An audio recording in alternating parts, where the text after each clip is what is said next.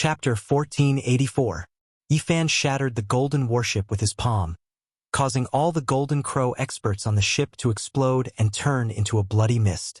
Everyone had perished. This result was undoubtedly shocking. The Golden Crow's blood splashed everywhere as the old Golden Crow Saint King's primordial spirit screamed in fear. Who could resist such power? They couldn't even escape. Apart from the old Golden Crow, everyone on the ship had perished. Yifan clenched his fist, and the bones of the Golden Crow Saint that had been caught earlier were broken. His golden feathers were stained with blood as they withered in outer space. He was also crushed to death. This kind of ruthless method made everyone's hair stand on end. Yifan was cold and emotionless, as if he had just crushed a group of ants. The scene immediately quieted down. All the heroes shut their mouths and didn't even dare to breathe loudly. It was extremely quiet. This kind of ruthless method was truly shocking. That was a ship full of experts led by a Saint King. But Yifan had killed them with a flip of his hand as if he was dealing with ants. Everyone knew why Yifan was seeking justice for his disciple. He must be extremely angry. His eldest disciple's life or death was unknown, which made him want to wash the Golden Crow race with blood. No one dared to act rashly. They all watched nervously, afraid that they would invite a fatal disaster. The human race's saint physique was no longer what it used to be. It was like an insurmountable mountain pressing down on everyone, making it hard for them to breathe. With Longma and Gu Jinpeng in the lead, 11 saints were mixed in the crowd. They were all Saint Kings, and they were scattered in all directions. They stared at outer space and observed the battlefield to prevent any unforeseen events. Yifan searched the old Golden Crow's primordial spirit and learned about the Golden Crow race's nest in the Big Dipper. He also saw many past events.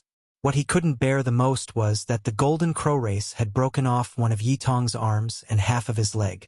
They were still in the race, dripping with blood and cruel. He was furious. This was his eldest disciple. If Yitong couldn't defeat his peers, he would have nothing to say. It was a group of old Golden Crows who had joined forces and cut off Yitong's arm and leg. Blood splashed into the sky. This scene made him so angry that his eyes almost popped out of their sockets. "Golden Crow, your clan is tired of living," roared Yifan. His palm descended onto the final nascent divinity. The old Golden Crow cried out in fear. There was no one who didn't fear death, but it couldn't change anything. Inch by inch, he crumbled and turned into dust amidst his despair and terror. Everyone didn't even dare to breathe loudly. This was too ruthless. This was a Saint King, yet he killed him just like that. With a raise of his hand, he directly turned him into ashes. Yifan turned around and left, walking into the distance step by step. He wanted to make a trip to the Golden Crow clan's nest in Big Dipper to demand an explanation and justice. The Lightning Phoenix remained in the G family, and the other 11 saints followed behind. They transformed into a stream of light and charged towards the ground with Yifan, about to start a bloody massacre. Only after Yifan left did everyone heave a sigh of relief. That kind of pressure was too great. When the divine physique's golden blood boiled, it was like primal chaos thunder exploding, making everyone's heart palpitate. It was even more terrifying than facing the real great sage. This was the terrifying part of the human race's divine physique. The higher the cultivation level, the more shocking the strength displayed. It's really him. The human race's divine physique has returned. More than 100 years have passed, and he has killed his way back from the ancient path. Now he's really too powerful and shocking. Only when Yifan's figure gradually disappeared did people relax. All sorts of cries and discussions broke out. This was definitely an earth-shattering event. Few could return from that path. Now, a divine physique known as one of the strongest bloodlines in the universe had returned. This would cause a huge uproar no matter where it was. Is he unrivaled? He probably hasn't become the great sage yet, but he already has a supreme spirit. Who can contend against him? People believed that if the great sage didn't come out, the princes didn't fight, and the chaotic physique didn't attack, Yifan would definitely sweep through the world and become unrivaled. He has the green bronze cauldron on him. He had shown it before, and now that he's back, is it still on him? You're still thinking about the immortal cauldron? Who dares to take it? Aren't you afraid that he'll crush everyone? I believe that the great sage and the ancient princes won't be able to hide anymore and will definitely come out. Only they can resist the human race's supreme divine physique. In the battlefield outside the realm, people were shaken. Discussions were everywhere, and the clamor was deafening. Many people rushed towards the ground and stopped their battles. There was no more shocking news than the human race's divine physique coming back alive. They had to report it. They believed that once this news was released, the entire world would tremble. This was an extremely terrifying matter, and it signified the rise of a supreme bloodline of the human race. If the relevant figures didn't come out, then he would be unrivaled. As for Yi Fan himself, he was fearless. He had returned precisely to demand an explanation for his disciple, and he didn't fear anyone. At the same time, taking action like this could intimidate some people, and they wouldn't dare to harm his disciple anymore. All of the murderous intent and hostility would be concentrated on him. In this way, the pressure on Yitong, little K-er, and the others who were running for their lives would be alleviated. This way, they could survive and wait for Yi Fan to find and rescue them. In simpler terms, he wanted to stand up for his disciple and block all of the murderous intent and hostility for them. He wanted to take their place. Of course, Yi Fan didn't want to throw his life away, nor was he conceited to the point of losing his head. In order to alleviate his disciple's danger as soon as possible, he could only do this. If there really was a great disaster, he had already prepared for the worst. If he wanted to leave, no one could stop him. Is there any news of Yitong? Longma asked. Yi Fan shook his head. This ship of golden crows had only received an uncertain piece of news. They heard that Yitong might have appeared in the outer realm, so they attacked and patrolled this place. It wasn't true. Their group landed in the north region and attracted many powerful divine senses to investigate. In the end, they discovered that Longma, Gu Jinpeng, and the others were all Saint Kings. They quickly retreated, not wanting to provoke them. There was naturally a great sage, but he wouldn't act rashly. Now that the conflict hadn't reached a certain level, existences at this level wouldn't fight to the death. A magnificent giant city stood on the ground. This was the divine city of the North region. As he walked here, Yi Fan was filled with endless emotions. Back then, during the stone gambling battle, he broke through to the Four Extremes realm, and everyone was watching. The white-robed divine king used his blood to wash the sky diagram and break the curse for him. Too many unforgettable events had happened. Yi Fan was lost in thought. The golden crows had chosen the northern region as their nest. The red land was boundless, and there were patches of red soil that were dozens of miles wide. Not even a blade of grass grew, and no living creatures could be found. It was very suitable for them to live and hide. Most importantly, they had found the 5 elemental fire god essence vein underground. This strange flame was also very suitable for their cultivation. In truth, they had wanted to choose the southern region's fire domain, but their nightmare had begun when a small flame tree made of mysterious runes had appeared. Many experts had been killed, and they had to flee in a sorry state. At this moment, Yi Fan passed through the northern region's divine city on foot. He wanted to take a closer look at this ancient city where blood and tears had once been shed. Who was that just now? Why do I feel that he looks like the portrait hanging in the stone gambling den? Could it be the 6th generation ancestor of the heaven's origin lineage, Yi Fan? Yes, it's too similar. He's returned from the outer realm. Heavens, is this real? Many people exclaimed. Unfortunately, Yi Fan's speed was too fast. In the blink of an eye, he had left with 11 saints and passed through the city. But this didn't mean that no one could see clearly. There were many ancient race experts among them, and they looked as if they had seen a ghost. Their hearts trembled as they quickly went to report the news. The northern region was the ancient race's main camp. Many powerful royal families were hidden in the various mountains and rivers. They were extremely terrifying, and no one dared to enter those forbidden areas. Oh, there's still a rock in the divine city that hasn't been dealt with. I wonder if the Stone King is still around. I'll go look for it when I have the chance. Yi Fan muttered to himself. Back in the Stone Gambling War, the Stone King had been too mysterious. It had escaped his eyes and Genesis techniques. It had a life and a will, and he had never seen that rock from start to finish. Yi Fan is back. What? The human race's Saint Physique has appeared again? He killed his way back from the ancient road. This news was like a hurricane that quickly swept across the various ancient races. Many people were dumbfounded. In the past, Yi Fan had gone on a killing spree, making the ancient race experts hate and fear him, especially those of the same generation. Almost all of them had been traumatized. Now, the most outstanding of these people were still saints, but when the name Yi Fan was mentioned, their expressions would still change. In reality, when Yi Fan rushed towards the northern region, many of the foreign saints followed him from afar. They immediately sent news to their own races and reported everything. Therefore, his every move was watched by many people. However, they didn't dare to stop him or get close. They could only watch from afar. More than 100 years have passed. I didn't expect him to be so powerful. Even the saints have to retreat and don't dare to fight against him. He actually has the aura of an invincible supreme being. An ancient race expert sighed. Yi Fan had arrived. He was like a storm sweeping across the northern region. He didn't care. He didn't change his direction. His destination was set, and he directly came to a flaming mountain range. There were 5 elemental fire essences underground. The Golden Crow's nest was built here. Hong Long.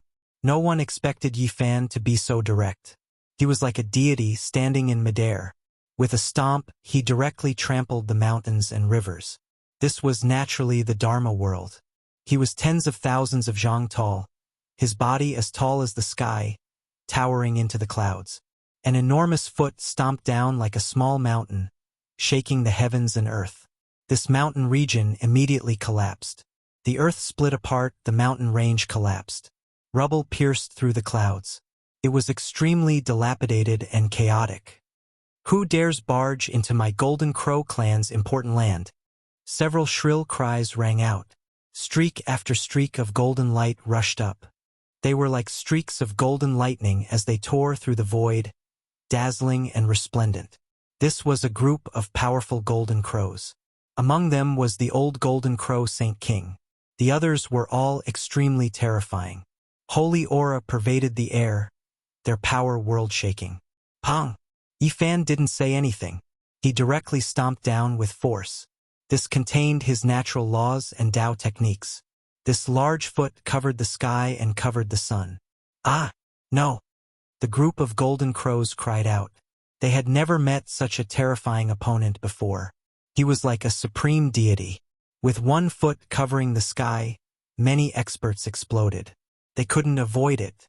This was the might of a proud world. With one foot, he trampled an old Saint King into a bloody pulp. Regardless of speed or power, they couldn't avoid this foot. They were all trampled underneath. This scene was shocking. The ancient race and the saints from the outer realms all felt their bodies go cold. This was too terrifying. Yi Fan didn't say anything. He first created a great massacre. Blood dyed the earth red, and a large number of the Golden Crow clan died. Who are you? Most of the Golden Crows hadn't seen Yi Fan before. At this moment, they shouted and rushed out from the 5 elemental fire essence underground. They looked at him furiously. You killed my disciple, broke his arm, chopped off his calf, and left him dripping with blood. Don't you know his master? This Yi has returned. Yi Fan shouted. His foot stomped down, shaking the mountains and earth. He looked down at the Golden Crows and said, You bullied and humiliated my disciple. Today I will demand justice and an explanation. Chapter 1485. What you are? The human race's divine body. The Golden Crow race's people were shocked. The main character had come knocking on their door. They never thought that Yi Fan would return from the ancient path. They didn't need to ask to know why he came. He wanted to take action for his disciple and pay a debt of blood with blood. The mountain range collapsed, and even the tens of thousands of zhang tall ancient peaks collapsed. The great earth split apart, and the cracks were more than 10 zhang wide. 5 elemental essence surged underground, and fiery light rushed up. This was a world of flames. Yi Fan was over 10,000 zhang tall, and what he used was the magical world divine ability. Terrifying clouds curled around his chest. His eyes pierced through the mist and directly shot towards the great earth. He stepped on the northern region, shaking the golden crow race's nest out. The great earth split open, and light flickered below. Human race's divine body, don't cross the line, an old divine king from the golden crow race shouted. Behind him, a group of golden crows stood side by side. All of them were shocked and fearful. This murderous star had returned. He was so powerful, crushing so many of their clansmen with a single foot. It made them shiver in fear. I crossed the line? The corner of Yi Fan's mouth revealed a cold smile. His entire body immediately overflowed with boundless blood energy. He was so tall that he towered into the clouds. At this moment, his blood energy was like a golden ocean as it surged. You young ones can't do it, so the old ones joined hands to bully the young. You killed my disciple and crippled his body. Who exactly is crossing the line? His voice was like thunder, raging in the sky. It was also like a dragon blade, slicing through one's eardrums. It was as if a deity was angry. This type of pressure was shocking. The Golden Crow race's people felt a deity-like pressure. Their bodies all felt like they were going to split apart. Their bodies trembled, and many people couldn't bear it. Blood flowed out from the corners of their mouths, and they directly fell onto the ground. This was an unrivaled great power. He didn't need to take action. The aura that was naturally released was enough to intimidate others, making them tremble with fear. They actually wanted to kneel down and serve this place. Everyone was overwhelmed with shock. Regardless of whether it was the Golden Crow race, ancient race, or the saints from outside this region, all those who rushed here were shocked. How powerful was this? The human race's divine body indeed had the aura of a supreme being. The Golden Crow race's experts backed up one after another. Some of the weaker ones had blood flowing out from their mouths, their bodies cracking apart, as if they were going to explode on the spot. Many people had never seen Yi Fan before, but they were no strangers to his name. When the clan first arrived in the Big Dipper Star region, they had already clashed with him many times. During these years, Yi Fan's disciple fought the world on behalf of his master, his name shaking the northern Dipper continent, spreading his orthodoxy far and wide. He fought many times with the Golden Crow clan's younger generation heroes, even slaughtering the clan's young prince. It was impossible for the Golden Crow race to not have a deep impression of Yi Fan's lineage. They could even be considered mortal enemies. All these years, the Golden Crow race had sent their elders to hunt down Yutong, causing him to have nowhere to hide. Even after breaking his arms and legs, they still didn't feel satisfied. They swore to kill him and hack him into pieces. We, the Golden Crow bloodline, are not afraid of anyone. Even if you came back from the ancient Starry Sky Road, so what? You should know that there's always someone stronger than you. If the emperor of our clan comes, no matter how strong you are, you're nothing. Not all of the Golden Crows were afraid. There were a few rising stars who were like newborn calves that were not afraid of tigers. They shouted loudly. This made many saints ponder. They were very shocked because there had always been a legend that the Golden Crow race had an emperor who was called the Great Emperor by the race. For so many years, this supreme existence that had never shown himself had always been like a mountain pressing down on the hearts of the races, making it hard for them to breathe. Even some of the major races were afraid of him. Naturally, people didn't believe that it was a great emperor. It was most likely to be a quasi-emperor, but this was enough. In this world, once the quasi-emperor appeared, he would be absolutely invincible. It would be useless no matter who came, as he could kill all enemies in the world. Yi Fan snorted coldly. His eyes were blazing as he stared ahead. Two terrifying beams of light shot out from his eyes, shattering the world. The young Golden Crow elite who spoke immediately screamed. His forehead was broken into pieces and blood gushed out. He fell to the ground with his back facing the sky. Everyone was shocked. What great emperor! What his majesty! So what if they were afraid? In Yi Fan's eyes, they were only enemies. Since they were on the opposite side, He would kill them when he needed to. There was no point in being lenient. "Human Saint Physique, what do you want today?" shouted the old golden crow. He was secretly anxious because Yifan's power had exceeded his expectations. Only the great sage could contend against such a terrifying power. But their race's old ancestor was in the outer realm and not overseeing the fire vein. What should they do now that the situation was critical? He wanted to stall for time until the old ancestor returned. "I want to kill all of you," Yifan said coldly. He turned into a normal person and retracted his image. He had been on guard and didn't act blindly without thinking. The Golden Crow race was no small matter and definitely had the great sage overseeing it. He hadn't seen his figure all this time out of fear of a sneak attack. "Actually, we can sit down and have a chat. Perhaps our two races have had too many misunderstandings over the years, which has led to a deepening hatred. But this isn't impossible to resolve," said the old Golden Crow. A young and vigorous Golden Crow wanted to retort but was stopped by a fierce glare from the old Golden Crow. He wanted nothing more than to slap Yifan to death. "What's there to talk about? Bring out my disciple's damaged body and tell me where he is now," said Yifan coldly. "We don't know where he is, but there's no doubt that he's alive.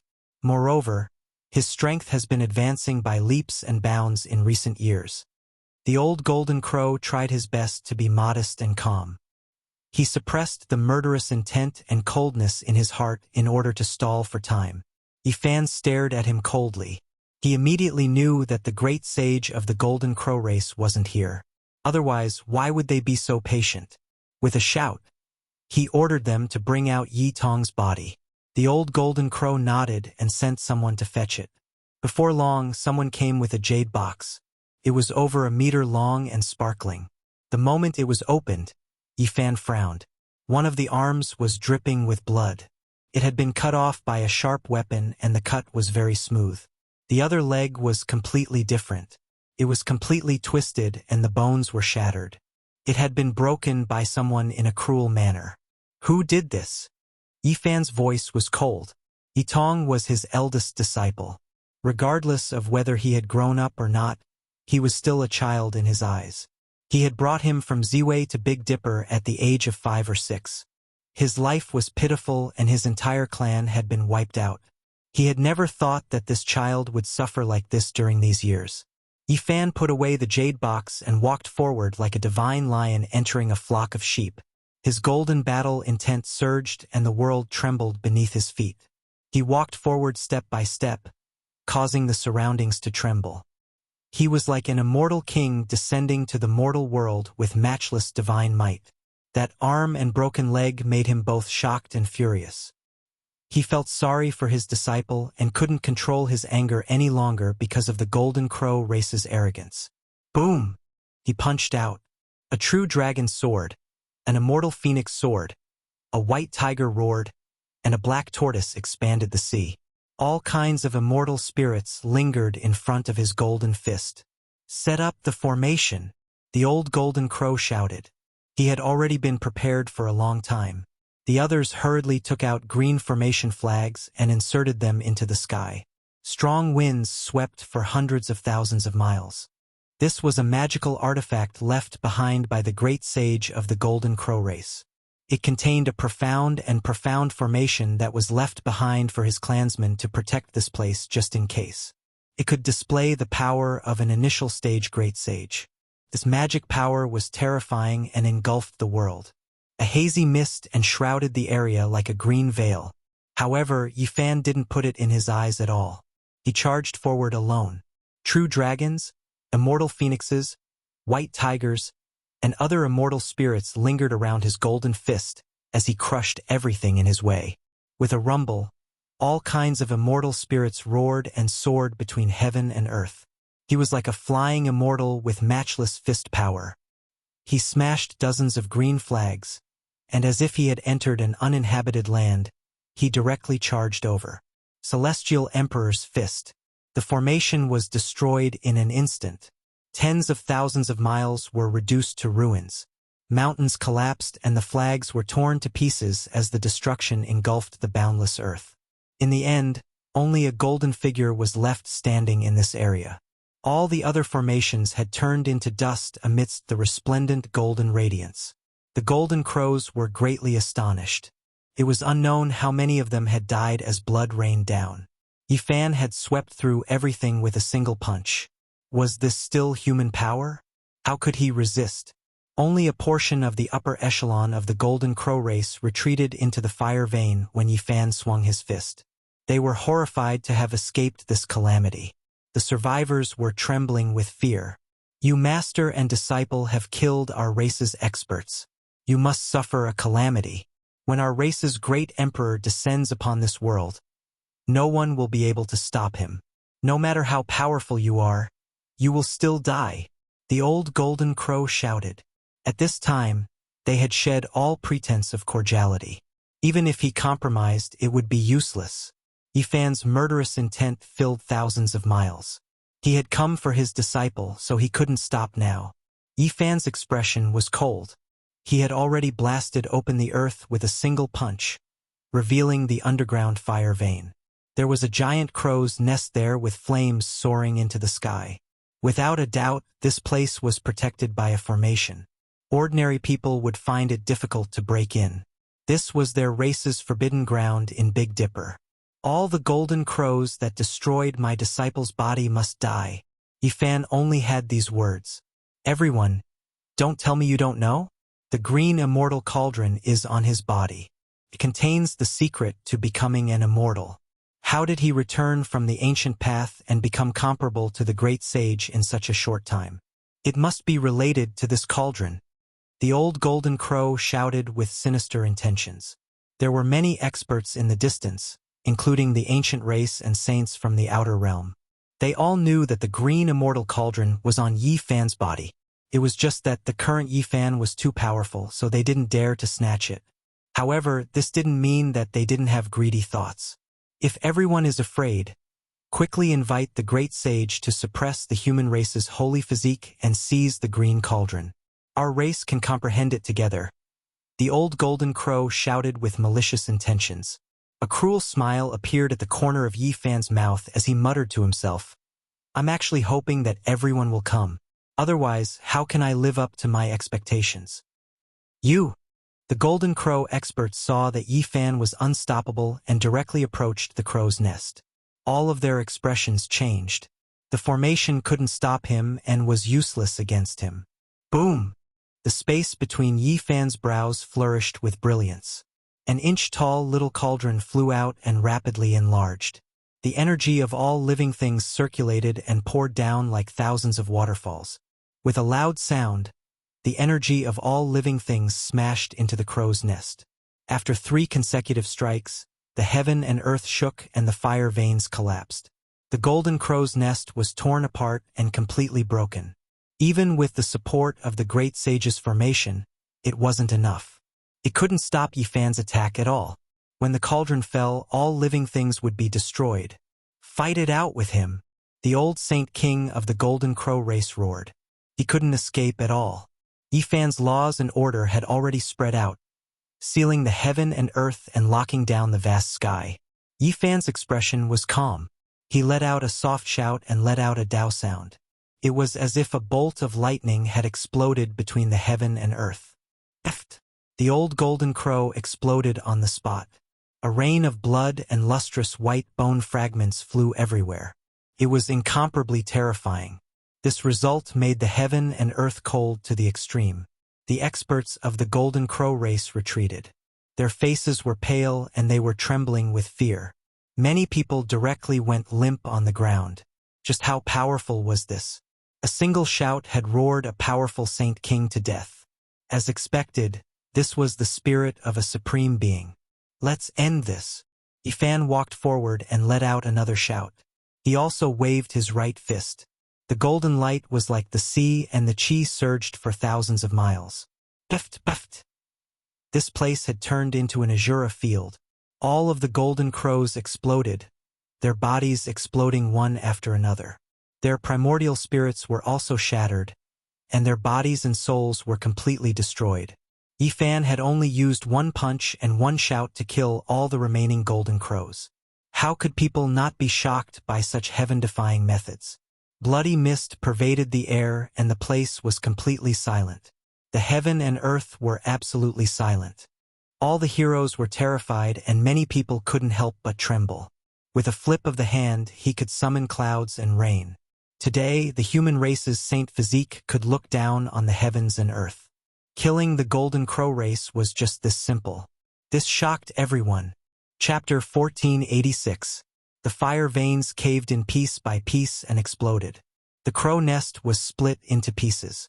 The golden crows here were completely wiped out, not a single one able to escape. There were many people in the distance, but right now the world was deathly silent. They had personally witnessed this battle and were all alarmed. Bloody mist curled about. The sparkling white bone fragments were a ghastly sight, indicating that the Golden Crow race had suffered great losses. The group that arrived in Big Dipper was almost completely wiped out. Not a single person spoke. They were all intimidated by Yifan's might. They all stood in the distance, not daring to approach. Yifan turned around and left with large steps, disappearing into the horizon. Longma, the golden-winged Pong, and the others followed him, leaving this world.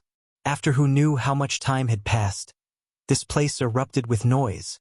The news seemed to have grown wings, quickly spreading in all directions and shaking the 5 continents. The eastern wastelands, central continent, southern mountains, and other places were all in an uproar. Yifan had returned. This news quickly spread.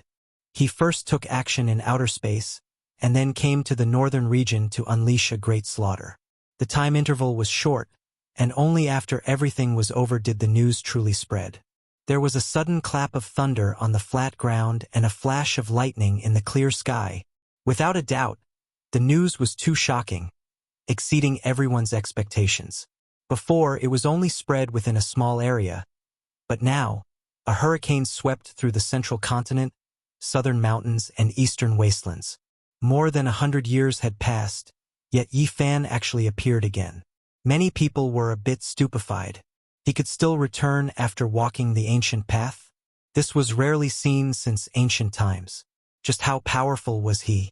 He crushed the Golden Crow race with a single fist and killed the Golden Crow Old Divine King with a single shout. It was too shocking. The news of Yifan's return created a storm that immediately engulfed the great earth, shaking everyone's hearts. More than 100 years had passed, and the mortals had already experienced 1 or 2 eras. However, the cultivators of the past were still here. Regardless of whether they recognized him or not, they were all shocked. This news created a crazy wave, immediately spreading through the realm gates. As long as there were cultivators, they all knew about it. The world was in an uproar. Most of the people in the world have passed away. Yifan sighed softly. As he walked on the familiar land of the eastern wasteland, time changed. It was impossible for the mortals of Yifan's generation to still be alive. In a sense, it's time to sever my mortal heart, said the Black Bear Saint. How can one's heart be divided into mortal and transcendent? It's all about the human heart. Yifan gazed at the land. The mountains and rivers were still the same, but an era had passed. His return caused a huge commotion in the 5 regions. The world was in an uproar as discussions broke out. No one dared to believe all of this. Is the human race's sacred body already comparable to the great sage? It was too shocking. It had only been 100 years or so. Yifan didn't hide his whereabouts. Walking on the great earth, he gazed into the distance at Origin Ancient Mine and Jade Pool. But he didn't go there. He didn't have the time now. Then, he appeared in the central region leading the 12 saints. He walked on his own, leaving a few cultivators shocked. They watched from the distance, secretly giving him pointers. The heavenly village was outside this region, so he couldn't find it at all. He could only take the initiative to appear in the world, let his old friends receive news of him, and only then could they meet and find him. Jade Pool, Jiang Family, Wind Clan, Great Yen, 10,000 Beginnings, and many other holy lands all learned of this. There wasn't a single great leader who wasn't shaken. Meanwhile, those of the same generation as Yifan were stupefied. Did an extraordinary supreme being rise up? The distance between him and their generation was widened, a heavenly moat that was difficult to cross. He should make a trip to our Jade Pool. And the divine core are both things he is worried about, just that he doesn't have the time right now. My Wind clan has a past with him. Will he appear? Wherever Yifan appeared, he would stop for a long time, walking extremely slowly. He was scared that he would miss his old friends if he moved too quickly. Serene Moon City was located in the central region of the Eastern Wasteland, one of the central region's 10 great ancient cities. Yifan strolled about. The ancient streets were still the same, not much different from before, only the people had long changed. The instant Yifan entered the city, the entire street became quiet. Longma, Golden Lion, Green Luan, and the other 11 saints followed behind him. All of them had strange appearances, drawing sidelong glances. Divine Child, is it really you? In the distance, a timid voice transmitted over. Little K. Yifan stared at a certain part of the void. That place immediately split open, and a dirty young lady appeared. Her clothes weren't very particular, and only a pair of large eyes were bright, revealing a radiance of excitement. This was the heavenly village's heaven's proud daughter. Her aptitude was extraordinary, and she had been carefully nurtured by Qi Luo. She was regarded as the future murderous realm's great sovereign, someone who could easily defeat many king bodies. It was clear that little K. hadn't been doing too well recently, or else she wouldn't be so careless, dressing herself up like this. Which young lady didn't love beauty? It's me. Yifan didn't expect little K. to be the first to appear. The various events of the past were still vivid in his mind, as if it had happened just yesterday. At that time, little K. was only 2 years old. Her steps were unsteady, and she was charmingly naive. She held a pacifier in her mouth and hummed as she faced the morning glow while cultivating. You aren't a fake? As the successor of the celestial court, little K. majored in assassin-treasured scriptures. Naturally, she could sense everything, but she only asked this out of excitement. She rushed over quickly with tears in her eyes, like a wronged child who had seen the closest person to her. She couldn't help but want to cry. Don't cry, it's no big deal. I'll help you vent your anger. Yifan's emotions were also fluctuating violently. He didn't expect to see one of his own so soon. Divine Son, we've lost the Black Emperor. Yitong is being hunted down, and we don't even know if he's dead or alive. Hua Hua has also been sent away. Great-grandfather Qi Luo has been severely injured, and the 2 Silver Blood Emperors are being forced by the ancient race to acknowledge their ancestors. Little K. was sobbing. She was very emotional, as if she had endless grievances. Not only was little K. emotional, but Yifan's emotions were also surging, and his eyes were sore. Little K. didn't know how to return to the heavenly village because the Black Emperor had lost her in the distant galaxy. Naturally, she had also abandoned them. As a result, they couldn't return to their homes and couldn't find a place to go. This is unreliable as ever. This was Yifan's evaluation. The result made little K. smile through her tears. She couldn't help but laugh. This dog was indeed unreliable. It tricked people until it finally tricked itself as well. It researched the formation and transported itself to the other side of the starry sky. Couldn't find its way back. Little K.'s innate talent was extraordinary. Although she went to temper herself on the ancient path of the starry sky, she was now in the desperate state of a saint. Moreover, she cultivated the great killing arts of the celestial court and became the most outstanding saint killer in this world. She had once heavily injured an old golden crow saint king and almost succeeded in killing him. She had also gone to the western desert to rescue Hua Hua. But in the end, she couldn't ascend Mount Meru and was almost captured instead. The 2 uncles Li Heishui and Dongfang Yi were almost sent away by the Buddhist sections. Yan Yishi and Li Tian were even injured by a group of arhats and ancient Buddhas and almost lost their lives. Little K. recounted her encounters in the western desert. She was so angry that even the roots of her teeth were itching. Her old friends hadn't fallen and were still alive. This was the best news. As long as they were still alive, everything was not a problem. After listening to the end, Yifan was slightly relieved. The others were fine except for Yitong and Hua Hua. Yitong was still the one he was most worried about. That day, I fought alongside him and killed many golden crows. However, in the end, we couldn't defeat the 4 old Saint Kings and could only escape separately, little K-er said. The last time they fought side by side, they were both heavily injured. Yi Tong might have been rescued by Jiang Ting, little K-er speculated. Little Ting Ting, did you bring her to the Jiang family? Yifan was stunned. No, she didn't return to the Jiang family. Little K-er shook her head. Yifan's heart skipped a beat. He suddenly raised his head and looked at the sun star. Could it be that they had gone there? Don't be anxious. It's not a big deal. All of this is nothing. Yifan comforted little K-er. He had the confidence that he could solve all troubles. These are all experts of the Saint King realm? Little K-er wiped away her tears and looked at the golden-winged rock and the others. She was very surprised. Yifan nodded. The other saints also revealed friendly smiles at her. Of course, Longmo was an old friend, so there was a special joy of reunion. Come, let's go to the Sun Star. This time, Yifan brought little K-er, Gu Jinpeng, and the others with him. They shook off everyone else and went straight into the Sun Star. The temperature here was scorching. It was as if fire phoenixes were dancing in the air and burning all things. Ordinary saints could not get close to the core. Yifan and the others went straight in and finally arrived in front of an ancient temple. They felt a terrifying aura when they were still a distance away. Golden Crow. Little K-er was shocked. This aura was even more terrifying than that of a Saint King. The stone temple emitted a holy radiance like a divine sun. This was an ancient temple for worshipping the sun god. It was rumored to be related to the Sun Saint Emperor. There was a teleportation matrix in the temple. An old golden crow sat cross-legged and waited quietly. His aura was terrifying. He was surrounded by essence fire of the sun and looked like an ancient god. Yifan naturally knew that the teleportation matrix led to the most mysterious place in the Sun Star.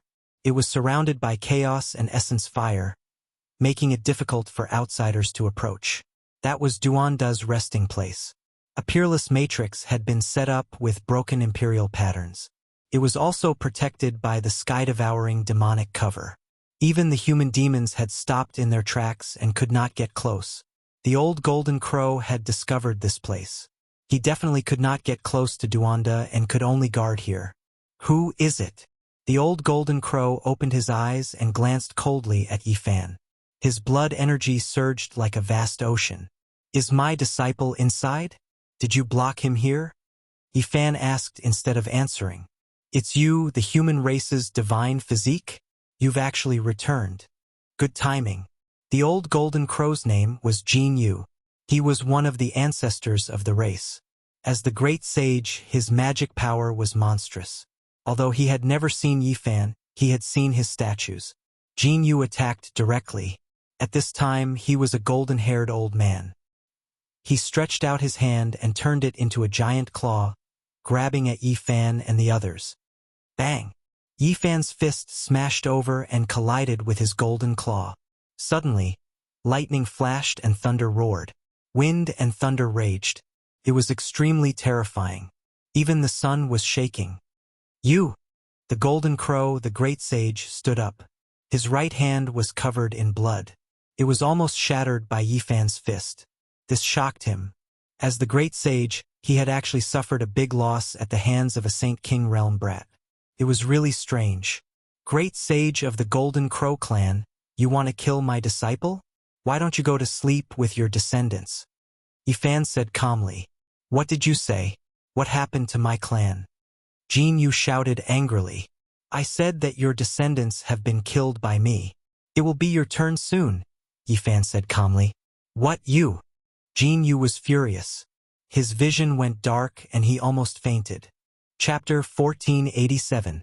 While the stones of the Sun Divine Hall were simple and unadorned, the flames here made this place look holy and bright. It was a treasured land of immortals. Jin Yu was furious. His Taoist robe made of golden feathers fluttered in the wind. His face was full of murderous intent. His clansmen that had come to Big Dipper had all been killed. This was a bolt from the blue. His blood rushed to the top of his head. His entire body glowed as he trembled. He pointed at Yifan and shouted, "Evil creature, you are so cruel. I swear I will take your life. Those who kill will be killed." Yifan looked at him calmly, his words calm. "For your disciple, you killed all the experts of the crow nest and stained the earth with blood. How cold is your heart?" The great sage Jin Yu shouted. Yifan frowned and said, "If your clan did not kill my disciple and cripple his body, why would I act? You swore to take his life. The young ones could not win, so the old ones came out. From top to bottom, from the old to the young, the entire clan wanted to kill him. This child had no place to hide in this world. His blood splashed in the sky and he had to flee with his broken body. Have you ever had a shred of mercy? Your hands are stained with the blood of the Golden Crow clan. The heavens cannot tolerate this. If you are not killed, it will anger both men and gods." Jin Yu's golden hair danced in the wind. His face was twisted and frightening.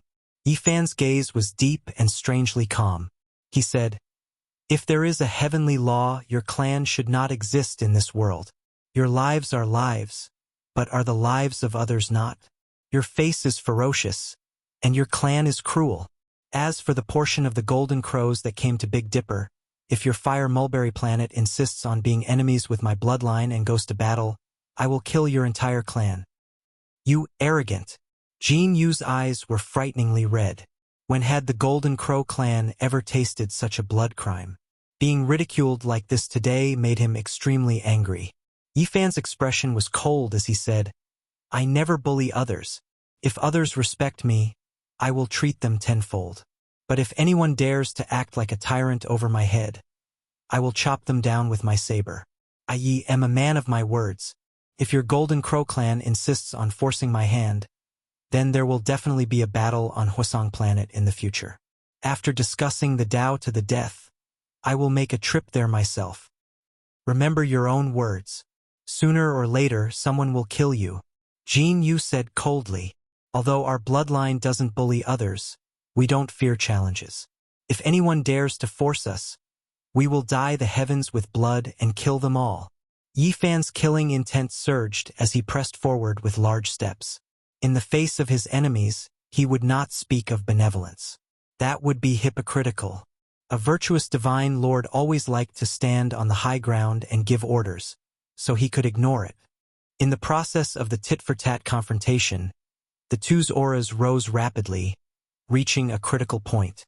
Neither of them dared to underestimate the other, so they used this time to adjust themselves and reach their strongest state. Meanwhile, at this moment, they even more so walked out from the Stone Palace, rushing out from the Sun Star, both arriving in outer space. It was because they couldn't move freely there. Jin Yu attacked. 10 beams of divine light shot out from his fingertips, piercing through the stars. This was the Golden Crow bloodline's world-shaking divine technique. 10 split the world. Yifan let out a soft cry. His hair danced in the wind as he spat out a Tao diagram from his mouth. This was the Taiji, the embodiment of his Sea of Reincarnation Tao laws. Now, he was using the divine carving technique to display it. Pop! The two collided. Although it was only a light sound, it created a terrifying shockwave. The old Golden Crow's 10 beams of divine light were destroyed and the surrounding meteors were turned to ash. In the end, this entire star domain began to tremble.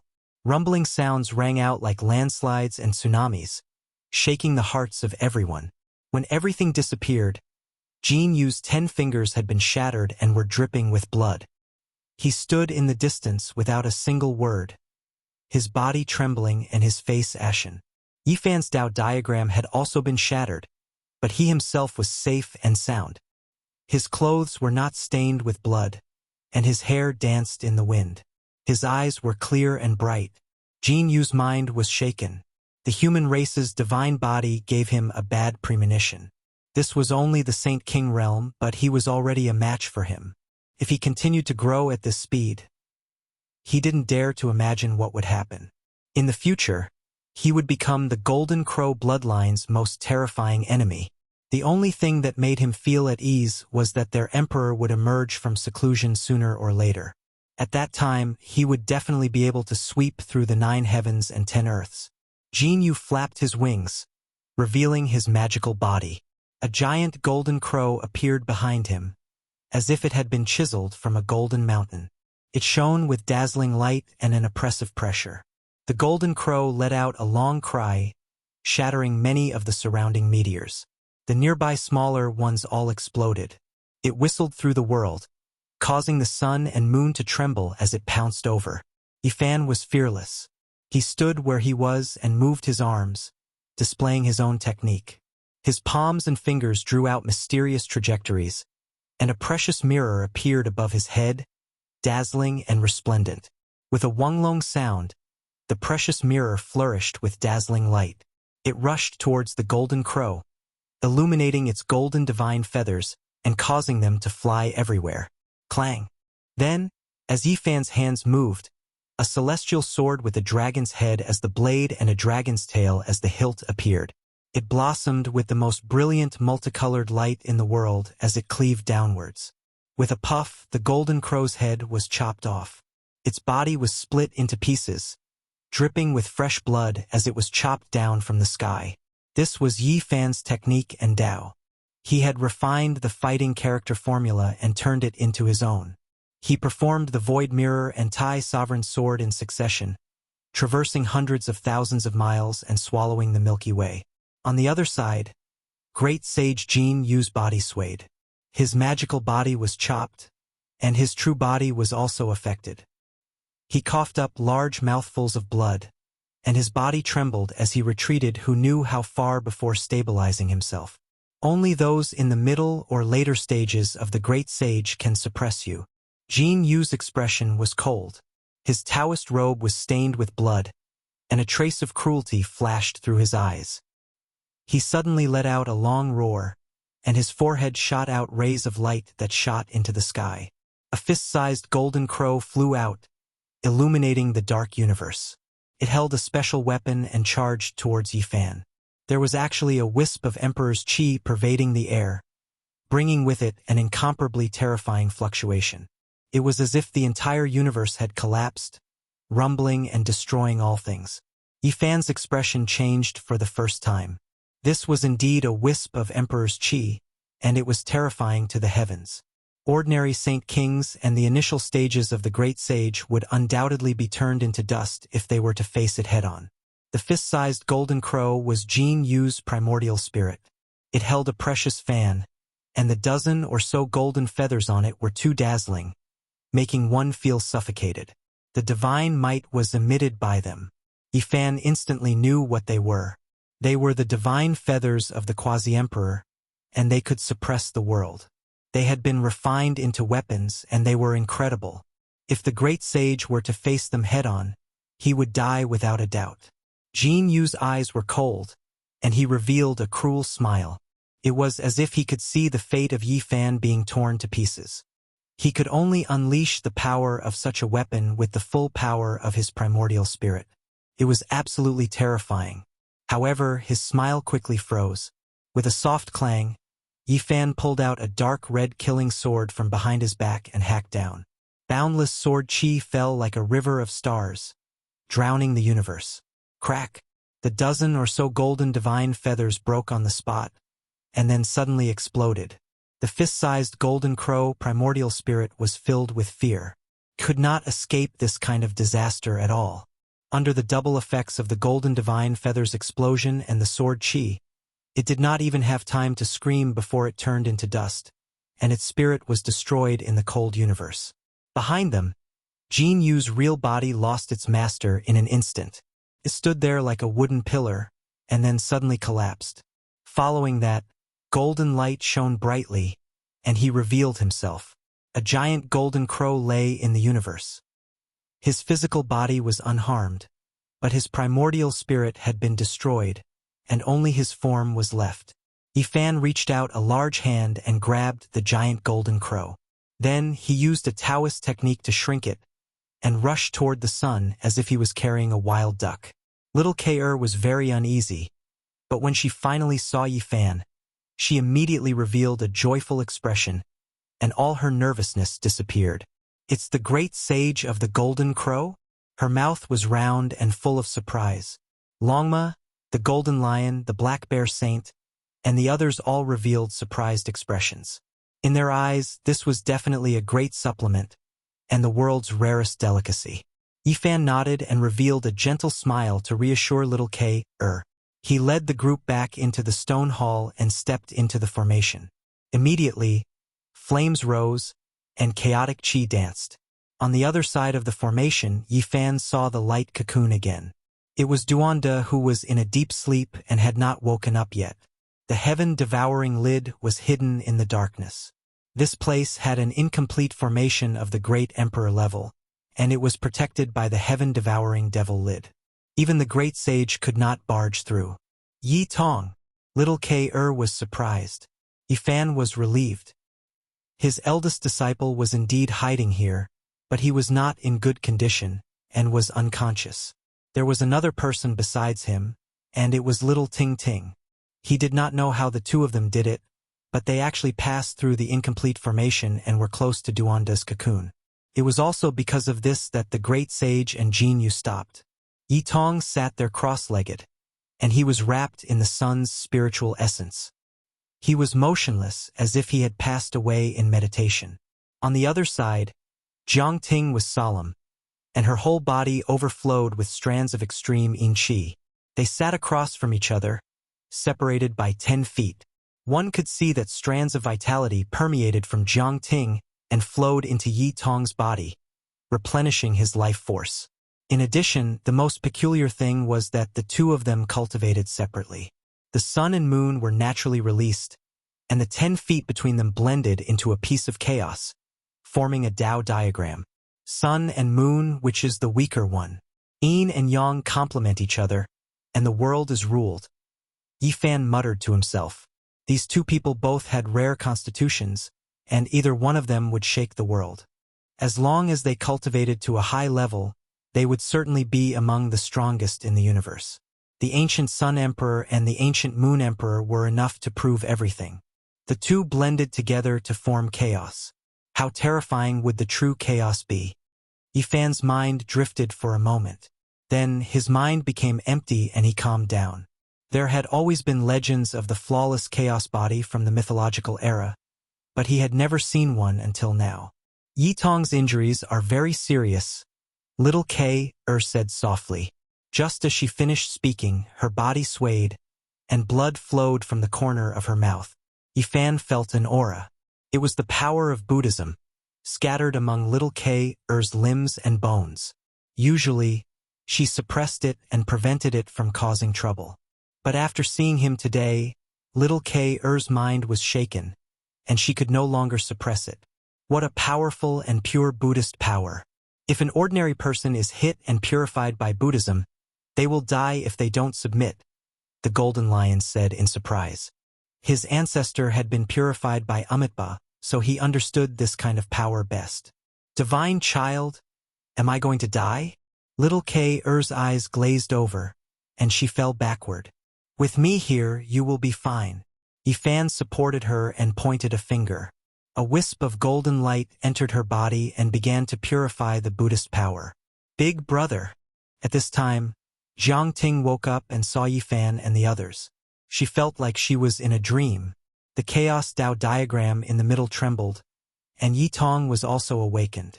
He said in a trembling voice, "Master, is it really you?" Chapter 1488. They had been separated for more than 100 years, and now they met again. It was as if they were in a dream. The two opened their eyes, slightly dazed. Felt so unreal. "I'm back." Yifan nodded. He was also deeply moved. In his eyes, the two of them were still children. But after all, many years had passed. The two of them had long since become saints. Time had changed too much. Yi Tong shouted. He finally confirmed that this was real and not a dream. But soon he groaned in pain. Cracks appeared on his body and blood splashed out. "Brother, it's really you." Jiang Ting's eyes were filled with tears. She had thought it would be difficult to see him again. She had never thought that the moment she opened her eyes, that familiar face and strong figure appeared again. "Master!" Yitong endured the pain and choked with sobs. Don't cry. It's no big deal. None of this counts for anything. Yifan consoled. He was talking about the current situation, but he knew that these were tears of joy and excitement. The two of them could not come out at all in the Imperial formation. That day they had escaped here and been sucked in. Yifan shouted at the cocoon of light, "Fatty Duan, let them out." Although all the signs indicated that Duanda might be an ancient celestial being with intelligence, Yifan could not feel any respect for this unscrupulous Taoist. As before, they treated each other as equals. So noisy. If you dare to shout again, I'll dig up your ancestral graves. A shout came from the cocoon of light. This shout immediately silenced the scene. Yitong and Jiang Ting looked at each other. They had lived here for so many years and had never heard Taoist Duan speak. How come he had woken up so quickly? As for the Golden Lion King, Gu Jinpeng, Black Bear Saint, and the others, they were dumbfounded. Who was this master? Even his threats were so unconventional. It really made them speechless. Even Yifan was a bit startled. He had only said it casually. He had not thought that Duanda would really wake up and say such words. He shouted, "Since you're awake, why haven't you come out yet? Wicked Taoist, I'm back. Let's see if you're still alive. If you can't, I'll bury you." Longma laughed and taunted from the side. "I hid in this place, but you found me. I can't live in peace." Fatty Duan cursed. The giant cocoon trembled and refused to come out. With a hum, light flashed. Yitong and Jiang Ting were teleported out of the Imperial formation. It was obvious that Duanda was in charge here. "I can't get out of seclusion yet. I reckon I'll have to sleep for a few more years. The Immortal Ascension path is about to open, and I haven't completed my metamorphosis. If I go out, I'll definitely be asking for trouble," Duanda mumbled. The Black Emperor had once said that Duanda broke down and established, and then broke down, repeating the cycle. Regardless of whether it was his physical body or primordial spirit, he had experienced many tribulations, and his background was great. "Kid, you're back." Duanda seemed as if he'd just awoken from a dream, and he was slightly dazed as he said eagerly, "What did you encounter on the way to actually come back alive? What are you talking about? Don't tell me you want me to die outside?" Yifan replied impatiently. He then tempted, "I saw the demonic emperor's tomb on the ancient road and saw the human sovereign. Are you interested in going there?" "Immeasurable, that celestial being, do you think I'm that kind of person?" Duanda seemed to wake up. He softly chanted to remind himself, "Calm down. Everything else is just fleeting clouds.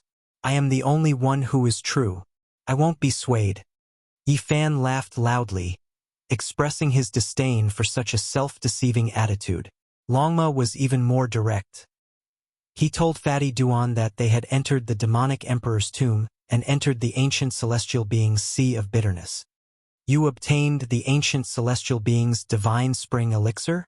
Fatty Duan seemed to be very anxious. "Give me some immediately and sprinkle it on the cocoon." Yifan had originally come to find a disciple, but Fatty Duan had interfered and became the center of attention. The cocoon struggled, wanting nothing more than to rush over. Yifan could tell that the ancient celestial being's divine spring elixir was very important to Duanda. He didn't say anything else and immediately took out a jade bottle and tossed it into the cocoon. There was no emperor formation to stop it. With a crashing sound, the jade bottle shattered and all of the crystalline liquid splashed onto the cocoon. It was like a raging flame, making the cocoon even more dazzling. "Immeasurable, that celestial being's killing intent is too strong. It's almost burning me to death. Could it be that the spirit treasure celestial being's divine spring is too domineering?" Fatty Duan snorted. "Grave robber, when are you coming out of seclusion? We've already encountered the demon emperor's tomb on the ancient road of humanity. There should be other ancient roads as well. I'd like to invite you to be our technical guide. How about we do something big?" Longma asked. "Don't tempt me," Duanda said hatefully. "I really want to go, but I don't want to miss the path of immortalization. I won't leave Big Dipper. All right, hurry up and disappear. I'm going into seclusion. I'm going to sleep." After saying this, he stopped moving. He was like a worm in a cocoon waiting to transform into a butterfly, waiting for the day of its awakening. Little K.'s injuries were not ordinary. There was a terrifying Buddhist power roaming around her that she couldn't get rid of. However, after Yifan's domineering energy rushed in, it gradually dissipated. Divine child, I'm much better. I don't need to use my origin power anymore. Little K.'r opened her eyes, looking much more spirited than before. Yifan nodded and tapped on her forehead. A spell immediately appeared in the depths of her consciousness. With this secret art, you won't have to worry about injuries in the future. This is... Little K.'r was confused at first, but she soon revealed a shocked expression. That was because a paragraph of text had appeared in her consciousness. The title of the text was Secret Art of Swordsman. Yitong's injuries were also severe. He was cursed by the Golden Crow clan. He had tried to destroy his own body several times, but he couldn't get rid of the curse. This power had entangled his primordial spirit. Yifan's hands moved, and a powerful blood chi filled the air. He let out a clear whistle and instantly entered Yitong's body, cleansing and removing the curse. He then tapped on Yitong's forehead and imparted the secret art of swordsman to him. Little K.'r and Yitong sat cross-legged and recovered on their own. Divine power surged throughout their bodies. Big brother, how have you been all these years? Was it dangerous to compete on the ancient road? Jiang Ting asked. Concern was written all over her face, and her heart was incomparably excited. Being able to reunite with him made her feel very unreal. She was also injured, but they weren't very serious. However, Yifan still treated her and removed the curse power. He also imparted the secret art of swordsman to her. On the ancient road, there were bitter battles, but there were also rewards. It was an unforgettable period. Yifan recounted his experiences over the years. At the same time, he also asked Little Ting about her situation. Little K.'r and Yitong had also woken up. After their old injuries were removed, they were in high spirits and many times more spirited than before. Reuniting was always a joyous occasion.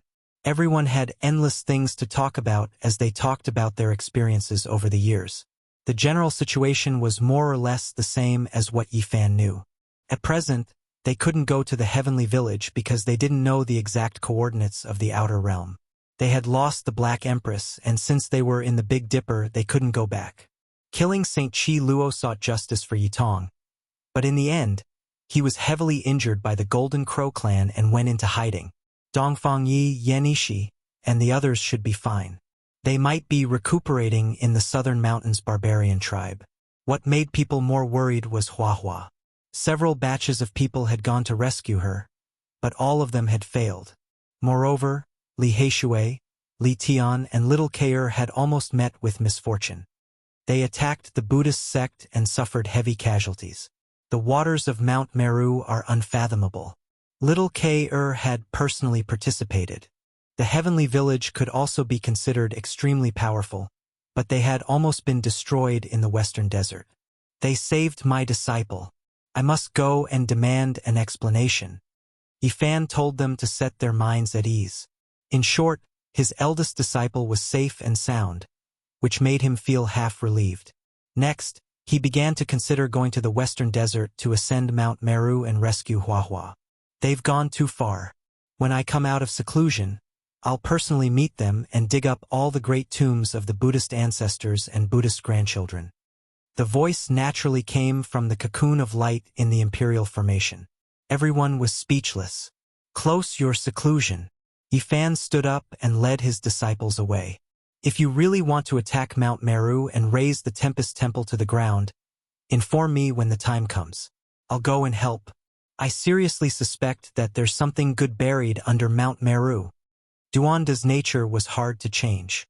The world was instantly in an uproar when Yifan appeared in the world with Little K.'r and rescued his disciple, Yitong. The strength of the human race's divine physique made all the saints fearful. He had found his disciple so quickly and destroyed the Golden Crow bloodline. Anyone would be afraid. Yifan did not hide his tracks. At this level, he was upright and fearless. Of course, the most important thing was to tell Li Tian, Li Heishui, and Dongfang Yi where he was so that they could reunite. You guys wait for me here. Yi Fan landed on the ground in the southern region. He raised his head and looked at the 108 mountain peaks in the distance. It was a magnificent scene. That was the Taishan sect. Yi Fan entered the Taishan sect alone and ascended to the humble peak. Weeds grew everywhere and ancient temples collapsed. It was still desolate. On a stone platform, a thin, middle-aged man sat cross-legged. His aura was not very strong and he was very calm. He was comprehending his own laws and path. Wan Chang, Yi Fan called. Yi Fan, it's really you. The rumors are true. You've really returned. Zhang Wenchang opened his eyes. He was very shocked. He invited Yi Fan to the stone platform and handed him a praying mat. They hadn't seen each other for many years. The two naturally had endless things to talk about. They only calmed down after a long time. Where's Senior Li? Yi Fan asked. Master has been missing for almost 100 years. I guess he might have entered the starry sky, Zhang Wenchang said. Yi Fan started. Could it be that he would meet this old friend in the future on the Emperor's path? Wenchang, your cultivation level. Great circle of dragon transformation, Zhang Wenchang replied. When Yi Fan heard this, he really didn't know what to say. He had long seen through Zhang Wenchang's cultivation level. It was just that he really didn't dare to believe that so many years had passed and the world had changed so much. This old classmate of his could actually still be so calm. Zhang Wenchang himself was very open-minded. He said, At least I'm much stronger than mortals. I can also fly in the sky and tunnel underground. It's very convenient for me to travel. In addition, the cultivation art of the humble peak is special. The suppression in the early stages is very strong. I'm prepared to spend 400 years tempering the sea of reincarnation, Tao Palace, Four Extremes, and Dragon Transformation Realm.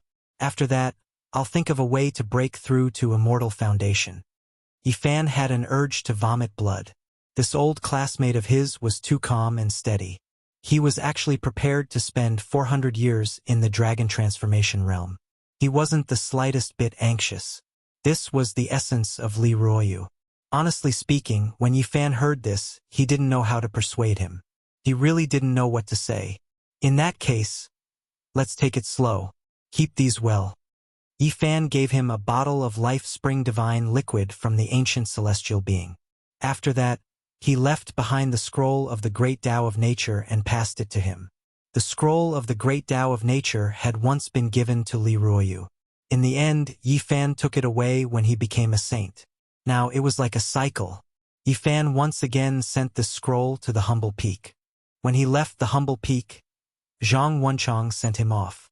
Yi Fan inclined his head. Not far away, the stellar peak was still radiating with radiance. He thought of Hua Yunfei. He was precisely from there. All of a sudden, Yi Fan's expression stiffened. He saw a child about 8 or 9 years of age standing on a small mountain beside the stellar peak. The child had delicate features and was strumming a zither in his hands. This child bore a great resemblance to Hua Yunfei. It was like the walls were carved from the same mold. Yi Fan personally killed Hua Yunfei and saw some scenes before his death. The greatest wish of this person was to return to the past, yet become a carefree zither attendant. Chapter 1489.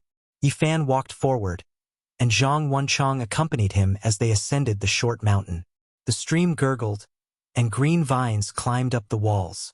The fragrance of grass and the smell of the moist earth mixed together. This place was natural and pure. The terrain in front was flat, and there was a clear and translucent pool. Wild flowers were scattered along the shore, and their fragrance assailed the nostrils. A child sat there quietly.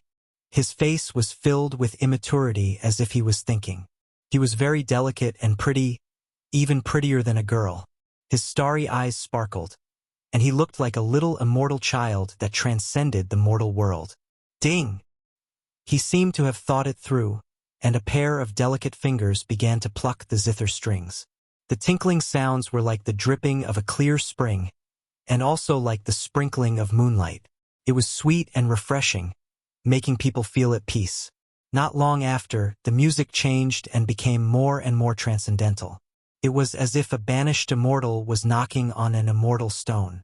It was clear and pleasing to the ears, and the sound shook the surroundings.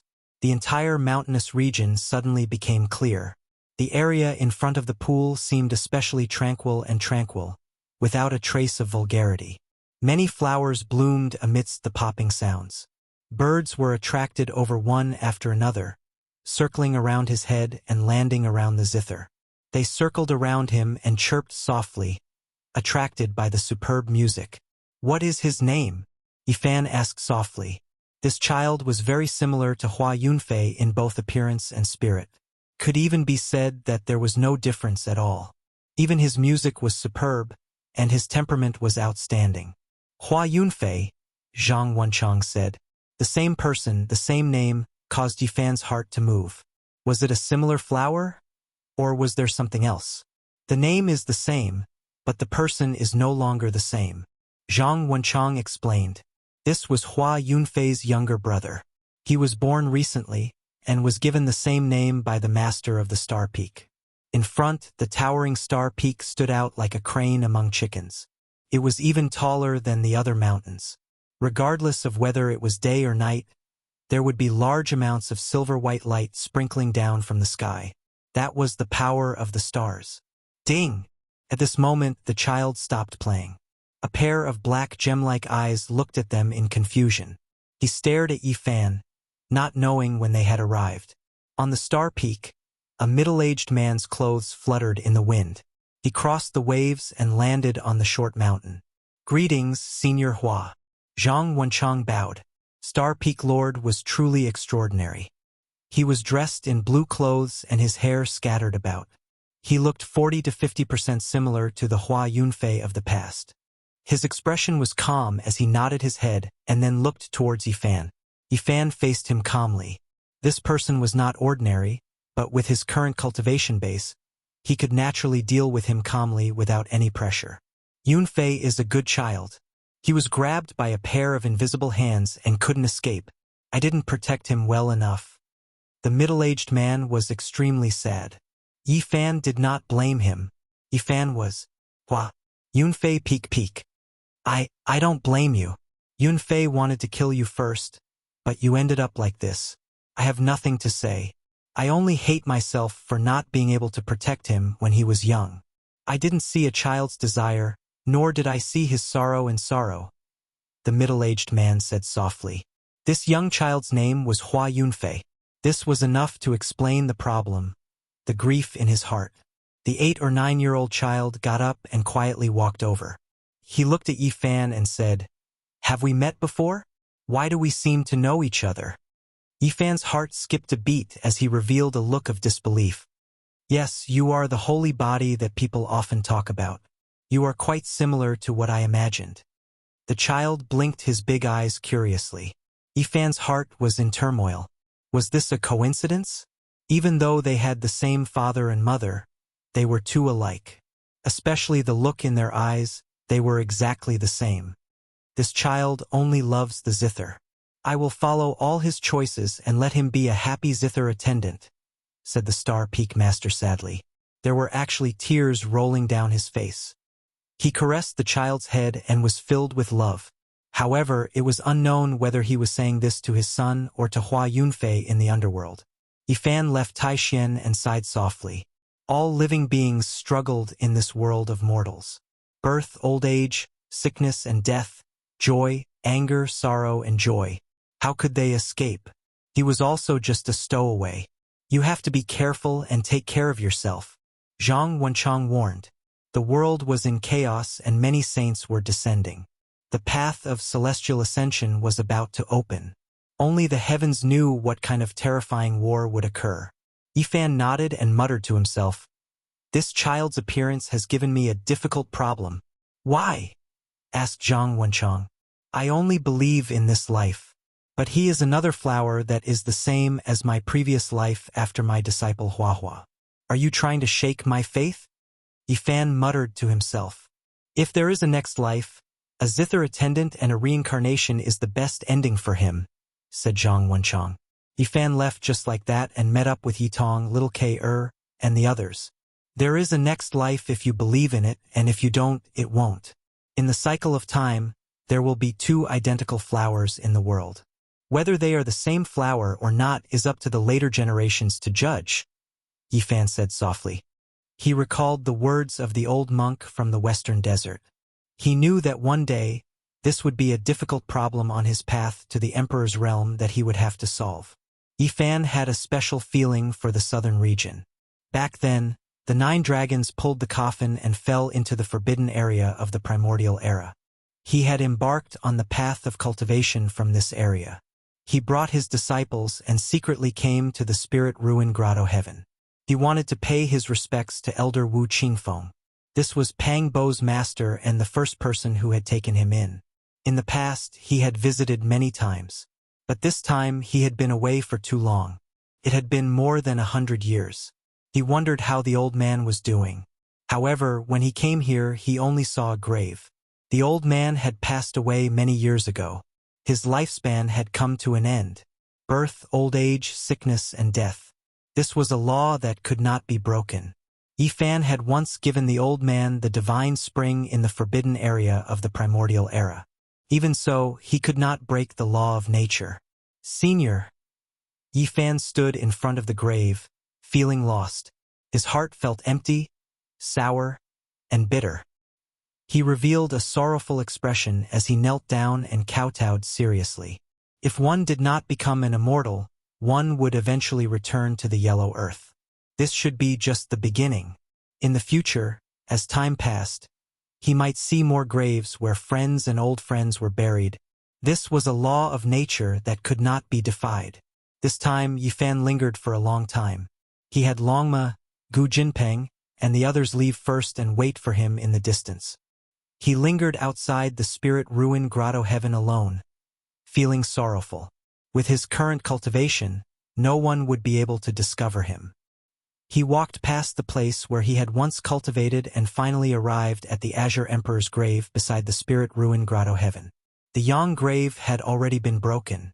The treasure that the Azure Emperor had left for future generations no longer existed. However, the Yin grave was still there, a deep black pool connected to the 9 underworlds. It was rumored that the ancient desolate tower had once suppressed it and carried the Azure Emperor's corpse into an even further region. Who is it? Suddenly, Yifan turned his head and seemed to see the back of an old man in front of the Yin grave. He turned into a stream of light and rushed over. However, when he got closer, he only saw that the pool was as black as ink and unfathomably deep. There was no one around, and it was empty and silent. There was nothing at all. Yifan was bewildered.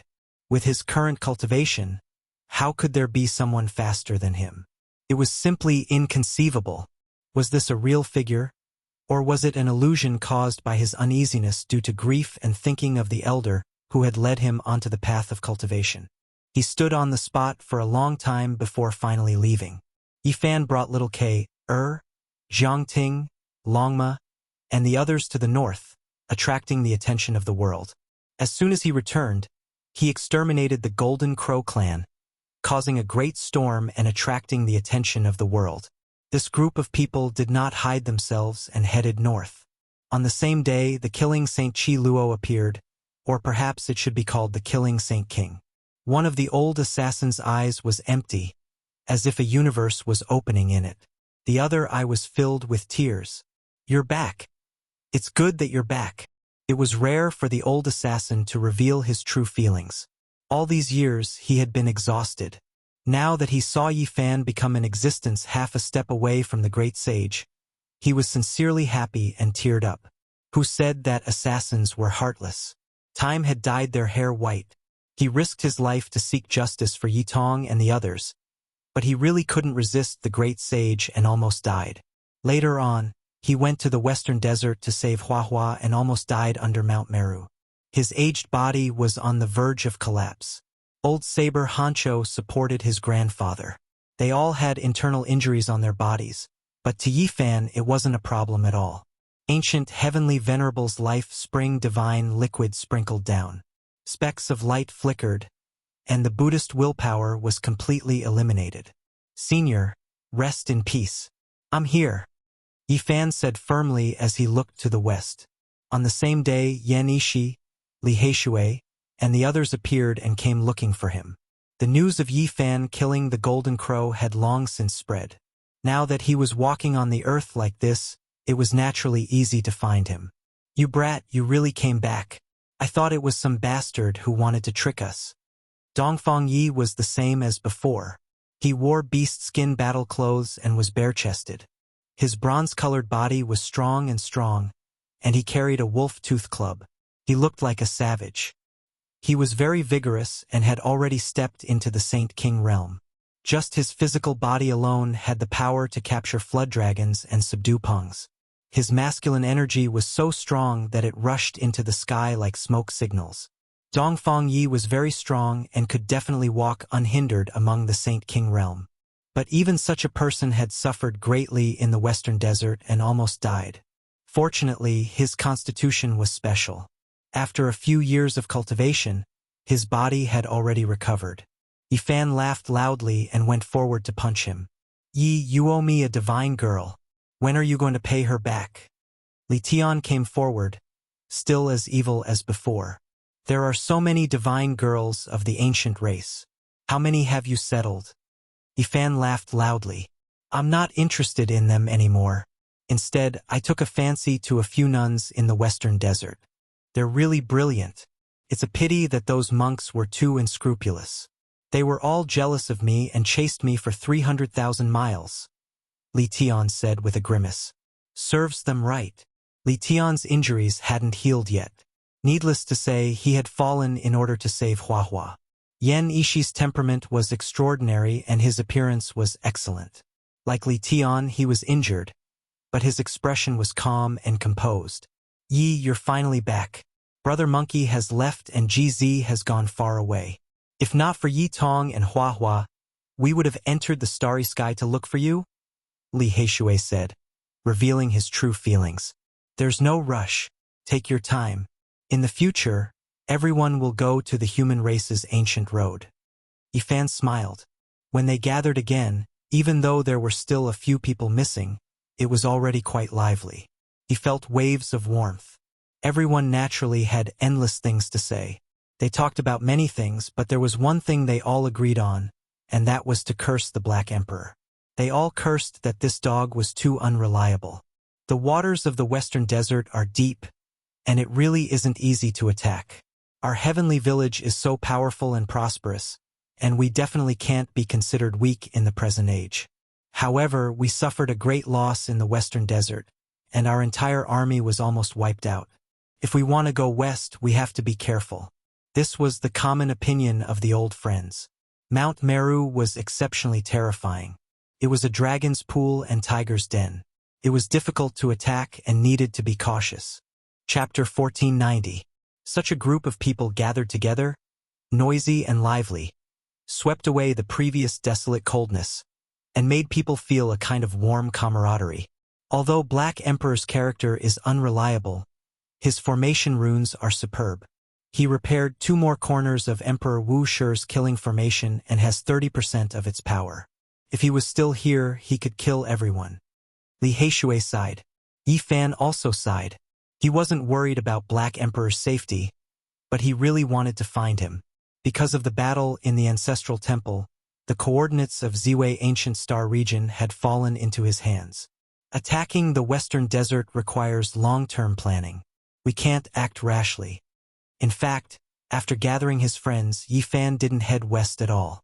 Instead, he headed north. The heavenly village was missing 2 important figures.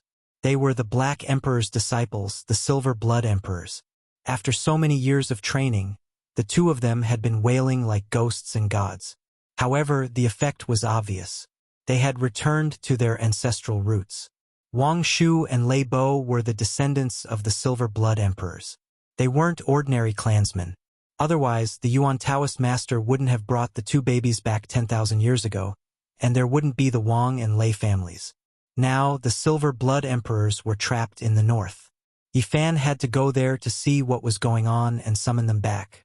Lei Bo and Wang Shu only went to the northern region after our great defeat in attacking the Western Desert. Due to the problem of their bloodline, They often came into contact with some of the Gu clan. Who would have thought that they would be detained this time when they wanted to ask for reinforcements? When Yi Fan and the others arrived at the central region, purple chi was rolling in the west. A group of great demons roared as if they were 100,000 celestial soldiers. In the middle was a person wearing a deity battle robe and a purple gold crown.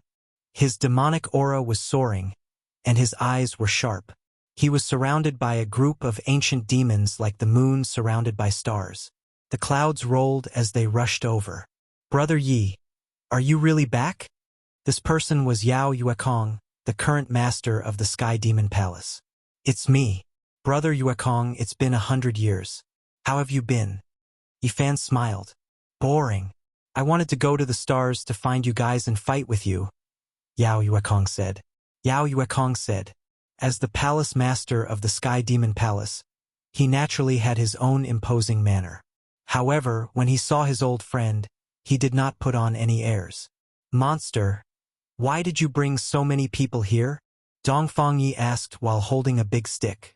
In front of them, the faces of the group of great demons all darkened, but there was nothing they could do. These friends of the palace lord had no taboos, and only they could address him as such. "Aren't you going to attack the western desert? Bring more people this time," Yao Yuekong said. Last time, he had tried his best, but he had suffered heavy casualties and wasn't of much use. "We need emperor weapons to attack the western desert," Li Heishui said. "Everything else is useless. Go find Yen Ruyu and see if you can borrow Emperor Qing's weapon. Otherwise, we probably won't be able to climb Mount Meru. Her Highness's whereabouts are uncertain. Some people even said that she went to the outer domain. I have been sending people to search for her, but there was no trace of her." Yao Yuekong said helplessly, "You owe me 10 monsters. When are you going to exchange them?" Li Tian interrupted. "Master, when are you going to summon us?" The demons couldn't take it anymore. They left and waited for Yao Yuekong's orders. Only Yao Yuekong went with the people of the heavenly village. On the way to the Undying Mountain, Yifan looked at the Black Mountains. They stood side by side, towering into the sky, majestic and terrifying.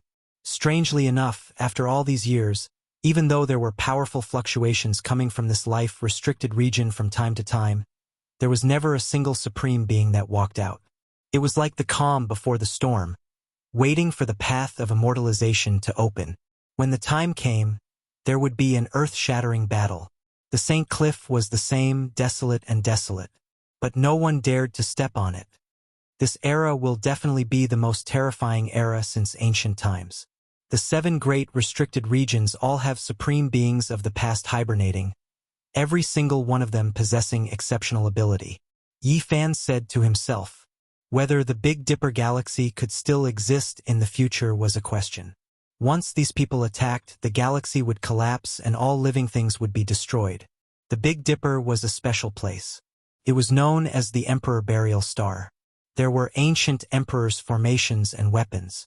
Under normal circumstances, it could not be broken.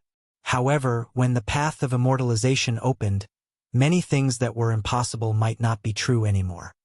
This is the accumulation of 10,000 eras, the accumulation from the ancient times to the present. Everything will be concentrated at a certain time in this era and explode. Everyone sighed. No one could see the future clearly. Presumably, even if the wisest great emperor was able to predict this era, he might not be able to predict everything accurately. There might be some omissions, and there might be unexpected changes. In the south, it was like spring all year round. But when they arrived at the northern region, the northern winds swept through the land. Yellow leaves fell from the various oases. It was autumn's desolation. When they weren't far from the northern region divine city, the heavenly drums beat and flags fluttered. A group of people rushed over from the central continent. Their draconic aura was vast and mighty, shocking the 9 heavens. The one in the lead walked with a majestic gait. His figure was well built and had a majestic aura. It was the great Xia Prince Xia Yiming. He wore the ancestral dragon crown on his head and the 9-dragon robe on his body. He exuded might even without being angry. Imperial draconic aura curled around his body. This was a mist formed from a peerless offensive technique. Brother Yi, it's been so many years. I've missed you. The great Xia Emperor, Xia Yiming, had also arrived. Brother Xia, you are even more elegant than before. Your cultivation has advanced by leaps and bounds. This is worthy of celebration. Yifan went up to greet him. The great Xia Emperor, Xia Yiming, directly stated his intentions. He was willing to help them and contribute some strength. However, he also stated clearly that he couldn't use the Tai Sovereign Sword. That was the supreme treasure of the great Xia. He alone couldn't make the decision. The effects of using an extreme imperial weapon were too great. He needed to discuss it with the important figures of the clan. He couldn't let his emotions affect his decisions. In reality, he only brought a few attendants with him this time. He didn't represent the entire great Xia divine dynasty. In the distance, there was a girl dressed in snow-white clothes. This was Xia Yilin. Her eyes were large and full of life. The little nun of the past had long since grown up and returned to secular life. The brother and sister had both come. They were deeply shocked that Yifan had returned from the ancient path. They came to meet him and were willing to lend him a hand. Sister Yilin, long time no see. I missed you. Li Tian greeted her passionately.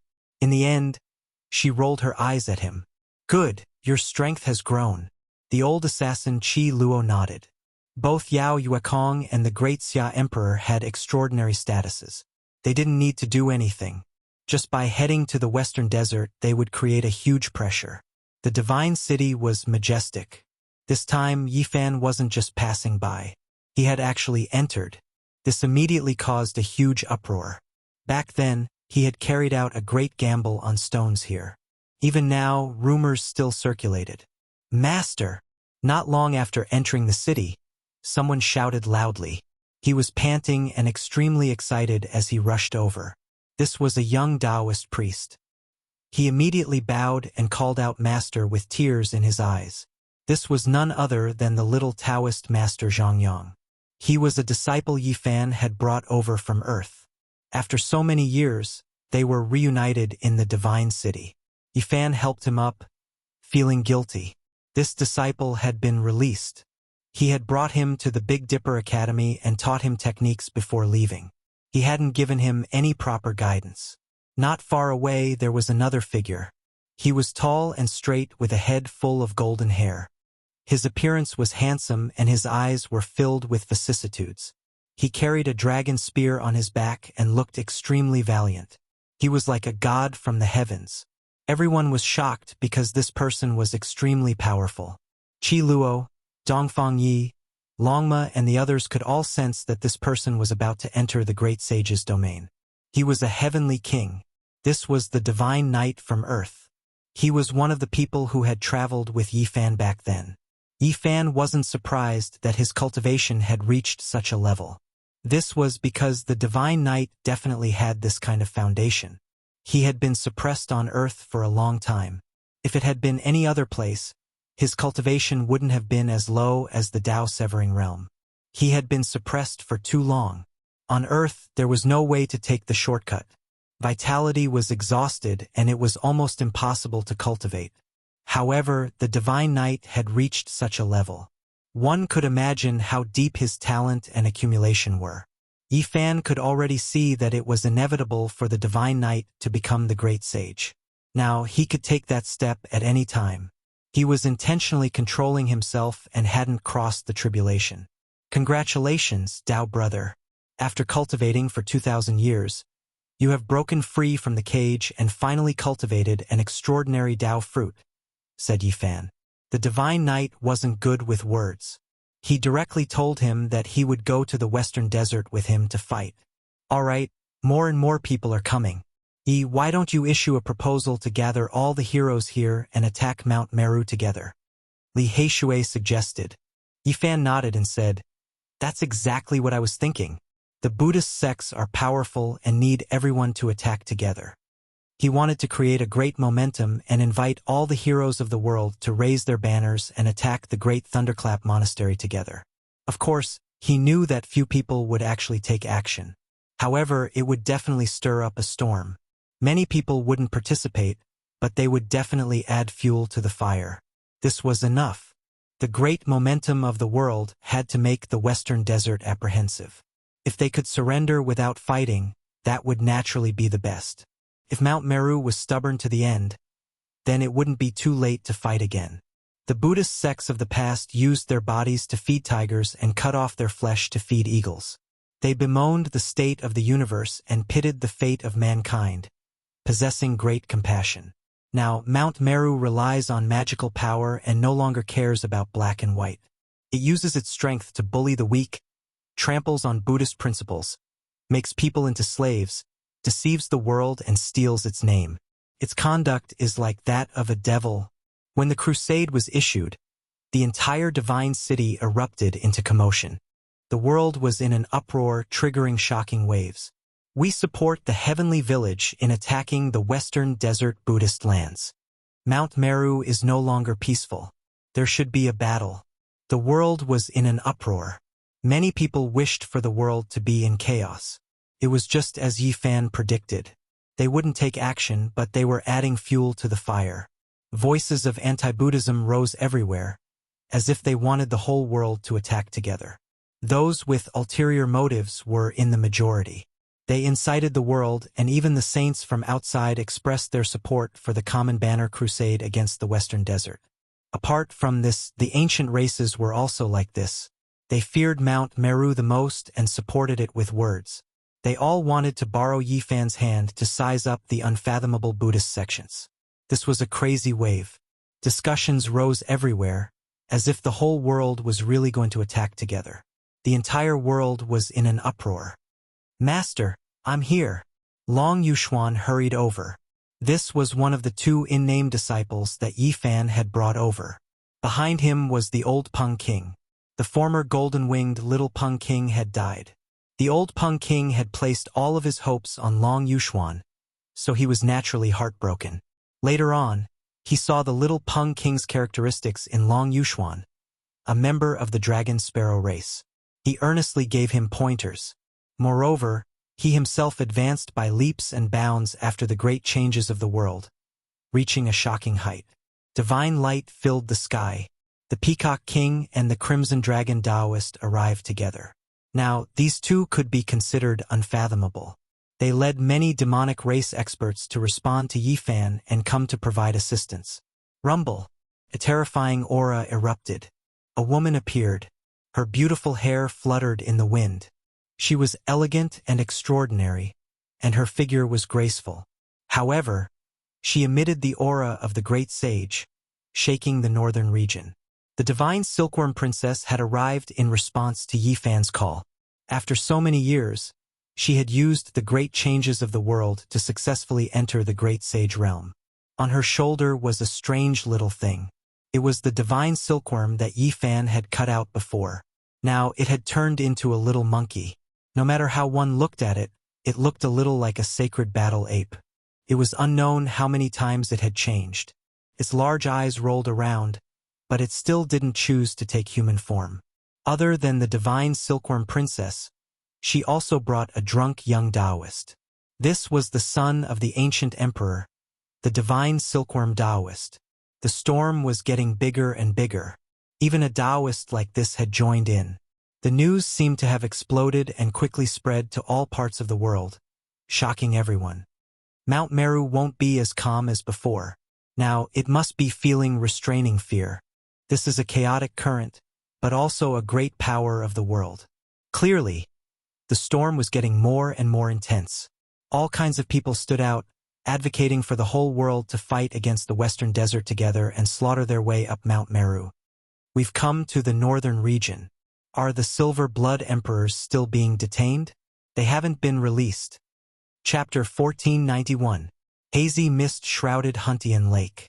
Terrifying ancient fish beasts would reveal their backs from time to time in the water, drawing out terrifying ripples and releasing an aura that made one tremble.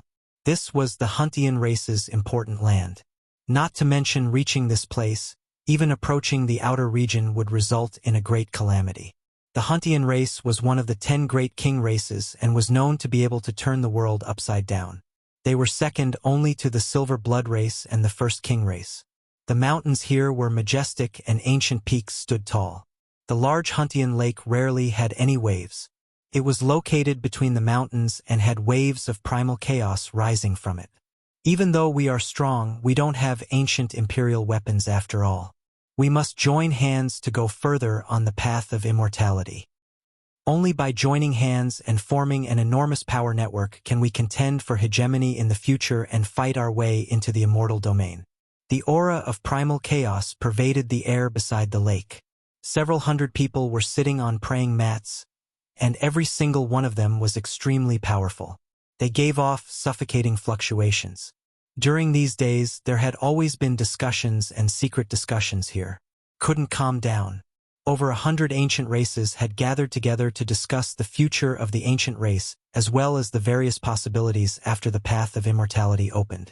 There were no ancient imperial races like the Primal Lake, Fire Chelan Cave, or Blood Phoenix Mountain. There were only king races. They were extremely powerful, but the only thing they lacked was an imperial weapon. They needed to join hands. All of the powerful royal clans had sent people over. They were all very serious about this alliance, wanting to form a super terrifying alliance of powers. Everyone should have heard that the human race's sacred physique has returned and is extremely powerful. The Great Lake was as black as ink. Terrifying fish beasts would occasionally splash up a few waves. The shore was dusky and the mist was very thick. It enveloped the hundreds of people sitting on praying mats, making them look hazy. It was difficult to see everyone's faces here. They were all hidden in the mist and looked very indistinct. This added to the mysterious atmosphere. The human race's sacred physique has really grown. It's a pity that we couldn't find him back then. Otherwise, how could we let him reach this step? He should have been killed a long time ago. In the past, the ancient races had sent out many large forces to kill Yi Fan, but they didn't succeed and allowed him to escape. The most severe time, all the saints attacked together, but it resulted in serious consequences. The supreme being of the human race, Gai Juyo, was killed. So what if he's back? What does it have to do with us? If he's forced, someone will take care of him. Someone said coldly, "Is there really an elder who doesn't appear? Why hasn't there been any movement yet? We should be fighting Gai Juyo to death. Let's see who in this world dares to challenge the prestige of our supreme ancient immortal realms." Everyone sighed softly. It was rumored that there were still old seniors of the ancient races alive in this world. But after so many years, they had yet to appear. It's a pity that the ancient imperial clans don't care about these things. They're all accumulating power and waiting to break through to immortalization. Otherwise, they would be able to wield imperial weapons and use their clan protector holy bodies. Everyone was silent. Yi Fan's return was a miracle in itself. He had fought on the ancient road and survived. This made everyone feel a heavy pressure. What about the Silver Blood royal family? Now that the human race is sacred to come back, will they give up? If there's no other way, just let those two leave. Don't force it. How can that be? We've formed an alliance with hundreds of royal races. We need the ancestral blood of all races to merge and the great Tao fragments to create a supreme being. These two are very important. Do you think that with so many races, we'll be afraid of a human sacred to? That's right. The ancestral blood of the Silver Blood royal family is very important. We need them to join us. We need an endless supply of blood. The scene was filled with arguments. No one could come to a conclusion. Not far away, the Silver Blood emperors were imprisoned and couldn't move at all. We all have our ancestral planets. The Silver Blood royal family isn't really extinct. There's definitely another bloodline in the depths of the universe. We don't need these two to join us. Demon Bull King, what do you mean? Are you compromising? Nowadays, it's very difficult to enter the star region and even more difficult to find this race. Moreover, the blood might not be suitable. What's so scary about the human sacred too? With so many races, why should we be afraid of him? That's right. I heard that he will definitely fight with the Buddhist sect. Could it be that he wants to offend us before that? The scene was noisy. People had different opinions. It was noisy and chaotic. Actually, it's best to let these two go. We can get on good terms with the human sacred to let him fight with the Buddhist sect in peace.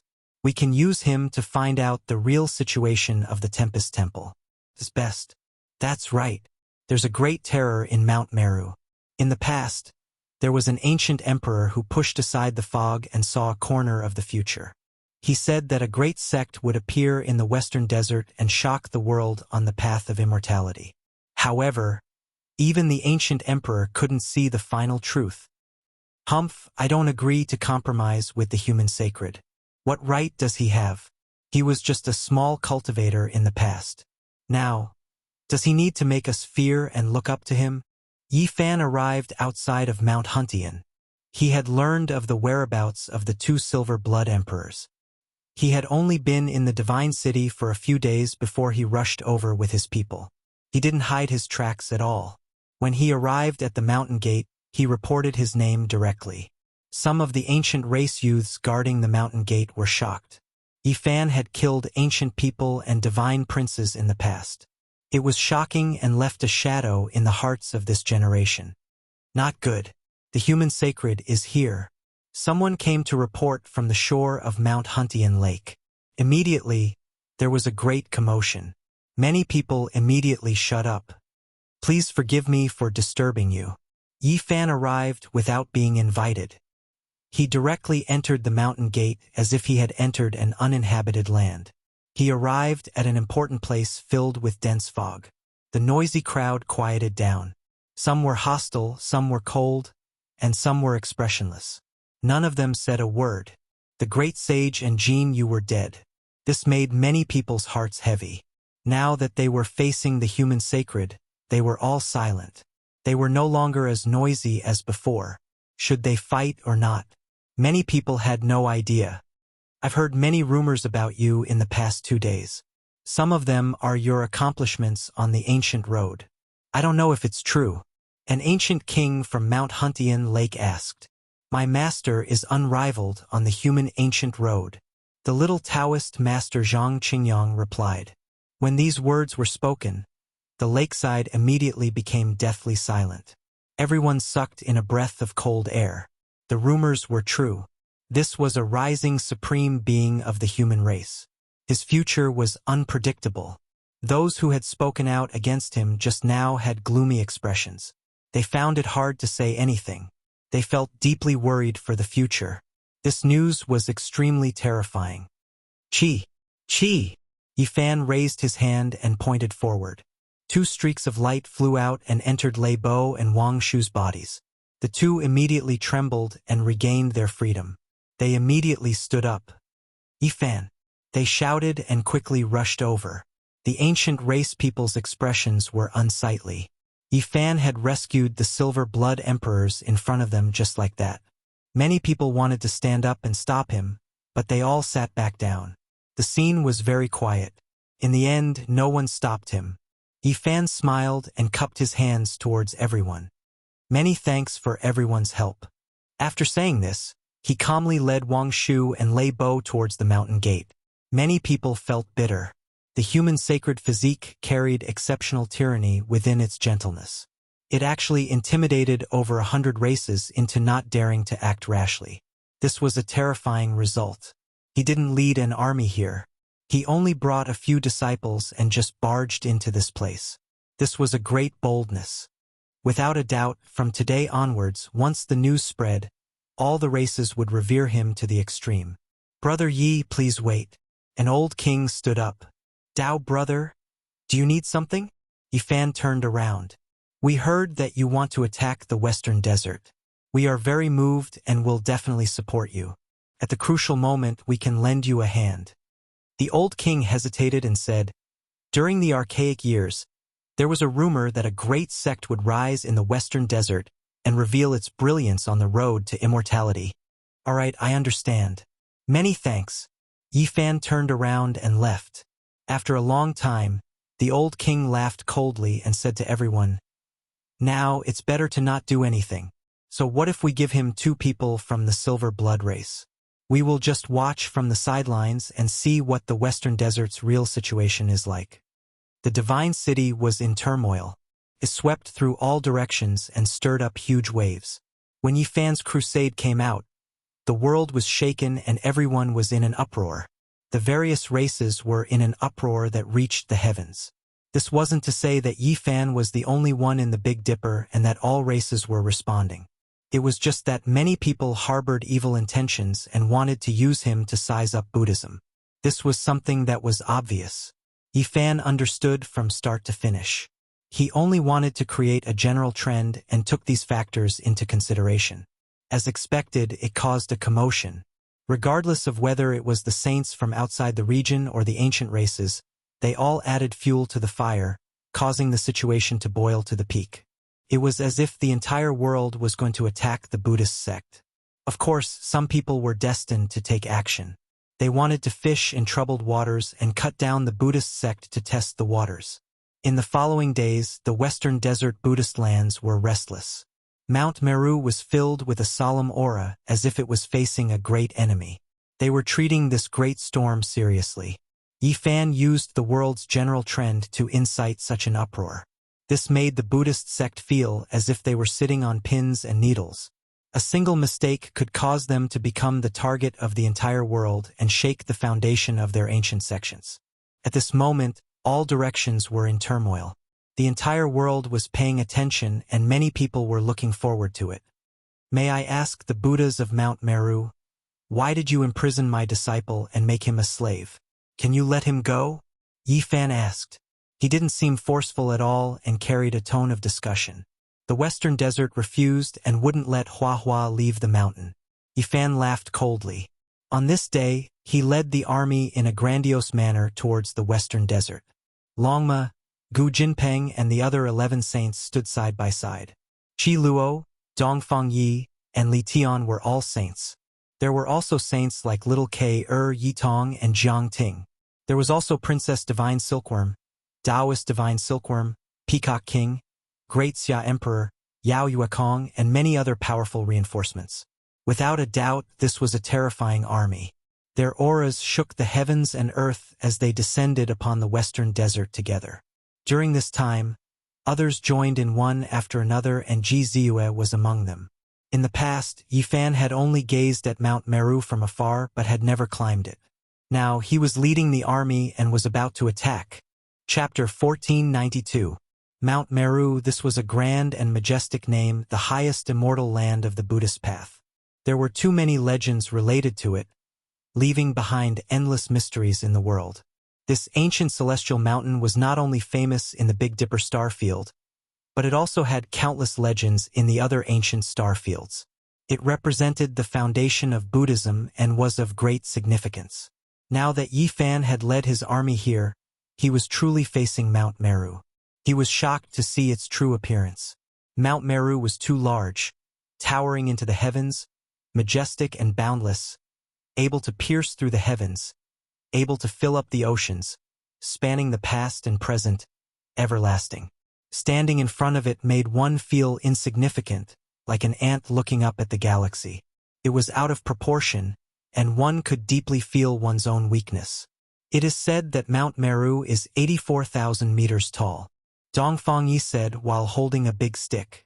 The barbarians felt like Baiyan was facing a towering tree. A mountain was about 13,000 meters above sea level. In this way, the altitude of Mount Meru was simply an astronomical figure. Of course, its height must have been exaggerated by others.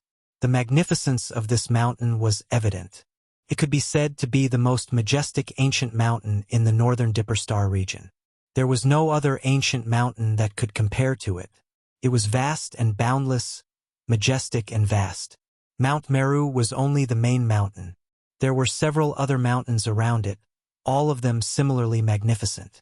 There was a silver waterfall cascading down, Buddhist chants continuously sounding, making the central Mount Meru appear even more grand. The foot of the mountain was surrounded by water. It didn't seem like much from afar, but when one got closer, it was shocking. This water body was vast, and it looked like a sea.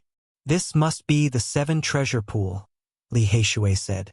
According to the Buddhist scriptures, there was a 7 treasure pool in the land of Pure Land. This pool was natural and not man-made, so it was called the 7 treasure pool. It was also known as the 8-virtue pool because it was filled with 8-virtue water. The water was sparkling and translucent, also known as the 8 flavors water, or the 8 stabilizing water. There were 8 types of water: clear, cool, sweet, soft, moist, peaceful, quenching hunger and thirst, and nourishing the roots. The 8 virtues water was very precious, and all the pilgrims longed for it. Drinking it had all sorts of miraculous effects. It could rid one of impurities, purify one's body, purify one's soul, nourish one's 6 roots, and keep one's illness at bay. To ascend to Mount Meru, one must first cross the sea, cross the 8-merit sea. Longma called out, "Let him drink it all. Let's see how he can show off his nobility and rarity." At this point, it opened its mouth and prepared to swallow everything into its stomach. It also took out a magic tool to collect the water. However, the 8 virtues sea emitted a boundless Buddhist light and waves of deafening Buddhist chants. It immediately blocked his spell and didn't absorb a single drop of water. Everyone knew that Mount Meru was not easy to attack, but they did not expect that just the water at the foot of the mountain was so extraordinary, like an impregnable pass, lying in front of them. The main mountain stood towering in the middle of the clear and transparent sea. It was towering and enormous, grand to the extreme. Indistinctly, one could see a few grand temples situated on the mountain.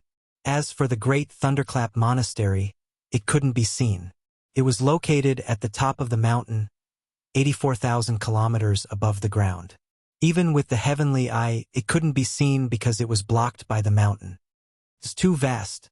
I can feel a vast ocean-like power flowing on the mountain. I think even without any defensive formations, I might not be able to penetrate the Buddhist power. Yen Ishi's white clothes fluttered as he couldn't help but sigh. The entire mountain was shining. Auspicious and pure psychokinesis lingered, and there was a large expanse of light rising. This was no longer an ordinary land, but an immortal's land. Layer after layer of silver radiance rose, and there was even a faint golden radiance flowing. This was the purest power of faith. It supported the mountain, so dense that it couldn't be dispersed. This kind of power was so vast that it made one's mind tremble. Couldn't be measured at all. The entire mountain had long been deified. Every blade of grass and every tree had a Buddhist nature and was thoroughly nourished by the radiance. This was the convergence of the psychokinesis of all the Buddhists in the universe for tens of thousands of years. After the accumulation of endless years, only then did this inconceivable scene appear. In the depths of the universe, many ancient lands of life had Amitabha's orthodoxy. Endless faith crossed the void, unaffected by distance, and in the end, all of it flowed towards Mount Meru. The divine realm of the other side paled in comparison to Mount Meru.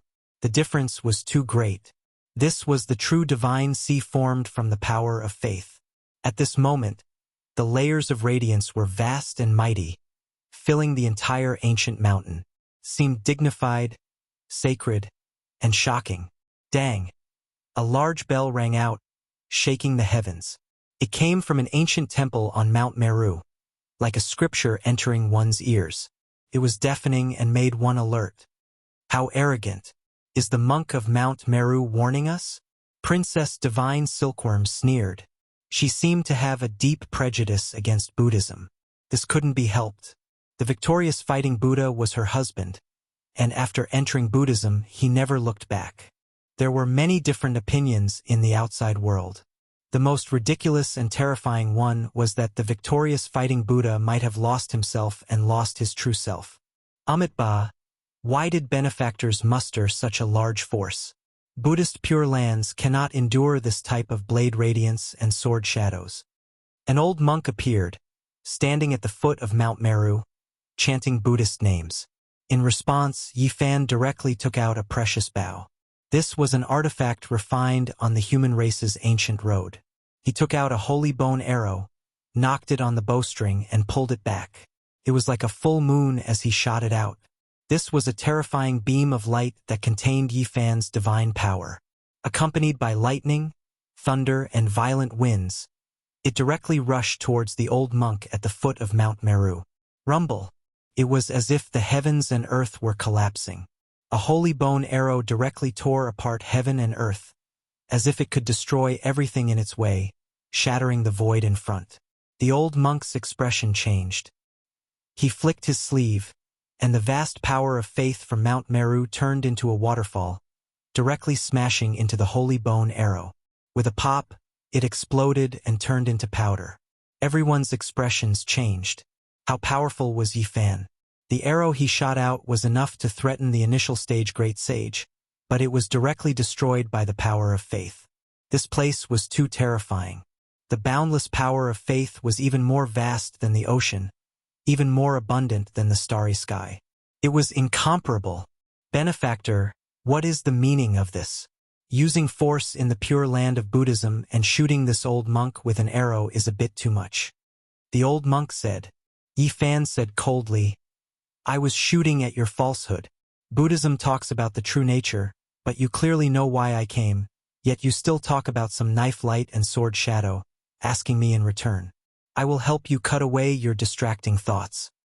Amitba, the old monk chanted, continuously admitting his sins. Bald thief, stop chanting. Hand over my nephew or else I will sweep through your Mount Meru. Dong Fong Yi shouted. His upper body was bare, and his bronze body was like coiling dragons, flickering with luster. He raised the wolf-tooth club. This poor monk knows his mistake. I have committed the sin of anger, so I will release myself. The old monk said. With a soft pop, his body shattered and turned into specks of mist, ultimately merging into Mount Meru. Everyone was startled, and then they sucked in a breath of cold air. This was only an illusion, a shadow born from the faith power of Mount Meru. It wasn't some real ancient Buddha. This Mount Meru was formed from the convergence of the faith power of countless Buddhists. It was truly unfathomable. Dang! The bell rang slowly, and the sound waves traveled tens of thousands of miles, cleansing everyone's souls. At the waist of Mount Meru, the mist dissipated, revealing an ancient temple. This was obviously not the Great Thunderclap Temple, but a very important one of the Buddhist sections. A middle-aged monk stood in front of the temple. He put his palms together and chanted, Benefactors, please return. There are only monks and Buddhists here, not the person you are looking for. Monks don't lie. You are a Buddhist disciple, yet you speak irresponsibly. Hua Hua is on this mountain, why do you say she isn't here? Yi Tong shouted. He was heroic, and a blazing sun bloomed in his body. Every inch of his flesh and blood was shining. He questioned loudly, and his aura was astonishing. It was as if he was a deity descending to the mortal world. The false reputation of the past has become smoke. There is only Buddha and reason here. The middle-aged monk said. Everyone could already see that this was a real person with flesh and blood. He wasn't a pure manifestation of faith power. Stop talking nonsense. Hand over Hua Hua and convert people into slaves. Do you think there is only Buddha and reason here? Li Tian sneered. There is no Hua Hua in the pure land of Buddhism. Benefactor, please return. The middle-aged monk's expression was calm. If that's the case, we will break through the mountain gate and search for her ourselves. Longma shouted. Amitba, this is a place for monks to cultivate. You have all cultivated rudely, please leave. The monk in the middle put his palms together and said. Yi Fan opened his mouth and said, Buddha said that all living things are equal. Everyone has the nature of Buddha and can become a Buddha. What is the difference between us and you? We can ascend Mount Meru, so why aren't you moving out of the way? The middle-aged monk's expression froze, and he said, You are all demons who came with murderous intent. You have lost your true nature, so how can we let you in? What a joke. Who is the demon here? You suppressed my junior brother and turned him into a slave. We came to save him, but you labeled us as demons. I think you are the one who has gone mad. Yi Tong scolded. At this moment, a young monk walked down from Mount Meru. He wore a moon-white monk robe and looked otherworldly. He said, Benefactor, you are wrong. Buddha delivers all sentient beings and pays particular attention to benevolence. Today, the one who is fated to enter Buddhism is his good fortune. How can it be called suppression? Buddha enlightens the great suffering of the world and dispels all misfortune. However, what you enlighten is humans and suppress them into slaves. The difference between the two realms is too great. Greed, anger, and arrogance are all present. Amitabha Buddha established a sect, establishing a Buddhist sect. Believers were everywhere, gathering faith power. This was a type of magnanimity, but it wasn't to suppress one's will, but rather to mutually give and take. He was enlightening a great world, delivering all living things from suffering, obtaining faith power. However, he also made his believers full of vigor, their bodies light and healthy, mutually beneficial.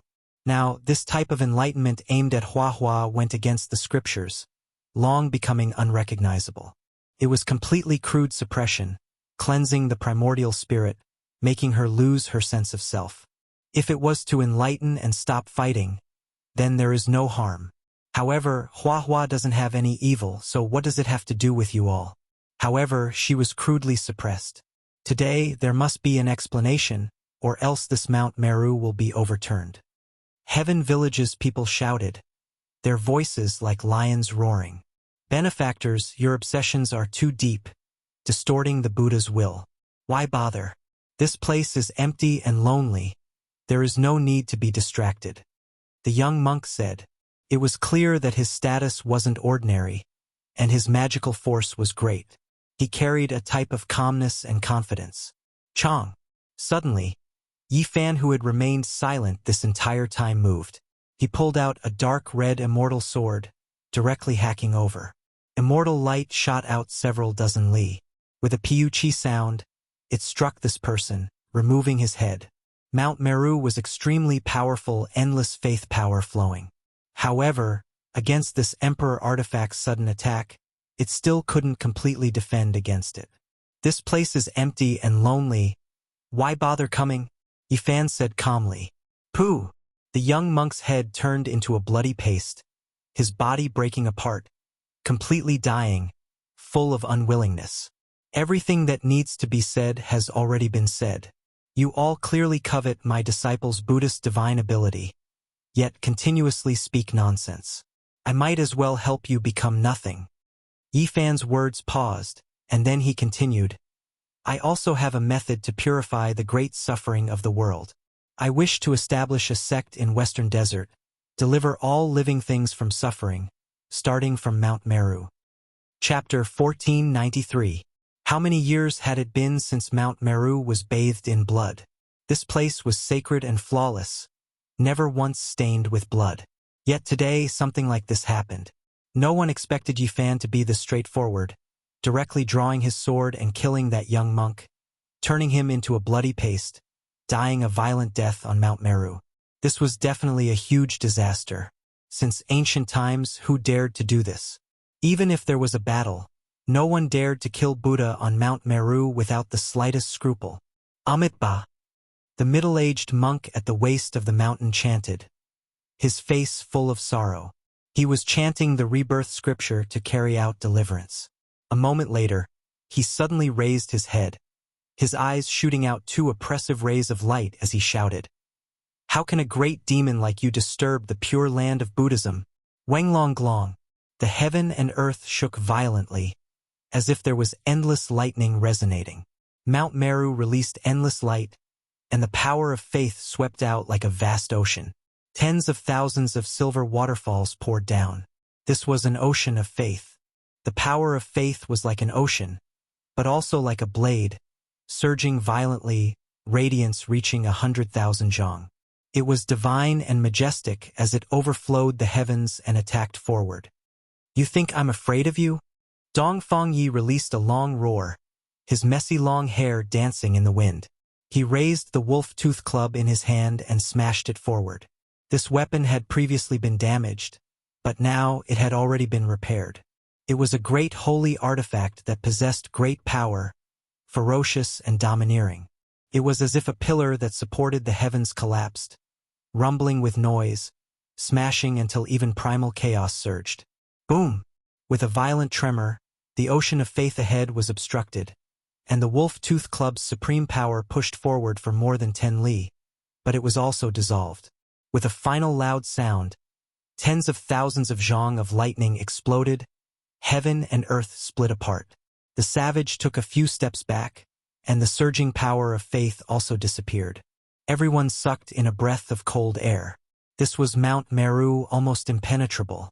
One has to know that the savage was a saint king, and what he used was a great sage weapon. However, it was completely blocked outside by the power of faith drawn by a middle-aged monk, unable to attack. One could imagine how terrifying this place was.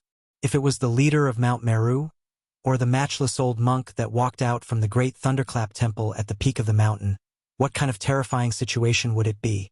Buddhism was unfathomable. Everything they relied on was in this Mount Meru. Who dares to barge into my Buddhist sect's pure land? Although my temple is merciful, we cannot tolerate a great demon of the world causing trouble. The enormous mountain was tens of thousands of zhang tall. It was so huge that it was terrifying. A shout came from above. Buddhist powerhouses appeared. This time, dozens of arhats appeared one after another. Every one of them had attained the golden body. Rings of Buddhist light formed behind their heads, and every one of them looked dignified. The one at the center was an old monk who wore a kasaya. There were sun, moon, and stars moving about on it. His eyebrows were snow white, his face full of wrinkles. There was a type of dignity as he indifferently looked downwards. Monk, don't ask a question you already know the answer to. Let Hua Hua out or I will trample Mount Meru. Li Tian shouted. When these words came out, the dozens of arhats behind the old monk could not remain calm. For so many years, who dared to speak like this? What did they think Mount Meru was? That child has fate with my Buddhist sect. Leading him into the sect and allowing him to withdraw from the world of mortals is a great natural luck. The old monk calmly said, You all are rebelling, speaking nonsense with your eyes wide open, guiding disciples, scheming divine abilities, despicable and shameless. Yet you can still speak in such a dignified manner. Are you Buddhas or demons? Li Tian berated. He opened his mouth and spat out. A sparkling and translucent furnace flew out and enlarged in an instant. Immediately, Nanmingli fire overflowed, vermilion bird divine fire surged, Samadhi true fire surged, and 5 elements essence flames engulfed everything. This was a flaming cloud, a blazing ocean that covered the sky and covered the earth. The goddess furnace tore apart heaven and earth, enlarging to the size of an enormous mountain. Its entire body was sparkling and releasing auspicious brilliance. It pressed down, bringing with it an endless flame attack that wanted to break through Mount Meru. Buddhism has the virtue of cherishing life, but you all are demons, stirring up chaos in the world. I have no choice but to use weapons to suppress you. The old monk said. He released a light shout. The dozens of arhats behind him all moved, each of them releasing endless Buddhist light, guiding the endless power of faith to resist the goddess furnace. This was a great collision. The goddess furnace was extremely powerful, but in the end, it was blasted flying, unable to break through. Mount Meru was too divine, like a boundless emperor weapon. With the support of so much faith power, it was impervious to all methods. It also possessed endless pressure towards the outside world. Monk, are you really not going to let my disciple go? Yifan revealed a cold smile, revealing a mouthful of snow-white teeth. Killing intent was revealed. In this life, he is destined to be my Buddhist sect's disciple. The relationship between you and him as master and disciple has already been severed. The old monk said. He stared at the dark red killing sword on Yifan's back, feeling great restraining fear. Then don't blame me for unleashing a great slaughter, Yifan shouted coldly. If reason didn't work, then he could only fight a bloody battle, slaughter his way up Mount Meru. Amitabha, excellent, excellent. Benefactor's viciousness is too great. You need to cultivate your heart and learn to let go. The old monk advised, putting on a compassionate appearance. Let go? Bulsh *T. Longma roared, like a thunderclap, shaking everyone's ears until they felt numb. He added, hypocritical to the extreme. The expression of the old monk on Mount Meru became sluggish. The dozens of arhats were even more dumbfounded. Who was this person? He was too vulgar, roaring at Mount Meru, speaking such malicious words. If I can stop the war by killing and bring peace to the world, this old monk is willing to be a sinner, even if my hands are stained with blood. Amitabha, I will first apologize to the Buddha. The old monk chanted continuously. Then he raised his head and chanted an incantation. The entire Mount Meru became different. The silver-white holy light began to change into a golden color. Mental force surged violently, vast and immeasurable. There was a great pressure that pervaded outwards, as if a great emperor was awakening. It actually vaguely aimed at Yifan, blocking the dark red killing sword in his hands. Mount Meru was incomparably powerful. This kind of mental force actually had strands of Emperor Qi mixed together. It was terrifying and overflowing. It wanted to freeze numinous treasure celestial beings' killing sword. Moreover, a void door appeared on the mountain as if it was connected to another world.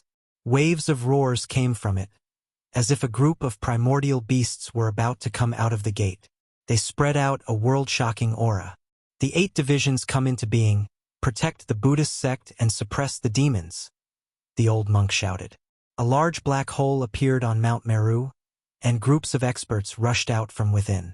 All of them had strange appearances and were definitely not humans. There were pythons, yakshas, asuras, golden-winged bird deities. All of them had terrifying auras and were mysterious and unfathomable. 8 divisions of heavenly dragons. Qi Luo's expression changed. They had seen them last time and suffered quite a bit. These were the yakshas, Gandharv, Asura, Garuda, and other 8 divisions of heavenly dragons. They were all mysterious and powerful races that had become protectors after submitting to the Buddhist sect. The Buddhist sect really isn't good people. These should all be rare ancient race experts, yet they were converted into followers and reduced to thugs. Who said the Buddhist sect had come into being? These were all experts. When they gathered together, they became a toppling power. When they took action at the crucial moment, they could sweep through a region. Yifan had long since drawn his sword and pointed it at Mount Meru. However, it was as if an ancient emperor was truly awakening there, releasing an incomparably majestic power to stop him. On Mount Meru, the 8 divisions took the initiative. All of their baleful auras overflowed into the heavens like a surging flood. They rushed down the mountain, each and every one of them shockingly powerful. They are all saints, and there are so many of them in just one division. Just how powerful is the 8 divisions? Yitong's expression changed. A long roar sounded. The ancient golden pong beside Yifan flapped its wings. Its golden feathers were dazzling. It spread its wings and rushed into the sky, pouncing towards the golden-winged bird divine division and unleashing a fierce attack. Hong Long. It struck its wings horizontally like a clenched fist, killing several golden birds. Blood dripped everywhere and feathers flew everywhere. This seems to be a type of fist technique. Its power is so great. Yan Ishi said softly. The people behind were moved. Great Peng King Fist. This was what the ancient golden Peng sensed when he watched Yifan create the celestial emperor fist. It stood on his shoulder and comprehended a divine ability under the Bodhi tree. At this moment it was displayed, sweeping through everything before it. Pooh! Pooh! Blood splashed everywhere, and divine feathers were in disorder. The golden-winged Peng used the King Fist, killing all the bird deities cleanly and efficiently. Everyone was shocked. The old monk and the arhats on Mount Meru also changed expressions. This ancient golden Peng had reached the heavenly king realm and was about to become the great sage. Moreover, this divine ability was too powerful. A roar came from Mount Meru. Many golden bird deities rushed out from the void gate again, making up for the 8 divisions. This shocked Yitong and the others. These aren't their true bodies. They aren't the original 8 divisions, but formed from the willpower of Mount Meru. Princess Divine Silkworm said, "Brothers, what are you waiting for? Follow me and kill the 8 divisions so that they can never appear again." Longma shouted. He took out an ancient tablet with the 2 words, "Heavenly Soldier," carved on it.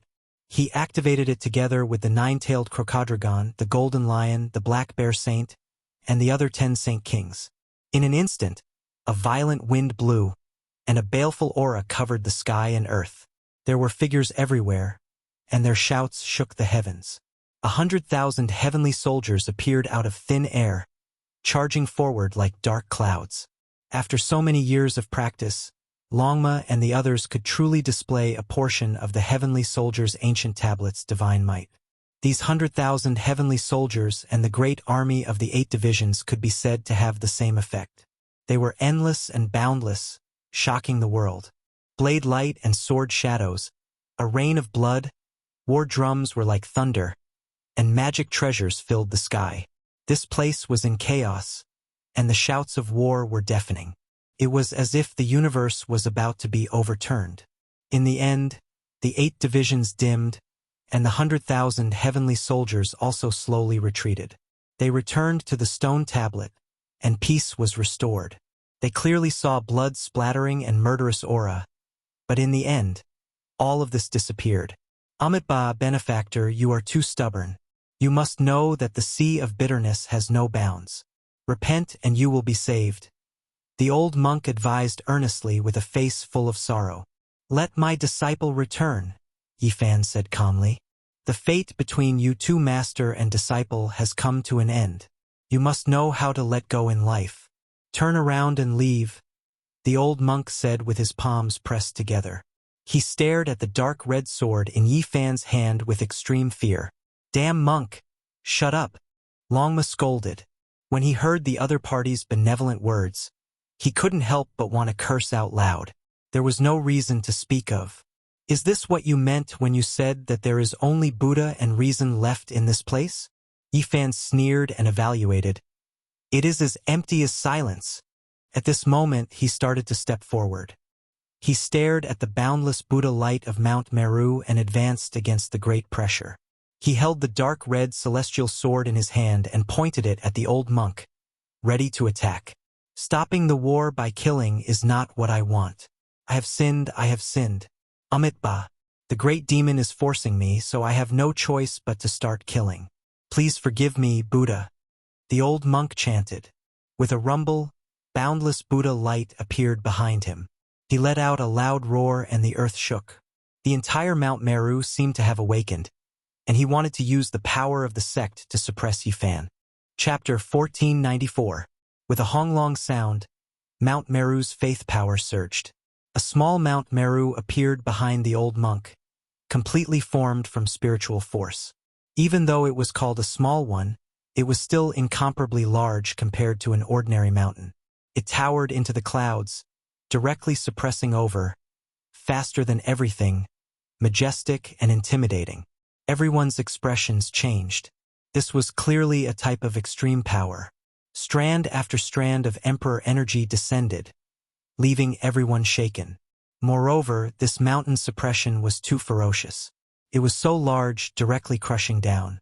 The heavens collapsed and the earth split, almost impossible to avoid. Longma cursed out, saying, Damned Baldy, you really are a hypocrite, full of benevolence, all for the sake of buying time to refine this mountain. Damn you! Yifan moved, his entire body erupting with endless radiance. He stepped on a golden formation, taking large steps forward. This was the heavenly origin divine formation, the patterns he used to support his magical force and spiritual essence. Chi! A streak of scarlet multicolored light flew out. The long sword in his hand released a streak of resplendent immortal light, directly hacking at the small Mount Meru. Meanwhile, he himself was also moving forward. This was a head-on clash not only in name but also in spirit. He couldn't cower back. It was because the old monk was definitely not the leader of Mount Meru. If even he felt restraining fear, then there was no need to continue the following battles. Yifan had prepared for such a long time, also raising his magical force to the peak. The two of them could be said to have used their most powerful attacks. When they collided, the world collapsed. Mountains collapsed, sword radiance shattered. It was as if a vast sea surged between the two, a terrifying great collision taking place. It was incomparably majestic. Everyone's expressions changed. Just how terrifying was Mount Meru to actually stop the attack of an emperor artifact. The power of faith was tremendous and tyrannical, absolutely horrifying. The aura of a great emperor is spreading. This will power is the seed Amitabha Buddha planted. After being supported by all life, it is already heaven-defying. The divine silkworm Taoist suddenly spoke. When everyone heard this, they were all shocked. The divine silkworm Taoist was drunk, in his hands a wine gourd, looking quite dispirited. This was the first time he spoke in front of others. Western desert is deep. It is true after all. I really don't know what kind of terrifying arrangements Amitabha Buddha left behind on this mountain. Chi Luo said to himself. Everyone's hearts sunk. The sea of bitterness has no bounds. Repent and you will be saved. The old monk was very calm as he stood halfway up the mountain. The monastery behind him shone brightly, making him look holy and peaceful. Yifan snorted coldly. This time, he directly rushed forward, the killing sword in his hand trembling intensely. He continuously slashed out 4 times, divine force surging, all of it landing on Mount Meru. Almsgiver, you are being stubborn. As the saying goes, who can sing high in life, there must be a choice. Amitabha, the old monk chanted. Behind him, another Mount Meru formed by mental power rose and pressed forward. In the back, everyone was grinding their teeth. This kind of hypocrisy was even more detestable than a true vile person. Longma hated him so much that she wanted to stomp his 16 petals out of his face. Yifan sneered again and again.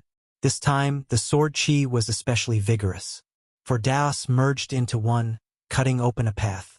He actually wanted to charge into Mount Meru. You can't! The people behind him cried out. The old monk smiled.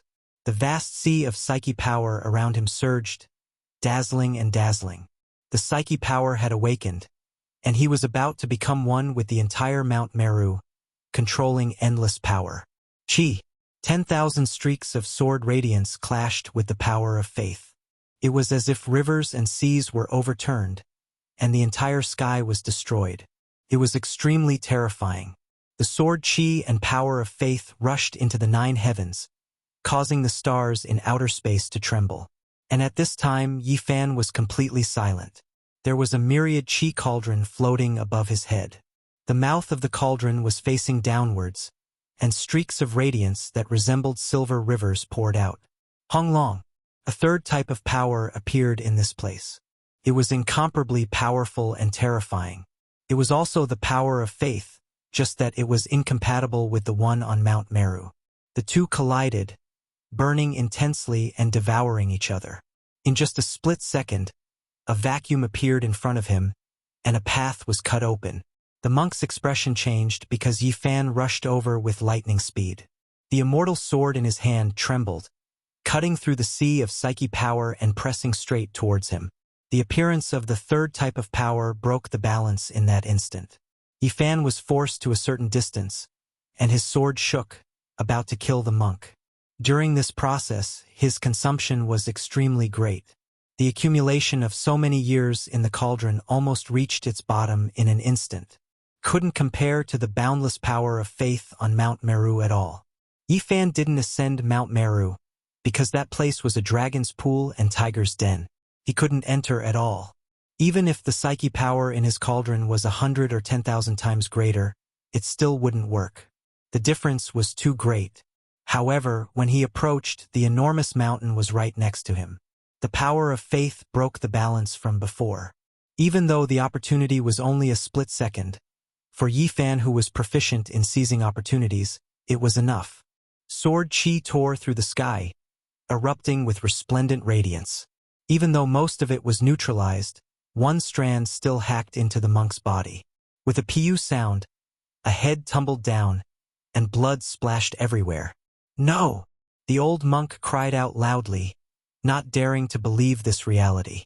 He was standing at the waist of Mount Meru, yet he was actually killed. This was just too terrifying. Just a split second of opening was seized by someone, and his life was taken. Ah!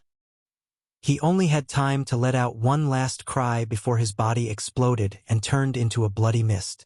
Yifan's body swayed, and he used the Xing formula under his feet. When the overwhelming power of faith counterattacked, he decisively retreated, and at the same time, slashed with the killing sword to block the psyche power. Master! Ancient Buddha! At the waist of the mountain, dozens of arhats shouted loudly, but they couldn't change anything. The old monk turned into a pool of blood, and his body and soul were both destroyed. Good kill. This bald bastard talks about benevolence, righteousness, and morality, but he's too hypocritical. He should be killed with a sword. Longma cried out in satisfaction. Yifan retreated and looked at the myriad chi cauldron again. The psyche power that had been accumulated over the years was almost dried up. Against Mount Meru, it actually melted into nothingness in a matter of seconds. This mountain is very terrifying. Yifan sighed softly. Fortunately, he had never cared about the power of faith, and had never intended to refine it into his body. This time, using it to test the waters was not painful. Dang! The bell rang, and the light of Mount Meru became many times brighter. It was like a mythical pure land, and it made one feel suffocated. At the top of the mountain, the light of Buddha shone everywhere, illuminating the entire vast western desert. Yifan and the others retreated, and then rose into the air, continuously flying upwards until they were level with the mountain peak. The ancient temple at the top of the mountain was grand, simple, and magnificent. It was like an immortal palace, and the roof tiles and ridge were dyed with a layer of holy radiance. A rusty bronze plaque hung on the centermost ancient temple. A few words were engraved on it, and they were written in strong strokes. It was Great Thunder Temple. Everyone frowned. Not to mention the others, but this bronze plaque was extraordinary. It had been nourished by the emperor's qi, and even now, there was still a terrifying fluctuation spreading out. The bell was long and deafening. It was huge, and it hung behind the Great Thunder Temple. Buddha's light shone on it, and emperor's qi curled around it. It's not an emperor weapon, but many things have been used by the Amitabha Buddha, and some were even personally refined. It is terrifying and shocking. Everyone sighed. This Mount Meru would definitely be difficult to attack. Even with emperor weapons, they might not be able to resist. At this time, the bell stopped vibrating. The peak of Mount Meru was peaceful, and there were waves of chanting, as if the bodhisattvas and Buddhas were singing together. In front of the Great Thunder Temple, there was a withered tree. Its branches were like dragons, and it was extremely mysterious. Bodhi Immortal Tree. Yifan's heart jumped, and then he understood. This was the Bodhi Immortal Tree's previous incarnation. It was different from other immortal medicines, and each time it underwent nirvanic rebirth, it would leave behind a withered body and give birth to a seed. The chanting continued, and the entire Mount Meru temple seemed incomparably solemn and dignified. It was holy and pure, and spiritual force pervaded the air, existing together with all living beings. The violet gold tiles and the majestic temple flickered with a metallic luster, making this place seem even more mysterious and unfathomable. At first glance, it was imposing and majestic. Amitabha Buddha, Amitabha, Amitabha. An aged Buddhist chant rang out in the Great Thunder Temple. Following that, the doors opened, and many golden arhats appeared. Buddhist light shone behind their heads, sacred and dignified. Next came the guardian Vajra and the others. The four most famous Vajra positions were actually inherited by someone in this generation. Dharma Splashing Vajra, Absolute Victory Vajra, Vigorous Vajra, and Eternal Vajra. Each of them was more solemn than the last, and Buddhist chi pervaded the air. The four were incomparably tall and intimidating. Behind them were the guardian deities of the Buddhas, and the most famous were the four heavenly kings, Dhritarashtra of the east, Zenith Growth of the south, Virpka of the west, and Vasra of the north. All of them were glaring angrily, looking extremely divine and holy. The hearts of the people from the heavenly village sank. The foundations of the Buddhism were too deep, and even these Tao immortals had appeared. Behind them were the bodhisattvas and ancient Buddhas.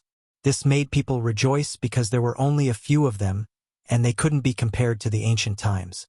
It was said that in the era when Amitabha the Great was alive, there were many bodhisattvas and ancient Buddhas.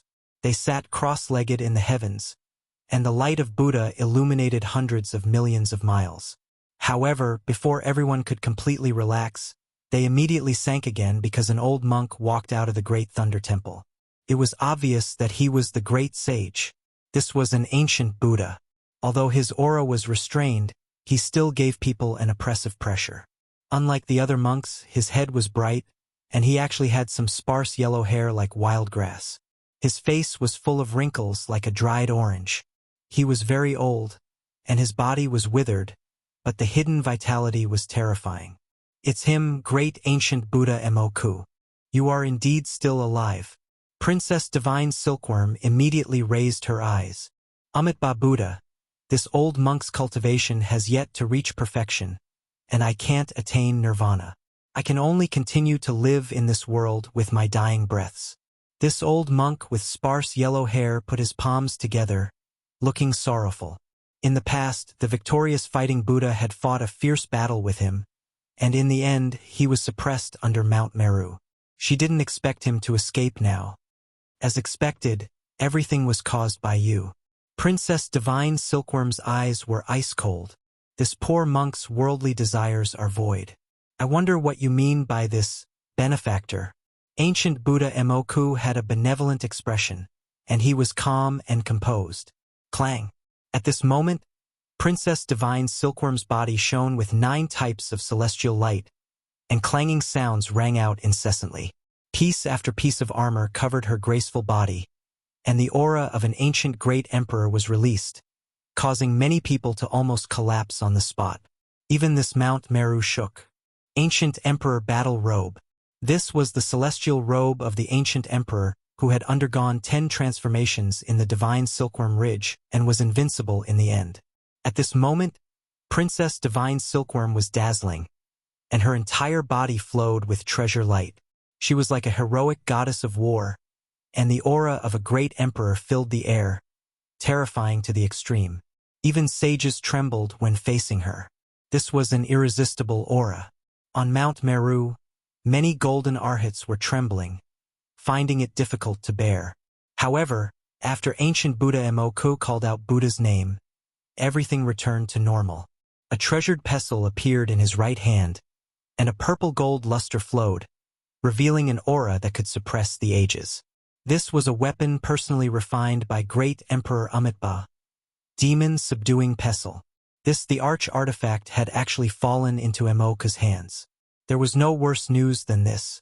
Tap, tap, powerful and rhythmic footsteps rang out, and another person walked out of the great thunderclap temple. All the arhats, vajras, bodhisattvas, and ancient Buddhas bowed respectfully when they saw him. Even great sage Moku, who held the arch artifact, was the same. He was very respectful to this person and bowed half a master's greeting. Chapter 1495. The footsteps were powerful, synchronizing with the pulse of this world. The golden arhats, bodhisattvas, and ancient Buddhas on Mount Meru felt the boundless Dharma, its majesty vast and mighty from past to present. Meanwhile, the people outside the mountain felt as if they were facing an abyss, as if they were facing the underworld. It was extremely terrifying. Without a doubt, this was an exceptional expert. The aura that was naturally released made all enemies tremble. Every movement he made was compatible with the Tao, coexisting with this world. This person's figure was tall and slender. On his head was a golden crown that was resplendent and dazzling. A Buddha Tao verification diagram was carved on it, containing the secrets of becoming an emperor. It was dignified and divine. Around his neck was a necklace made from divine beads and fine jade. It was like a coiling horned dragon, engraved with the figures of bodhisattvas of the heavens. Waves of scripture chanting could vaguely be heard. This was a powerful and mysterious figure. His entire body was luxurious, and great Buddhist artifacts hung from his body. He naturally circulated with world-shocking fluctuations, powerful and holy, making others feel reverence. Meanwhile, this person was actually a woman. Her face was like a silver plate, and her phoenix eyes were like lightning. She was beautiful and noble, and even more so possessed a type of great dignity. She wore white clothes that were sparkling and dazzling. Yitong, Longma, and the others were all stupefied. They never thought that the one who walked out in the end would be a dignified woman. However, they didn't dare to look down on her. Their minds became serious because they felt an incomparable pressure. Her cultivation was world-shocking, possessing a type of unmatched might. Who is she? This was the question that Yifan and the others had in mind. This woman was too powerful. Even if she wasn't quasi-emperor, she wasn't far off, surpassing all the heroes of this world. This was a formidable opponent on the level of the demonic human and the old madman. It was because there was a type of supreme aura about her, as if she could do as she pleased in the heavens above and under the earth below. After she walked out from Great Thunderclap Temple, she no longer moved. A golden peacock appeared in front of her, carrying her on its back. Brilliant light shone endlessly. See, everyone sucked in a cold breath of air. This type of style, this type of attitude that overlooked all things, fully displaying her unmatched nature. It didn't seem like something a Buddhist would do, but from the decorations it was definitely someone from a Buddhist sect. She wore white light clothes, appearing otherworldly and calm. She stood on the back of the golden peacock, her eyes releasing two terrifying divine radiance that swept towards Yifan and the others. Clang! Yifan's expression was solemn as he waved the dark red killing sword in his hand, slashing apart this formless killing gaze. Who is it? Qi Luo was bewildered. He had never heard of such an expert in the Western Desert, but he had heard of him in ancient legends. His heart immediately turned cold. The woman sat cross-legged on the back of the golden peacock. Buddhist light shone from her body, making her look even more majestic. Any of the pendants on her head was a terrifying artifact. The dangling earrings were like clouds, and there were sounds of wind and thunder. Meanwhile, divine multicolored light shot out from his arms. There were bracelets on his arms that looked like 9 dragons coiling around him. They were dormant, swallowing clouds and spitting out multicolored light. He carefully listened to the echoes of scriptures.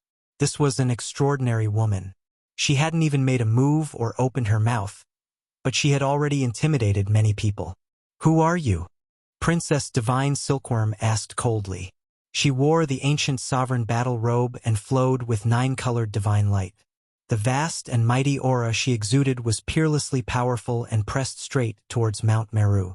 As the great sage, she wore the peerless immortal clothes that the 10 transformations of the divine silkworm had shed. She could suppress the 9 heavens and 10 earths. No matter who she faced, she had the capital to be so powerful. This is the Tao protector of my sect, Great Mahamayuri, the old monk Emoku said. Even someone as powerful as him, the great sage, had to pay half a master's greeting to this person. I've never heard of such an expert in the Buddhist sect. Yao Yuekong, Xia Yiming, and the others were all bewildered. Their inheritances were extremely ancient, and they had only heard of an unparalleled peacock in the ancient times. Could it be that this woman was a peerless figure that had been sealed in the source of God? She had lived until this era and had just awakened? No matter what, this was a great enemy. I come from the outer realm. As if she understood what everyone was thinking, Great Mahamayuri revealed a faint smile that made people feel even more reverence. She wasn't an ancient figure, but a world-shaking divine ability that she had cultivated in this era. This person was indeed terrifying. If she didn't have an emperor weapon in her hand, who could resist her? Yifan firmly believed that this person was extremely powerful and had an unrivaled aura. This was a type of shock that came from the depths of one's soul. Are you from the Amitabha star region?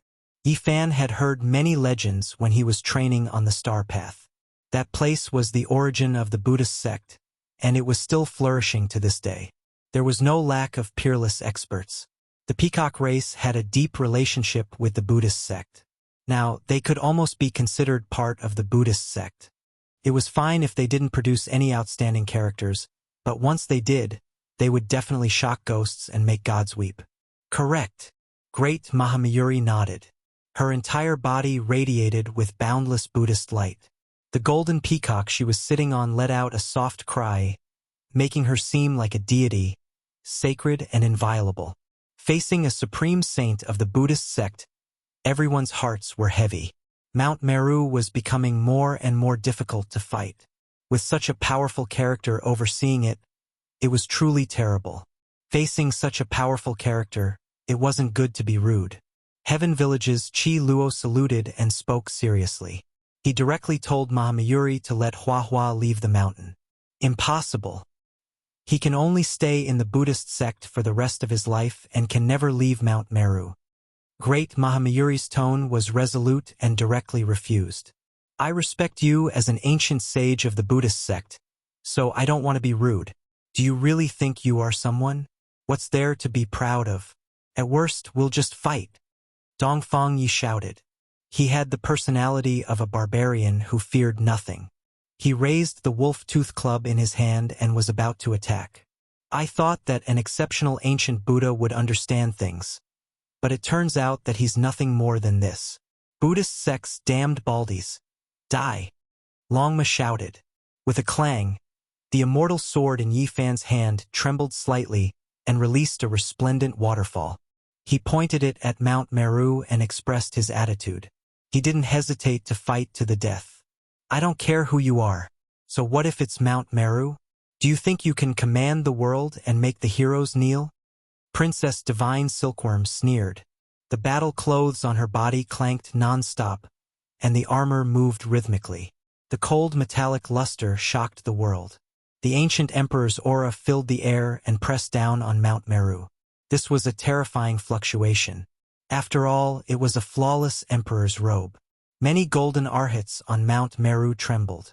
Even the great bodhisattvas and ancient Buddhas frowned. They quickly mobilized the power of faith to stop the killing intent. Great Mahamayuri needs the respect of the world. Originally, she only needed to take a step to become the quasi-emperor, but for the future Buddha, she retracted that foot. As soon as the old monk Emoku said this, everyone immediately sucked in a breath of cold air. They couldn't help but be horrified. How powerful was this divine ability? Clearly, Emoku was an extremely difficult person to deal with. When everyone's aura was at its peak, he casually pointed out such a fact. It really had the effect of a stick and a shout. At the critical moment, it intimidated people and struck their fighting spirit. After a short silence outside Mount Meru, Yi Fan sneered and said, "Not to mention not becoming the quasi-emperor, so what if he did? That's only the most virtuous of your Buddhism. What does it have to do with us? You can close your doors and pay your respects. That's right. If you want to pay respect, it's only your Buddhism. What does it have to do with us? Today, if gods block us, we'll kill them." Princess Divine Silkworm was very domineering. Her eyes shot out a terrifying splendor. Divine Silkworm Ridge had once shaken the world and produced invincible emperors. What kind of prosperity hadn't they seen before? They naturally wouldn't be suppressed by the Western Desert Buddhism. Hypocritical Baldi, you enslave the disciples of others, yet you still speak of benevolence and morality. It's disgusting. Now, we can only fight to flatten Mount Meru and plant the flag of our celestial court on the mountain peak. From then on, there will be no Buddha. Longma's words were too harsh. This was truly blasphemous. Mount Meru was immediately filled with coldness and silence. Everyone glared at him. A small horse dares to roar at the heavens. Great Mahamayuri spoke. He stretched out a large hand and directly grabbed towards the outside of the mountain. This hand covered the sky and the earth. It was as if Mount Meru had flown out. It directly covered the clouds and covered the sun. It was a dark mass and could even shatter the sky. It was powerful and invincible. Clang! Yi Fan attacked. Facing such a person, he could only use an emperor weapon. The dark red celestial sword shot out a killing light that was like an ocean wave. Wave after wave, it directly hit the large hand high up in the sky. Humph! Great Mahamayuri snorted coldly. Mount Meru's Buddha light was vast and mighty. The power of the heavens surged up and surged along his arm, covering the large hand. It was as if she was wearing an emperor's robe made of the power of faith. She faced the sword chi head-on and her arm was unharmed. This was a peerless terror. In the next moment, She directly took a step forward and actually left Mount Meru. However, the power of faith was endless. It surged like the sea and was vast like the ocean. It swept behind her and drowned her. This kind of person borrowed the power of Mount Meru to attack. It was truly extraordinary. Great Mahamayuri's entire body shone as endless power of faith entered her body. Meanwhile, this sacred Mount Meru power emitted strands of Emperor energy. When it merged with her, it immediately shocked the world. She charged straight at Yifan. Her might suppressed the sun and moon and shook the 9 heavens. A great battle suddenly erupted just like that. This was a great pressure. Even though Yifan controlled the killing sword of the numinous treasure celestial being, he still had to be extremely careful. The slightest carelessness could result in a bloodbath. This emperor weapon was only one of the 4 killing swords. Couldn't be considered a complete emperor sword. Moreover, the other party was too powerful. She borrowed the power of Mount Meru and was like a god descending into the world. Clang! Boom! Dazzling divine light continuously surged between the two of them. The sky dome shattered, black holes appearing high up in the sky.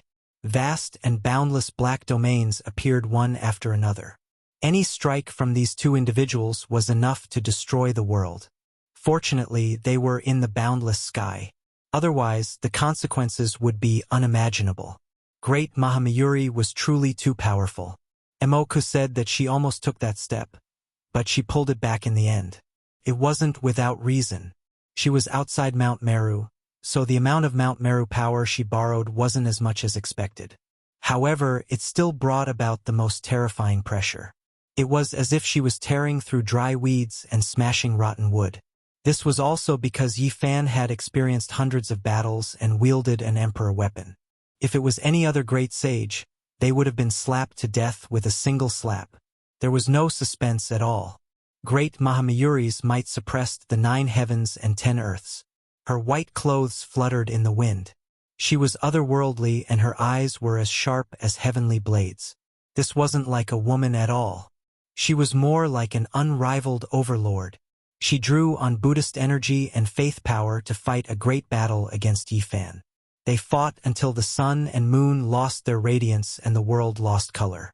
Mount Meru towered into outer space, and the surrounding small planets exploded one after another. They couldn't even withstand the power of a casual wave of her hand. This scene was terrifying and shocking. It made people shiver all over and they couldn't help but tremble. Battle cries shook the heavens and a great battle broke out.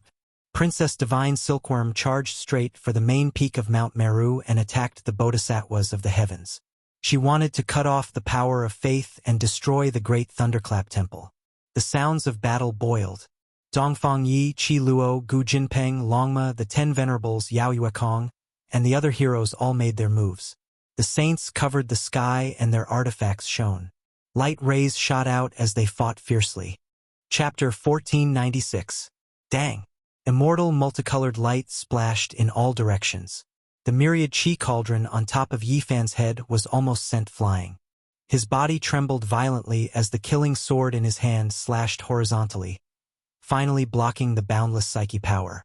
The great Mahamayuri was too powerful and simply couldn't be defeated by humans. She fought against Yifan with her bare hands, pressing forward step by step with matchless divine might. With a wung sound, she directly slapped over with a palm as white as jade. However, it was extremely terrifying as it carried the boundless power of faith from Mount Meru, directly colliding with the emperor weapon. Yifan held his sword horizontally as golden blood surged all over his body, raising his battle prowess to the extreme. The dark red long sword in his hand became scarlet red as strands of sword radiance were shaken out, slashing forward. Sonorous sounds rang out incessantly. The great Mahamayuri's gaze was intimidating as her jade-white palm condensed with the power of faith. When she slapped down, the sparkling sword chi was shattered. Sword chi crisscrossed in this place as killing intent swept across 100,000 li. The two were like two balls of light dancing in the air. One wrong step and blood would splatter on the spot, destroying both body and spirit. Emperor Qi pervaded the air. Yifan's mind was shaken. The enemy was too powerful. She almost became the quasi-emperor. As expected, she was above the world. The great Mahamayuri formed a seal with her right hand and swept upwards towards Yifan's chest with astonishing might. Yifan continuously slashed out several sword radiances, only dispersing the psyche power when they struck the precious seal. Boom! Yifan let out a long roar. The long sword in his hand contained the true meaning of the celestial emperor fist, erupting with incomparable radiance. He continuously slashed forward, a total of 8 times. The radiance was dazzling and the momentum was like rushing thunder, causing the sun, moon, and stars to lose their luster. This kind of might shocked the heaven and earth and made the gods weep. Many meteorites in outer space exploded and turned into fine powder. The small planets in the distance were even more so split apart and turned into dust. However, it was precisely this kind of powerful attack that was blocked by the great Mahamayuri. Her white and flawless hands brandished the Mount Meru psyche power, slapping over and over again, forcing Yifan to retreat. The great peacock's might suppressed the 9 heavens, his divine appearance intimidating. He was extremely powerful as he soared above the heavens. His gaze was like sword beams, clanging as he fought, becoming more and more courageous. Yifan's expression was solemn as he tried his best to resist. The battlefield was very far away from Mount Meru, deep in the firmament. Mahamayuri had only borrowed a portion of the power of faith and not the entirety of Mount Meru. Otherwise, Yifan would have been in grave danger. The psyche power of Mount Meru was omnipresent. If all of it was used on one's body, it would be as if one was wearing an emperor's robe. This was the accumulation and precipitation of thousands of years. It was rumored that the eminent monk of the Buddhist sect stood in the great Thunderclap Temple, innately undefeated and invincible. Mount Meru was too tall, known as 84,000. Even though this was an exaggeration, it wasn't without reason. It towered into the boundless heavenly domain, directly entering outer space, many small planets circling around it. The battle between the two became more and more intense, but Yifan was retreating, deep into the starry sky, far away from the main mountain, so as to weaken the influence of Mount Meru's psyche power. Without a doubt, if Mahamayuri stood on Mount Meru, Yifan wouldn't have a chance at all. That would be equivalent to an existence that was about to become the quasi-emperor, killing him with a flawless emperor weapon. On the other side, Princess Divine Silkworm led her people to launch an all-out attack on Mount Meru. It was even more intense. She had a flawless emperor's robe, and 9-colored immortal light danced around her body as she forcefully clashed with Mount Meru. At this moment, the old monk Emoku, who was the great sage, shone all over. He held the weapon of Amitabha, the great emperor, the demon-subduing pestle, and launched the fiercest counterattack. Battle cries shook the heavens. Mount Meru didn't show any weakness. The golden arhats, bodhisattvas, and ancient Buddhas all attacked, taking the initiative to attack Yitong, Dongfang Yi, the Divine Knight, and the others. The people of the Ji family, Sky Demon Palace, and Great Xia Empire had also joined the battle. The people of the Divine Silkworm Ridge were also attacking. This place collapsed and cracked. Divine light shot into the sky, and it was extremely terrifying. For many years, Mount Meru had been very peaceful. At most, it was just a conflict of ideals within the Buddhist sect. But now, there were countless powerful enemies, and a large army was invading. This was rarely seen since ancient times. Yifan glanced at the battlefield on the other side. He wasn't too worried, but he himself was in big trouble. The Buddhist sect wanted to get rid of him first, and then Mahamayuri would turn back to deal with the Princess Divine Silkworm, who was even more difficult to deal with. After so many years, there hadn't been many people who dared to see him as a weakling. But now he experienced it. The other party wanted to kill him first, treating him as prey. A hint of coldness appeared at the corner of Yifan's mouth. He didn't dare to be careless, but he wasn't afraid either. He used the Rho formula and went straight into the sky. He appeared above the dark sky and was a distance away from Mount Meru. Mahamayuri let out a clear cry, and Mount Meru below rumbled. Boundless Psi-Force shot up into the sky, following her into the outer realms, causing many small planets to tremble. Although her Psi-Force had weakened, it still allowed her to be incomparably domineering. Her killing intense sword, shocking the world. Bzz. On the head of the great Peacock King, the golden crown she wore emitted boundless Buddhist light. Waves of chanting rang out, as though there were 3,000 Buddhas chanting, so loud that even the deaf could hear. On the golden crown there were many vivid and lifelike diagrams. They were none other than the diagrams of Buddhas achieving the Tao. They contained the laws of heaven and earth, and the secrets of becoming an emperor. This was a terrifying magic tool, the strongest weapon of the great Peacock King. At this moment, it flew up, and the power of faith from Mount Meru drowned out the heaven and earth. The Tao tool was too terrifying. Vaguely, a Buddha walked out, pointing to the sky and the earth. He chanted sutras, and only he was supreme, wanting to suppress Yifan. At this moment, the boundless Buddhist power of Mount Meru surged over like the sea. It didn't decrease much because of the distance, especially when this tool appeared. It was easier for him to use the Buddhist power. The great Peacock Kings might suppress the 9 heavens and 10 earths. A cold smile appeared at the corner of her mouth as she stared at Yifan, and then at the divine silkworm princess. Yifan retreated again, holding the dark red killing sword to defend himself. The great Peacock King became more and more powerful. Buddhist light shone around her. She was graceful and luxurious, and the golden crown could crush the ages. She kept closing in, suppressing with the massive psi-force of Mount Meru. At the same time, she took off an arm bracelet. It was translucent and dazzling, comparable to a diamond chakram.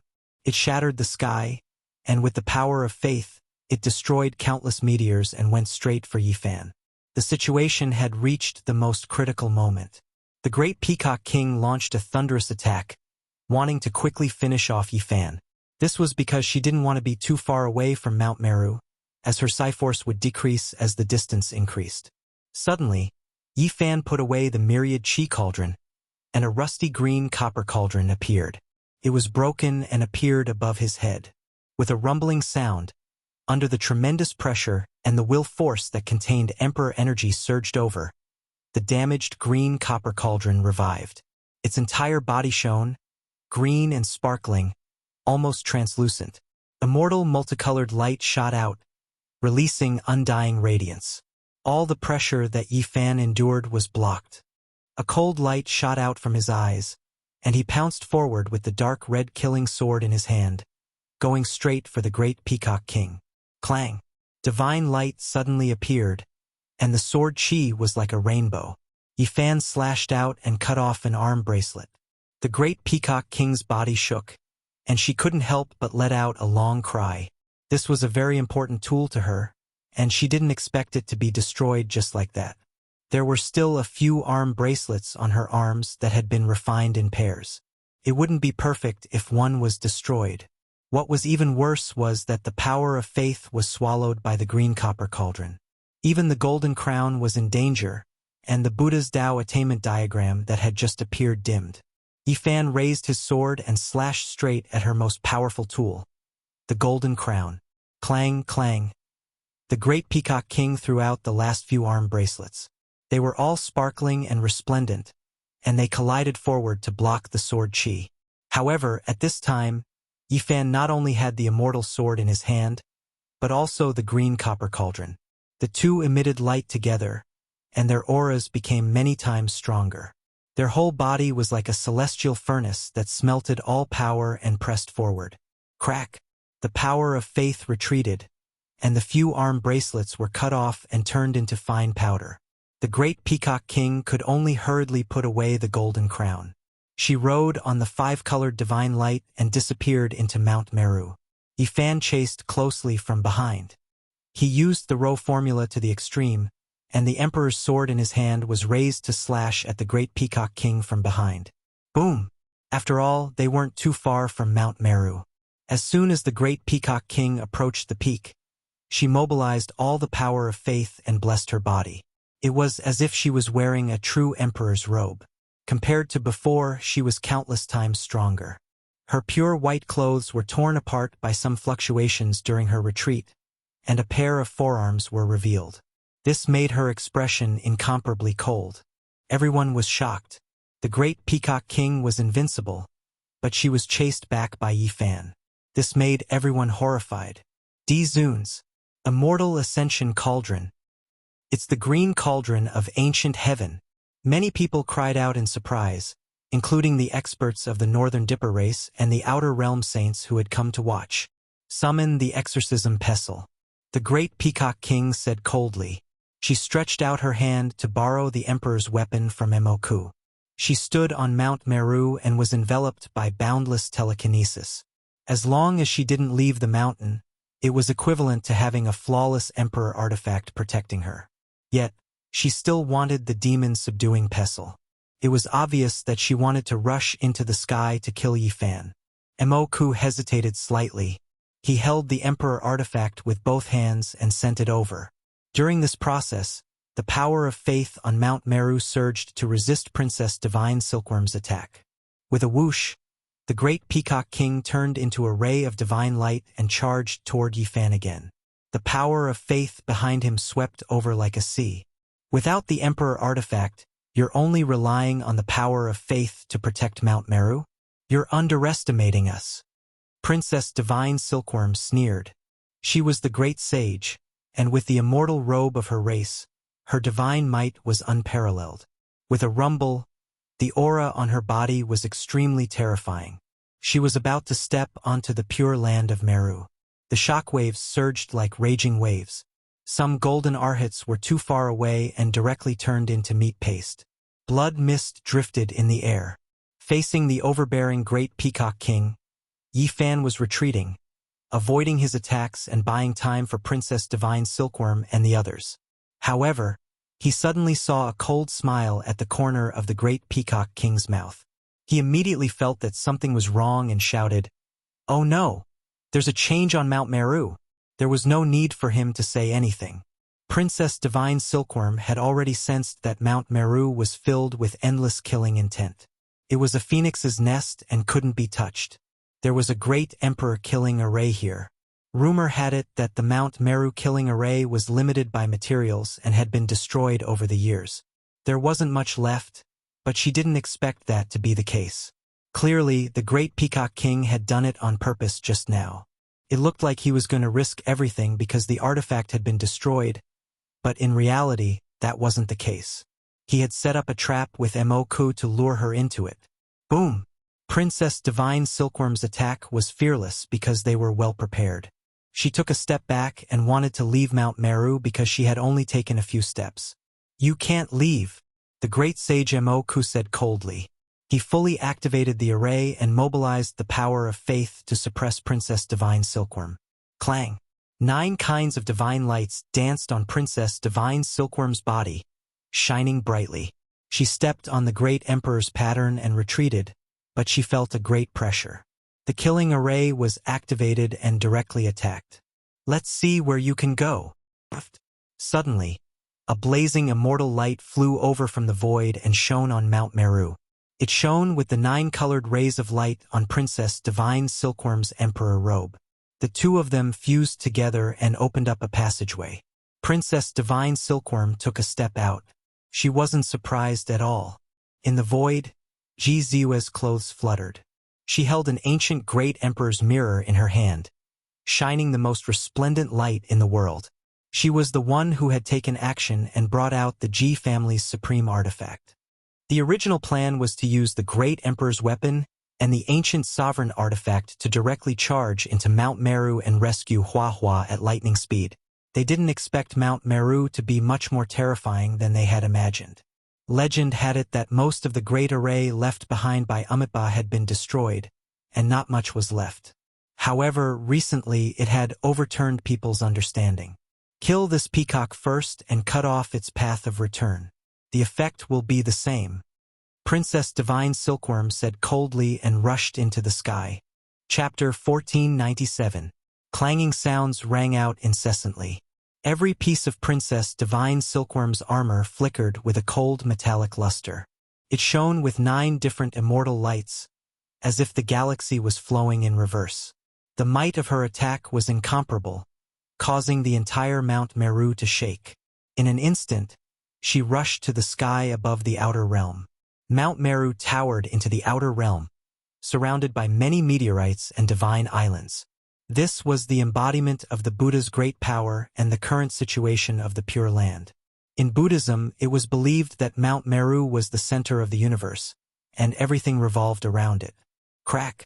The ancient emperor's battle robe shone and trembled continuously, causing the many small stars surrounding Mount Meru to explode.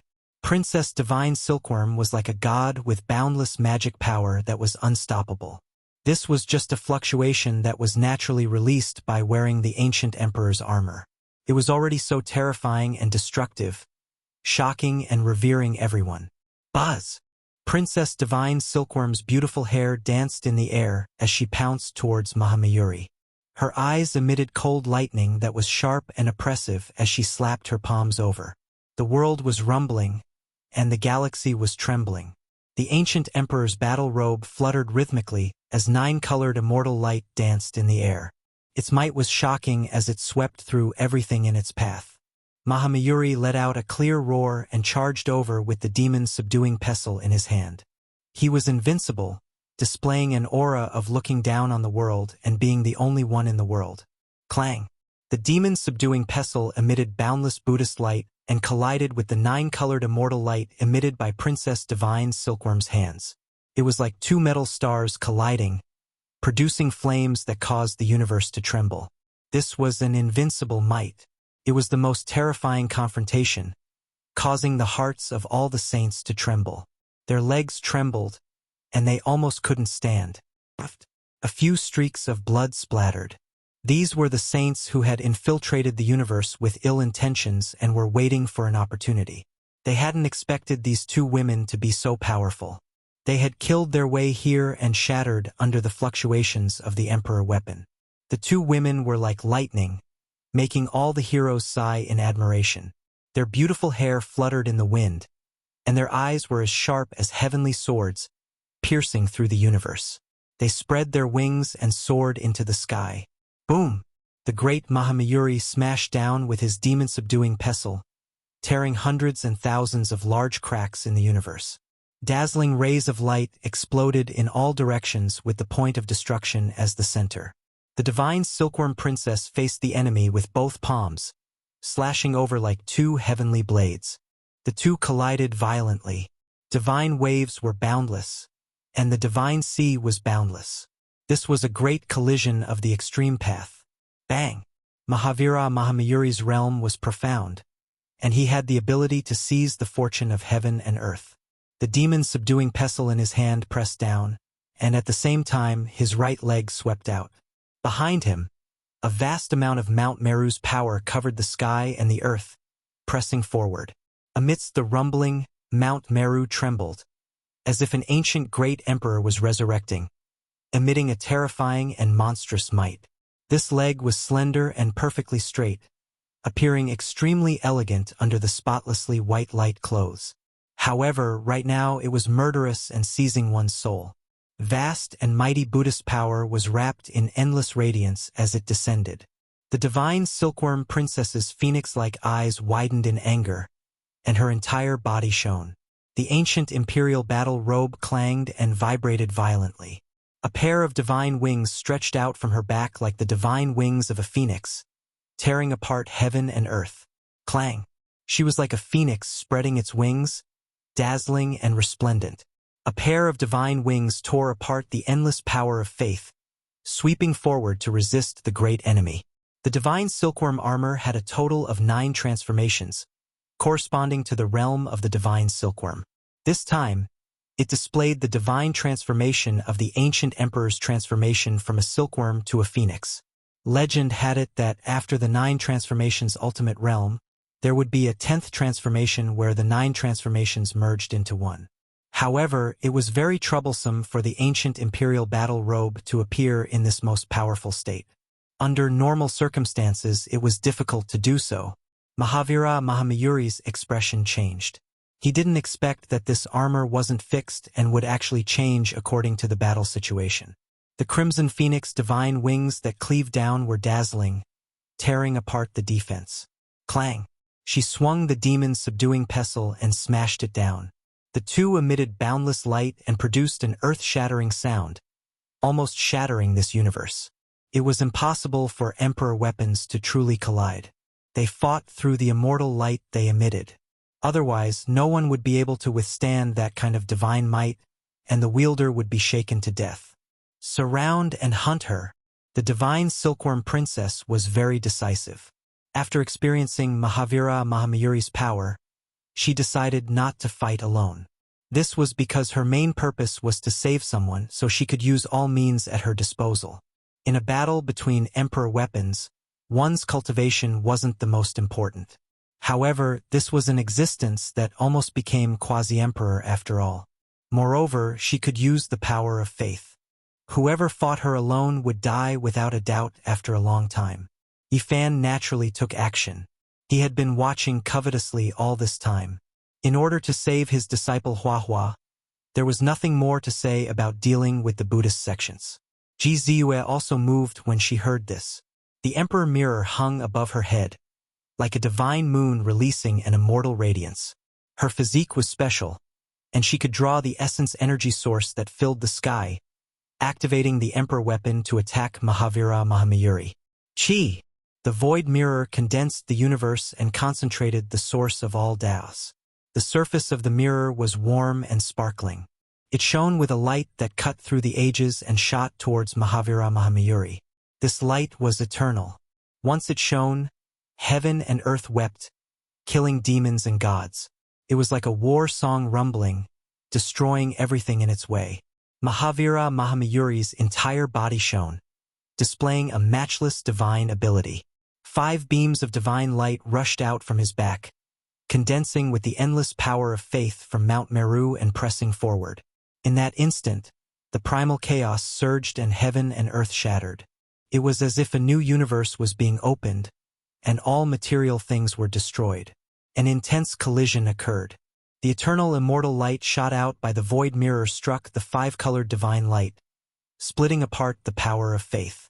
It was as if a glass divine platform had been shattered, and patterns suddenly appeared. Dang! At the crucial moment, it was still the demon-subduing pestle that took effect. It swept over with ferocious power, colliding with the immortal light. Immediately, boundless Buddhist light swept across the starry sky, causing the universe to tremble. They were too far away from Mount Meru. Even though the power of faith was endless, it wasn't as terrifying as standing on the mountain. Couldn't block the Emperor weapon's attack. This was a shocking battle. All the saints were shocked, and the 10,000 ancient races trembled. No one would have thought that so many Emperor weapons would be used in this battle. It shook the world. Boom! Mahavira Mahamayuri roared, and the golden crown on her head shone with resplendent light. The Buddha Tao attainment diagram circulated, as if it was about to come back to life. She held the demon-subduing pestle and went straight for Ji Ziyue. Buddhist light shone, as if all the stars in the sky were pouring down. Princess Divine Silkworm went forward, waving her divine wings and hacking down to block this unparalleled magic power. Ji Ziyue herself wasn't afraid either. Her fine black hair fluttered in the wind, and her beautiful and moving face shone with astonishing brilliance. Her white teeth bit her red lips, and her hands formed a seal. The Emperor mirror on her head became even more resplendent, becoming one with the universe as it pressed forward. Everyone couldn't help but sigh. The Ji family was extraordinary indeed. Not only did they send their holy daughter here, they even sent out their void mirror. This was a huge move. One had to know that regardless of whether it was the Xia imperial family or the Jiang family, although they had sent out some of their family's experts to help, they couldn't use Emperor weapons. This was because the implications were too great.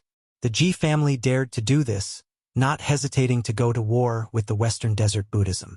They were staking it all on one throw, tying them to their clan's war chariot. This required great courage. Everyone knew how terrifying the Western Desert Buddhism was. Since ancient times, very few people dared to attack them. Shocking immortal light appeared, and the battle in the sky became more and more intense. Chi! Yifan had already joined in.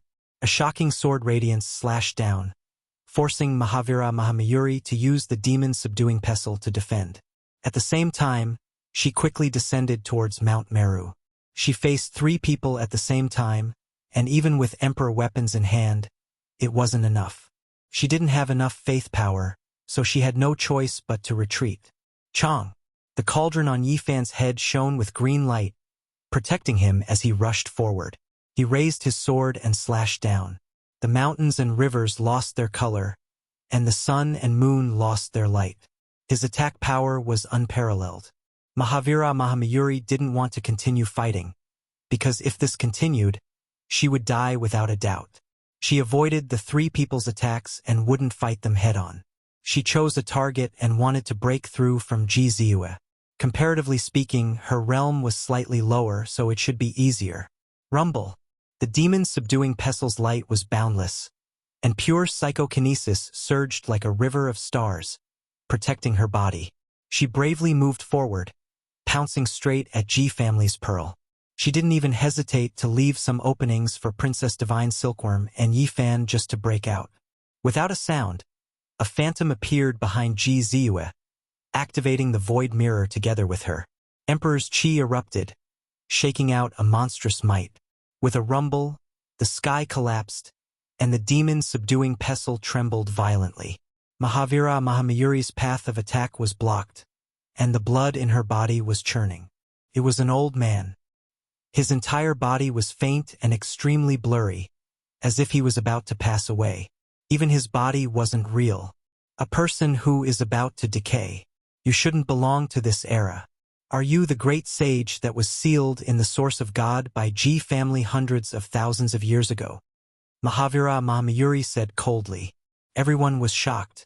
Regardless of whether it was the saints from the outer realms or the ancient races, their hearts churned violently. This was the difference between a family that had produced a great emperor. They had the divine origin liquid that others couldn't reach and could seal the outstanding experts of the ancient times. This was their unique foundation, and now the great sage had actually appeared. Everyone's hearts rose and fell, especially the saints, because they weren't just looking at the surface, but also understood some shocking information from within. The path of immortalization was about to open, and it wasn't far away. Otherwise, the great sage of Ji family wouldn't have escaped from the source of God. The ancient great emperors had deduced that in this era, this was the protector they had left for their descendants. Only at this moment could the terror of a family that had produced a great emperor be reflected. In the post-primeval era where the world dried up, only those who had become great emperors could refine the divine origin liquid and use it to seal the outstanding people of the younger generation. In peaceful times, all the holy lands were on equal footing, but in this critical period, it was obvious who could reign supreme. The great emperor's family was the true ruler. The path of immortalization is about to open. This kind of commotion quickly spread, engulfing the vicinity of Mount Meru. All the saints and ancient race experts were shocked, and they were even more shocked than when they saw the battle between emperor weapons. That might not be the case. Maybe this person broke free in advance because of other matters and appeared in the world. While everyone was shocked, the great battle continued and became even more intense. Although the great Mahamayuri was unmatched, they were now competing in emperor weapons. Even a god couldn't stop them. Even if she had endless power of belief to protect her body, this still wouldn't do. She could only retreat and not clash head-on, or else she would undoubtedly die. She attacked unhindered, wanting to retreat to Mount Meru. She displayed the extraordinary divine ability of an unrivaled expert, coming back to life in a land of death as she roared between heaven and earth. Boom! Princess Divine Silkworm's armor changed again, and there were talismans flickering on it one after another. The phoenix clothes turned into true dragon armor, coiling around the heaven and earth. A dragon swung its tail, causing the great Mahamayuri to tremble violently, and blood flowed out of its mouth. Chi! Yifan charged over, brandishing his sword.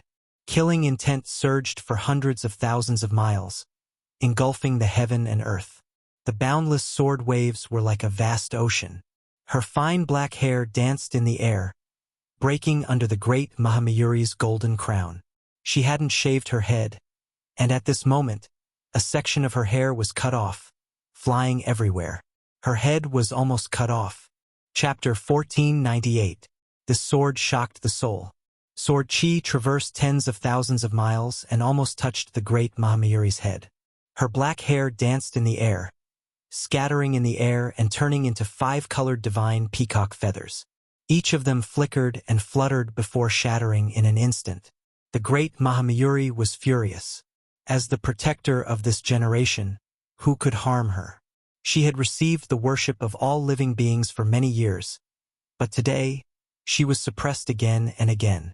She brandished the demon-subduing pestle, her eyes incomparably cold as she charged at Yi Fan.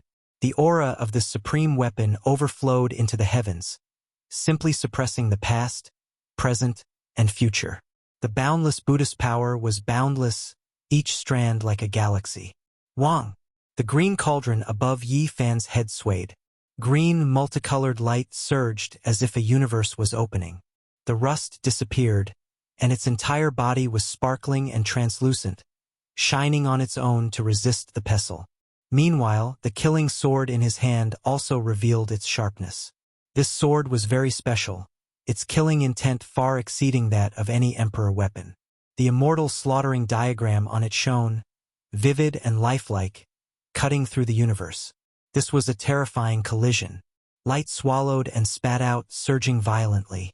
On the side, the divine Silkworm Princess and Ji Ziyue also activated their emperor weapons to kill the Mahamayuri. Chi! At this critical moment, although she was furious, she could only choose to retreat. Boundless power of faith covered the sky and earth, forming a bridge that led to Mount Meru. She stepped on it, crossing space and time, crossing over. Where do you think you're going? Several emperor weapons surrounded her. They all shone and slashed forward, especially the blurry phantom beside Ji Ziyue. It was even more terrifying, melting into one with the void and being everywhere. This time, he personally moved forward with the Emperor Mirror, blocking the way forward. Your entire body is covered in the aura of decay. You can't change your fate even if you live to this age. People like you should have long returned to the yellow earth. The great Mahamayuri shouted. Behind her, 5-colored divine light rushed into the sky, condensing the power of faith. She held the demon's subduing pestle, and the three merged into one, smashing down. With a loud boom, ocean-like power surged down, densely covering every inch of space. It was as if a galaxy in the universe had collapsed. This elder's expression didn't change. His figure became even more indistinct and dim, but the void mirror shone resplendently like a blazing sun, turned into a shield, blocking in front of him. All types of symbols appeared on the surface of the mirror, reflecting radiance. Something surprising happened. The overwhelming divine power that was rushing over was reflected back. The imperial mirror used the enemy's Tao to attack the enemy. It was a horrifying performance. The great Mahamayuri's expression changed. He hastily retreated and even used the demon's subduing pestle to block the attack. As a result, he was shaken so badly that his chi and blood surged and his body trembled. And at this moment, Yi Fan and Princess Divine Silkworm arrived again. Their attacks were great, and the fluctuations of the arch-weapons were vast and mighty, swallowing heaven and earth. 3 or 4 emperor weapons shook at the same time, cutting off the great Mahamayuri. Their auras surged, auspicious energy surged, immortal multicolored light brilliant, illuminating this place in a multicolored haze. Kill! A Buddha character appeared on the great Mahamayuri's white forehead. His aura surged to the extreme, drawing upon the psyche power of Mount Meru to attack with all his might. Rumble! Mount Meru shook, as if the copper furnace that smelted heaven and earth had overturned and was about to destroy the world. Endless divine power surged up, resonating with the Buddha character on his forehead. The great Mahamayuri moved the heavens and the earth, avoiding Yi Fan, Princess Divine Silkworm, and the others. He didn't clash head-on with them, turning into divine multicolored light and rushing down, wanting to escape. Unfortunately, their defenses were too tight and he couldn't break through at all. Amitba, excellent, excellent. The old monk of Mount Meru, Emoku, chanted the name of Buddha. At this moment he suddenly moved. He rushed up into the sky using a forbidden technique.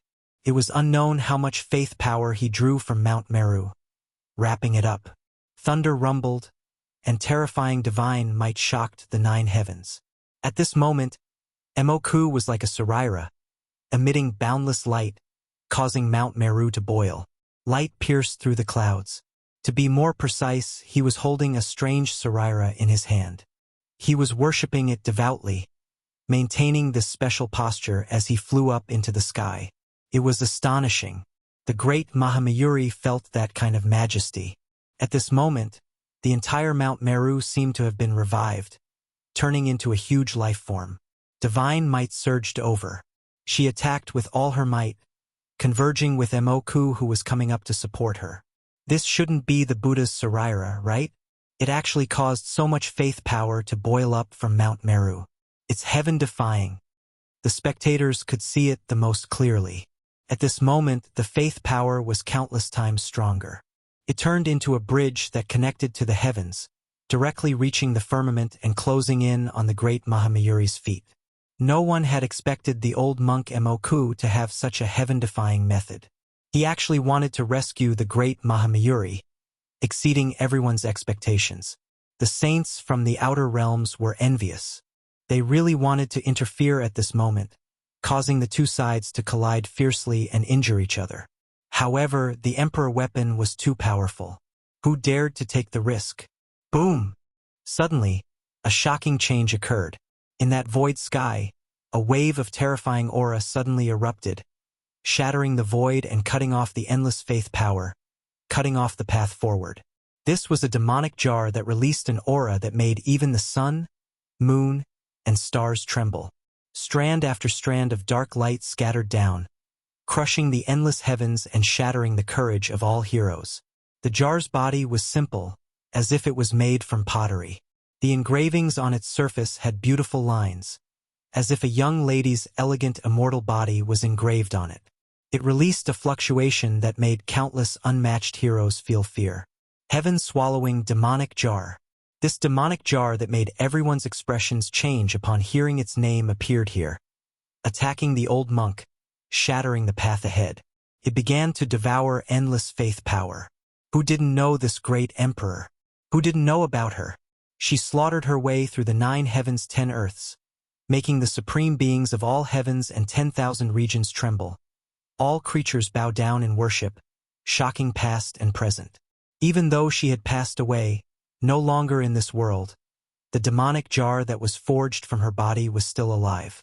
It was to the extent where some people said that this was the same as a vicious great emperor's unconventional long life. Oh! The faith power was shattered. The heaven-swallowing demonic jar released a light noise. The instant the lid was opened, heaven and earth swallowed, everything refined. Nothing it couldn't break through. The 13 great bandits, mysterious old undying, old blind, Tu Tian, Jiang Huiran, and others appeared, activating this extreme Tao Emperor weapon, making it release the most terrifying heaven-shocking divine might. This was a hidden chess piece, displaying its might at the crucial moment. Duanda didn't come, currently unable to break out of the cocoon. However, he borrowed the heaven-swallowing demonic lid. The 2 half-emperor artifacts clashed, their divine might matchless. This unforeseen event was too sudden. Everyone thought that all of the emperor artifacts had appeared, all of them appearing, never expecting another one to appear at the final moment. It was a shocking event. Today's battle was definitely going to be recorded in the annals of history. Forget about everything else. Just the simultaneous appearance of so many emperor artifacts was already a formidable great event. The heaven-swallowing demonic jar directly smashed over, scattering the faith power. The old monk Mo maintained a strange posture, both hands holding the sparkling Saraira in his fist. He knelt in the void, watching the battle in the sky. At this time, he was suddenly attacked, his expression immediately changing. He couldn't stop this attack at all, only able to quickly fly out, forcefully condensing faith power to carry him. Then, he formed a psychic battle armor, even more so using the Saraira to protect the space between his brows. He was a great sage, borrowing endless faith power to take action. It was equivalent to fighting with an emperor weapon. However, when he suddenly suffered an attack, it was a bit too late. Strands of dark light descended. Even though they didn't directly hit him, they still pierced through the psychic battle armor, brushing past his body, immediately making him cry out loudly. Pooh! The old monk Moka's legs shattered, and then they broke apart inch by inch, turning into a bloody mist. The mist spread along his body, not even the faith power able to stop it. Ah! He couldn't help but roar out. It looked like he was about to break down to his waist. In that instant, his body broke apart, everything below his head exploding, turning into a bloody paste. However, things were even worse than he had imagined. The heaven-swallowing demonic jar was too terrifying. Even if a strand of energy brushed past him, there was still no medicine that could save him. In the end, his head also exploded, only leaving behind the fist-sized Saraira he held. It released multicolored light, carrying divine radiance as it rushed into the boundless heavens. Only now did this mysterious Saraira truly awaken, possessing life. The great Mahamayuri roared towards the heavens. Even though she was a woman, she possessed a starry river-devouring aura. Her beautiful hair that was cut off danced about, the Buddha character on her sparkling white forehead flourishing even more brilliantly. Meanwhile, that strange Saraira that rushed into the sky unexpectedly temporarily merged with her Buddha character. It was like a dream, making her directly disappear from her original location, releasing a strange Buddhist power. What? This is emperor-level fluctuation. Could it be the Saraira left behind by the Amitabha Great Emperor? Everyone was shocked. The things that happened today were too shocking. First, many emperor weapons appeared, and then there was a supreme treasure that was suspected to be an emperor's Saraira. It made everyone's eyes burn with passion. What will happen if it merges with the psyche seed left behind by the Amitabha Buddha? At the side of Mount Meru, the divine silkworm Taoist held a large vermilion gourd and poured a mouthful of wine into his mouth, muttering to himself in a drunken manner. From start to finish, he didn't participate in the battle. He was like a dispirited passerby, watching his clansmen fight. He didn't have the slightest bit of vitality. Where do you think you're going? The armor on the divine silkworm princess changed again, turning into a Kuan Pong. It reached out a pair of giant claws, tearing downwards. Even though she lost the great peacock king's figure, she still took action based on her intuition, identifying that direction. At the same time, the void mirror shone, incomparably sparkling and translucent. It shone in the sky, quickly drawing out an expanse of immortal radiance, illuminating the location of the great peacock king's true body. He had actually already descended from outer space, not far away from Mount Meru. The heaven-swallowing demonic jar at the very bottom trembled, black light bursting out like a perfect great Tao vase. Tens of thousands of strands of energy landed on Mount Meru, erupting with heaven overflowing radiance. At the same time, a weak streak of black light brushed past the great peacock king's legs, immediately causing half of his body to explode into a bloody mist. Chi! And during this process, Yi Fan also took action. The emperor's sword in his hand descended, turning into a shocking scarlet radiance. With a piu sound, it chopped off the great peacock king's right arm, causing it to explode on the spot. Clearly, this was a disastrous result. The great peacock king was struck by the heaven-swallowing demonic jar and the spirit treasure celestial being's killing sword. Not to mention that she wasn't the quasi-emperor. Even if she truly entered this realm, she wouldn't be able to withstand it. Her mutilated body exploded inch by inch, turning into a bloody mess. According to common sense, her body and soul would inevitably be destroyed, dying without a burial ground. However, something astonishing happened. The Buddha's relic on her forehead shone brightly, illuminating the entire Mount Meru and protecting her head. Together with the evil-subduing pestle and the others, she fell under the withered Bodhi tree in front of the great Lain temple. What is that? It actually dissolved the emperor's weapon's murderous intent. Not only were Yi Fan and the others astonished, even the outer realm saints and ancients were indescribably shaken.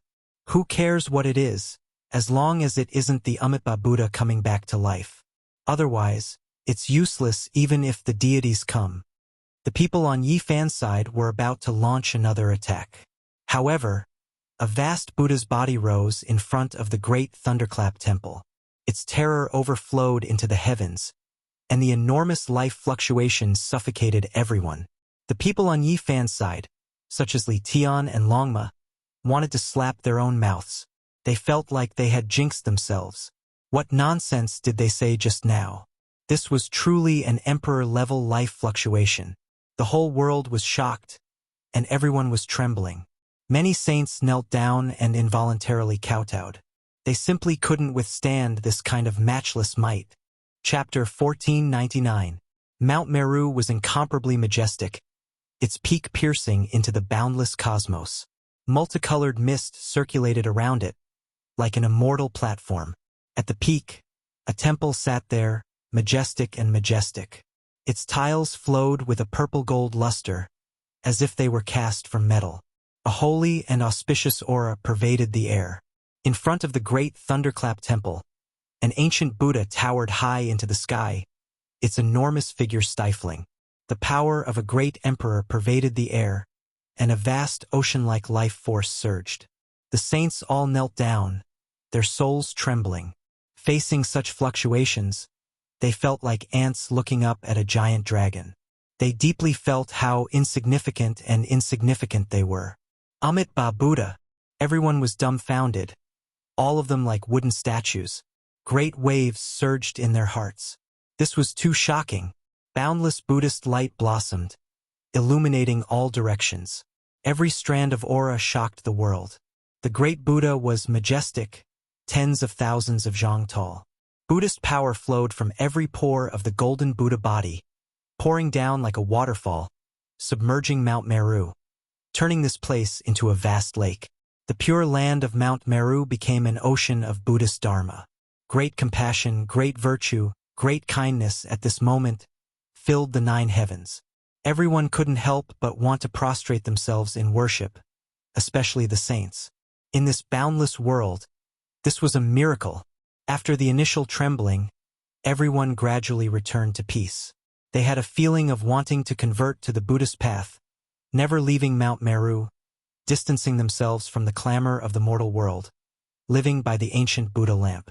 A type of compassion, a type of dharma, pervaded the air, guiding people to become good, to become enlightened, to convert people to the 3 treasures. The divine and holy aura shook the world. At this moment, the millions and millions of creatures in the western desert were startled awake. They gazed at Mount Meru and kowtowed together. The saints were shaken, and all the heroes knelt down devoutly. Those with higher cultivation levels felt fear, while the weaker ones could only admire and kowtow. No one would have thought that the peaceful Mount Meru would have so many major events today. Not a single one of them could be recorded in the annals of history. Is this real? On Yi Fan's side, several emperor weapons had already been gathered together. Everyone was solemnly on guard. Only with the defense of these emperor weapons could they not be infected by this atmosphere. Even those as ferocious as the savage and evil as Li Tian were stupefied, continuously blaming themselves for being a jinx. Whatever they said would appear, this was just too inauspicious. The Buddha's head and face were blurry and shrouded in the chaotic mist, making it hard to see clearly. However, one could vaguely make out that it was similar to the Amitabha Buddha statue worshipped in the temples. The other parts of his body shone resplendently, and every inch of his skin was so terrifying. It made people wonder if he could break through the universe with a single movement and cause a star field to collapse. This was an unparalleled aura that caused even the heavens to rumble under its pressure. The long river of time was reversed. There was a type of great Tao scripture that sounded, rumbling deafeningly. An ancient Buddha was preaching the Tao, passing down the laws under the heavens, passing down the Tao from past to present. Was this the obsession of the great emperor, or was he really not dead? At this moment, even Yi Fan and Princess Divine Silkworm were uncertain, let alone others. Such an unforeseen event was completely unpredictable. Emperor weapons, formation patterns, and power of faith had all been considered, But who would have thought that there was still a great emperor? How inauspicious! I heard a group of crows cawing in the morning, but I didn't expect to hear a damned monk. Longma muttered to himself. Even now, he was still stubborn. Yifan and the others were silent and didn't move. There really weren't many choices to retreat or defend. If he was an emperor, he wouldn't be able to leave at all. In the distance, the saints were horrified and terrified. They didn't know what to do, and many people knelt down. Everyone was devout and kowtowed to the ground, wishing that they could remain kneeling forever. This scene was very strange. There was auspicious Buddhist power circulating, and resplendent light bloomed. Mount Meru seemed to have turned into a god, as if it was going to ascend to the celestial world. Rays of auspicious light shot out one after another. However, after waiting for a long time, the Buddha didn't move. He still stood there, releasing a vast ocean-like fluctuation of life and saving the world with benevolence. Something's wrong. He's like a statue, not reacting at all. The old undying, divine silkworm princess, and the others of the 13 great bandits all focused and released their source of energy, as if they had sensed something. Yifan opened his heavenly eye and was also observing. Meanwhile, divine silkworm Taoist poured a mouthful of wine into his mouth and narrowed his eyes, staring at the Buddha on Mount Meru. The golden body Dharma. The phantom imprinted on Mount Meru in an instant isn't the true body. In the end, they came to the same conclusion. This wasn't the true Amitabha Buddha great emperor. He had passed away in meditation for more than 300,000 years, so it was impossible for him to appear in this era. When they understood everything, everyone let out a sigh of relief. They were really stunned just now. That didn't make sense. No one could live for so long. Even if the Buddhist great emperor grasped all kinds of longevity techniques and used other methods to fight against time, it was impossible for him to appear like this. The source of everything was naturally that Saraira. It was resplendent and sparkling, a holy object left behind by the Buddha after he passed away in meditation. It was the most precious immortal treasure of the Buddhist sect. In the end, the great Buddha finally disappeared, turning into a rain of light that filled the sky and scattering down. It entered Mount Meru and returned to that enormous Saraira. It was brilliant and sparkling like a heart carved from an immortal diamond. There was an indistinct Buddha body inside, mysterious and unfathomable. Yifan and the others looked at each other in dismay. Even though they were sure that it was a phantom, they all agreed that this Saraira was formidable. In front of the great thunderclap monastery, multicolored light flowed and the aura of life pervaded the air. The great peacock king's head was shining, and waves of Tao sounds accompanied the growth of her bones. Her flesh was also moving rhythmically as she reconstructed her true body. If it was anyone else, forget about the great sage, even Quasi-Emperor would undoubtedly die after being swept by the Emperor weapon. It was impossible for him to survive, yet she didn't suffer any damage with the help of the Saraira. At this time, her vital energy wasn't injured, and her source wasn't reduced. She was directly reborn, and her blood energy was abundant. Her Dharma body was exceptionally powerful, and there was a type of unrivaled power that stood at the peak. Everyone seemed to have woken up from a dream. Those who were kneeling down just now also stood up. A weak, trembling voice sounded. Another primordial spirit flew out from the Saraira, its luster dim. It was the old monk Moku. Even he actually survived. Everyone recalled that at the final moment. He used the Saraira to protect the space between his brows, transferring his soul, thus escaping disaster. Buddhas undergo nirvana, and the Saraira represents the hope of life.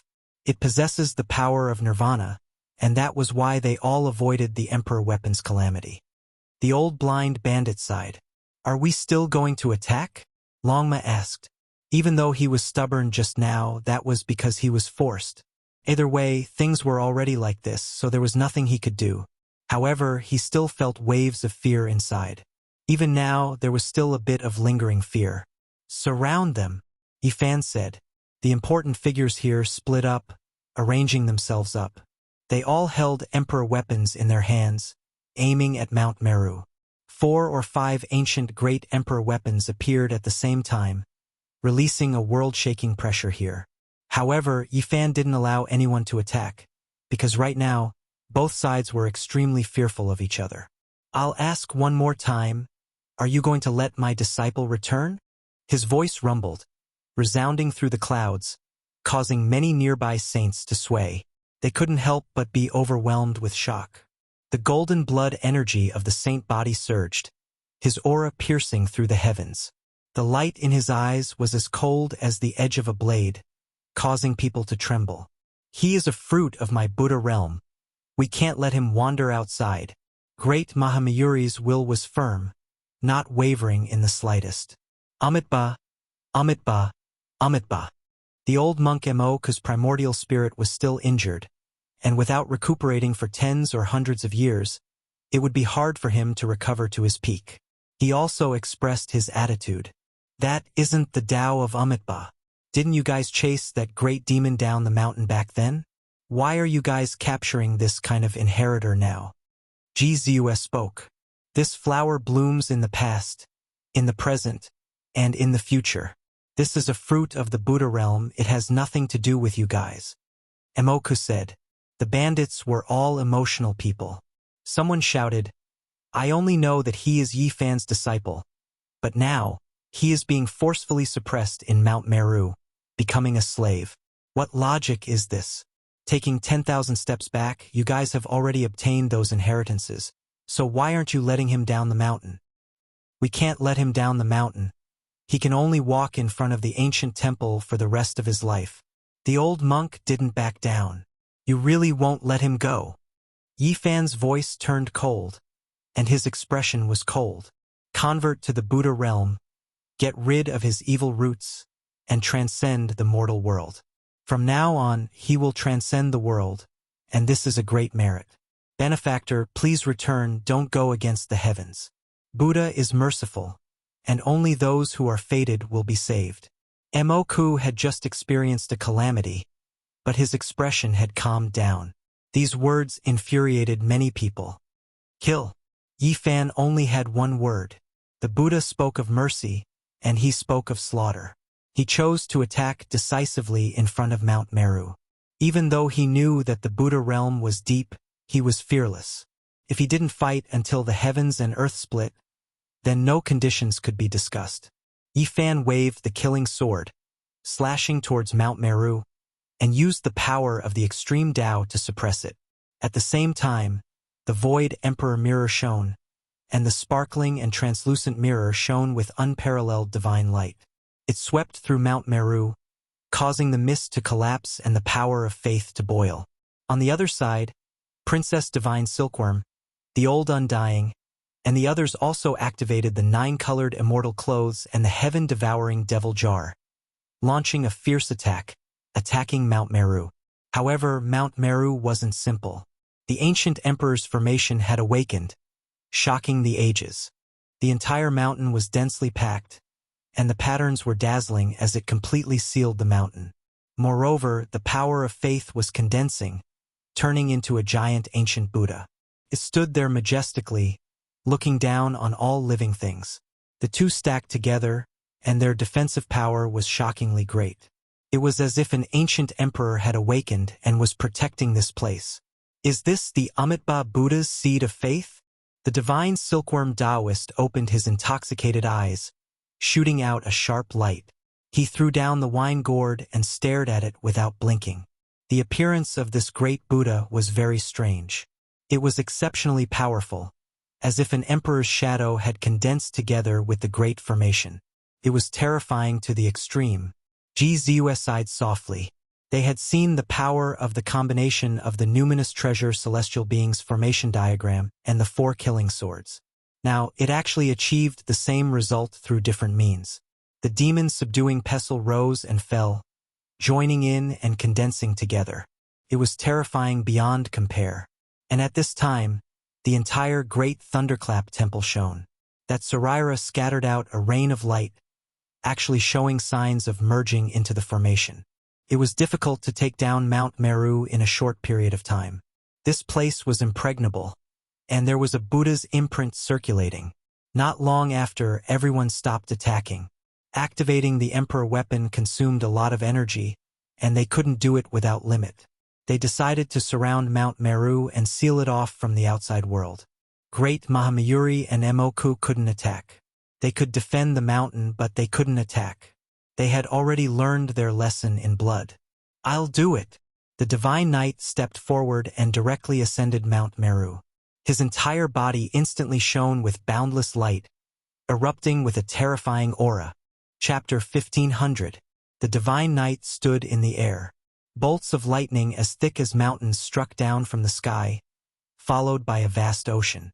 This was the world-shocking Great Sage Tribulation. Everyone was stupefied. Who was this?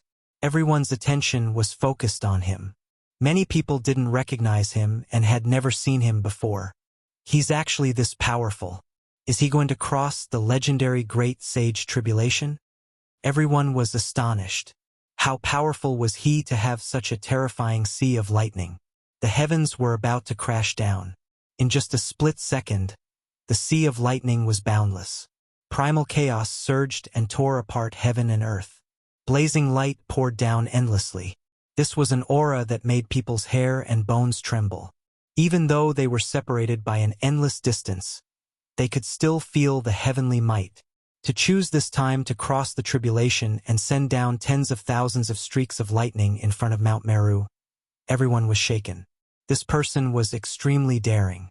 The most shocking thing was that the power of this tribulation was too vast and boundless. At first, the lightning was as thick as mountains, but now, it was as if the universe was overturned and the eternal universe was smashing down. This was a world of great heavenly lightning. There was lightning everywhere, and heavenly punishment was everywhere. It formed mountains and seas vast and immeasurable. The Great Sage Tribulation was rare and not many people had seen it. Normally, those who crossed the tribulation would choose an uninhabited area and fight with their lives on the line. Moreover, they had to guard against any disturbances. The divine knight was still so calm in the face of such a powerful tribulation. It was impossible not to be shocked. Only Yi Fan knew that the divine knight was extraordinary in the past. He had been suppressed too ruthlessly. If he hadn't cultivated on earth, his accomplishments would have long since shocked the world. If he can pass through such a powerful tribulation, there will be another terrifying great sage in this world. At this moment, the saints in the outer realms all changed their expressions. The 10,000 ancient races were also frightened. The divine knight's tribulation was too extraordinary. There were actually 9 suns in the sky accompanying it. In the end, the 10th great sun appeared. It made his entire body shine resplendently as if he was cast from gold. His golden hair fluttered in the wind as if he was about to ascend to immortality. He held the dragon spear in his hand and pointed it towards the southern heavens. He resisted the heavenly might with his body without the slightest bit of fear. Boom! It was as if the sky and earth were being split apart. The sea of lightning was boundless, and the chaotic aura was surging violently. The divine knight in the center was the most powerful and the most saintly. He looked down at Tian Fa with a pair of sharp and intimidating eyes. 10 heavenly suns covered the sky, appearing side by side. They were so dazzling that one couldn't open their eyes. This was a type of great scene. All those who underwent tribulation that produced abnormal scenes would have their names shake the past and present, powerful beyond compare. This person is too terrifying. He can actually suppress his cultivation base and choose the time and place of his own will. He can control the rhythm of the heavenly tribulation and only release it now. The boundless sea of lightning crashed down on Mount Meru. Everyone knew that the divine knight wanted to use the heavenly tribulation to strike the Buddhist gate. If the monarch weapon of the Buddhist gate was triggered to undergo the tribulation together, the consequences would be catastrophic. Yi Fan, Ji Ziyue, the divine silkworm princess, the old undying man, and the others had long received a voice transmission from the divine knight. They retreated with the archweapons and did not dare to come into contact with it. The sea of lightning that filled the sky struck down, shaking Mount Meru so much that it rumbled, but it still stood tall and did not move an inch. When everyone saw this, they were indescribably shocked. Although they knew that the pure land of the Buddhist gate would not be breached, They were still scared after witnessing such a heavenly tribulation with their own eyes. This was the tribulation of the great sage. The lightning was so boundless, but it could not destroy a single blade of grass or tree on Mount Meru. It was truly shocking. Mount Meru had something similar to the heaven-deceiving array pattern. Otherwise, it would be more than this. Boom! At this moment, the power of faith from Mount Meru suddenly went against the heavens and engulfed the heavens. It actually almost burned the sea of lightning clean. Everyone was dumbfounded and simply couldn't believe all of this. Mount Meru was too powerful. What kind of runes were rushing out? They could actually devour the heavenly tribulation. The ocean-like power of faith swept across the heavenly tribulation and went against the flow. An even more terrifying heavenly tribulation descended, striking at the divine night and smashing towards Mount Meru. There was no end to it. It was like one galaxy after another, becoming more and more powerful. This great tribulation lasted for a whole 4 hours. The divine night successfully broke through and became the great sage. Moreover, he immediately reached the second heaven of the great sage, directly crossing the first heaven. Unfortunately, no matter how endless the heavenly tribulation was, it could not damage Mount Meru at all. It was as if nothing had happened on the sky-reaching mountain. Everyone sighed. The divine night was amazing, but he couldn't really destroy Mount Meru by transcending the heavenly tribulation. Even Yi Fan with his humanoid lightning emperor tribulation might not be able to do it. Mount Meru was impenetrable, and for a moment it was actually helpless. The divine night healed his injured body and replenished his divine energy. In the end, his blood energy soared into the sky, and his aura was at its peak. After all of this was done, he didn't retreat. Instead, he asked Yi Fan and the others to protect him with the support of the emperor weapons. The divine knight was solemn and dignified. He sat cross-legged in the void, chanting an incantation while facing Mount Meru. What is he doing? Does he want to rely on his own strength to shake the Buddhist gate? Many people didn't think so, although the sages in the outer realm all admitted that he was powerful enough. Destroying Mount Meru was like an ant trying to shake a tree. However, something inexplicable and unbelievable happened. On Mount Meru, strands of Buddhist energy turned into a rain of light and shot out in all directions. Someone exclaimed in surprise. The rain of light fell like a spring breeze, and people felt a kind of auspicious power. Reverse nurture. Soon, people understood what the divine knight was doing. He could actually reverse the power of faith and break it down into a rain of light that scattered in all directions, benefiting all living beings. This was a reverse process. Mount Meru gathered the power of faith, but the divine knight was doing the exact opposite. He dissolved it and illuminated all directions. Boom! Inside Mount Meru, the old monk Emoku couldn't sit still anymore. He directly punched out a great sage fist toward the divine knight to stop this strange law. Swish! Yi Fan's sword slashed out. He was standing at the side, protecting the divine knight. How could he let the great sage of the Buddhist gate succeed? He slashed apart that giant fist of light. This is destroying the foundation of Mount Meru and disintegrating this place. Everyone saw through the profoundness and were all shocked. Who was this? Why did he have this kind of method? Many people were astonished and felt that it was inconceivable. This was definitely a taboo method of the Buddhist gate. It was difficult for outsiders to see through it. This golden-haired man was too extraordinary. Yi Fan naturally knew what was going on. Where did the divine night come from? Vatican City was also a divine land that gathered the power of faith, so it wasn't unfamiliar with this kind of secret. The divine night didn't rely on the power of faith to cultivate, but living in that kind of environment, how could he not understand this kind of taboo secret? At this moment, there was naturally a reverse hand. The divine silkworm princess, the old undying, Ji Ziyue, and the others all stood by his side, protecting him. Moreover, they supported him with their emperor weapons. Mysterious and powerful multicolored light overflowed and surrounded him. Not only could emperor weapons attack, but they could also emit gentle power. If used, they could also benefit others. When mentioning the strength of the ancient emperors, people would always think of their world-shocking battle prowess. For example, they could destroy galaxies and reopen the sky. They thought that they could make a large number of stars fall with just a slight move. It was obvious that they were looking at the problem too extreme. If that was the case, how would the ancient emperors get along with their family and friends? Their magic power would naturally be reflected in nourishing all living things. Some people once thought that the ancient emperors were too strong and that it was difficult for them to marry and have children. This was naturally looking at the problem too one-sidedly.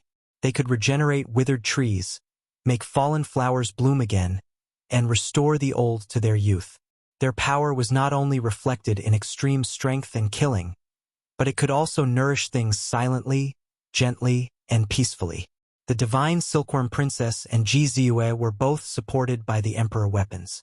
Dense light mist flowed out and supported the divine knight's body, helping him circulate his magic power and dissolve Mount Meru's psyche power. Yifan retreated.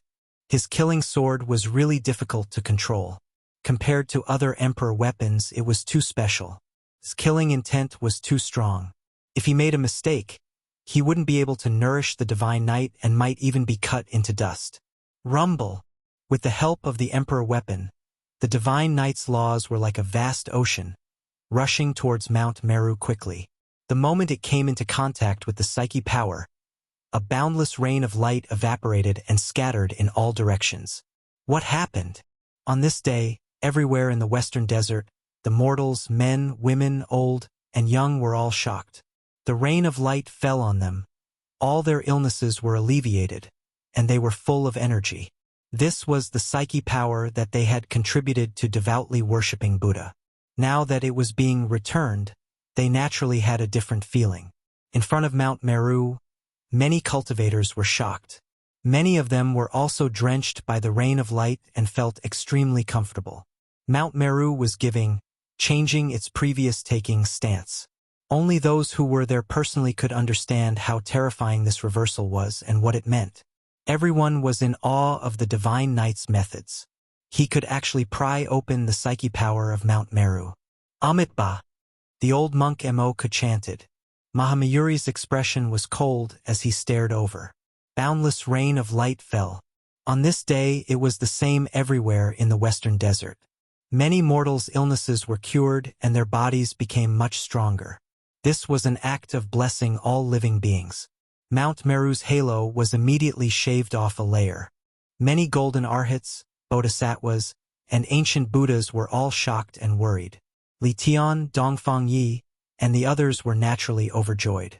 This was truly a heaven-defying method. They didn't expect the divine knight to be so amazing and attract everyone's attention. However, it was truly a pity. After this situation continued for a period of time, the divine knight could no longer dissolve Mount Meru. The pure psyche power accumulated there was even heavier than the sun, moon, and stars. What's wrong? You can't do it anymore? Yifan asked. The divine knight sighed and said, Amitabha is a truly compassionate person. This method is useless against him. Everyone was puzzled and listened to his detailed explanation. Mount Meru was vast and had been incomparably prosperous since ancient times. Mortals prostrated themselves in worship. Naturally, there were also those who believed in bodhisattvas and other ancient Buddhas. Some Buddhist saints only knew how to take, and it was easy for them to dissolve this psyche power and give it back to all living beings. However, since ancient times, the laws and seeds of Amitabha's psyche power had been operating on their own. There was giving and taking. All living beings believed in him and gave him psyche power, and he would also nourish them. This was a balance. Now, the divine knight could break through the psyche power of others, but it was difficult for him to move the slightest bit of Amitabha's psyche power. This is the great emperor's method and great spirit. Yifan sighed. There was no solution. There was giving and taking, and this psyche power came in an upright manner. Even though the divine knight knew the mysteries of the psyche power, he couldn't move the slightest bit of the great compassion power. What do we do? At this moment, everyone was at their wits' end. They couldn't attack, nor could they dissolve the psyche power. Mount Meru was impregnable. It seems like there's only one way left, Yifan said. His gaze was resolute as he surveyed the Western Desert. Chapter 1501. What should we do? Dongfang Yi asked. His hair was messy and his bronze-colored body was as strong as a flood dragon.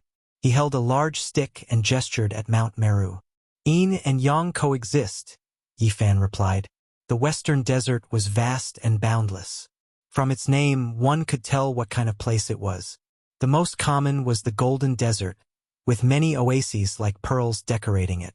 Yifan soared into the air, his Yuan-Tian eyes shooting out a sharp light as he took in the entire mountain and river. The so-called oases were very large, easily spanning thousands of li. It was not strange for the slightly larger ones to be tens of thousands of li in circumference.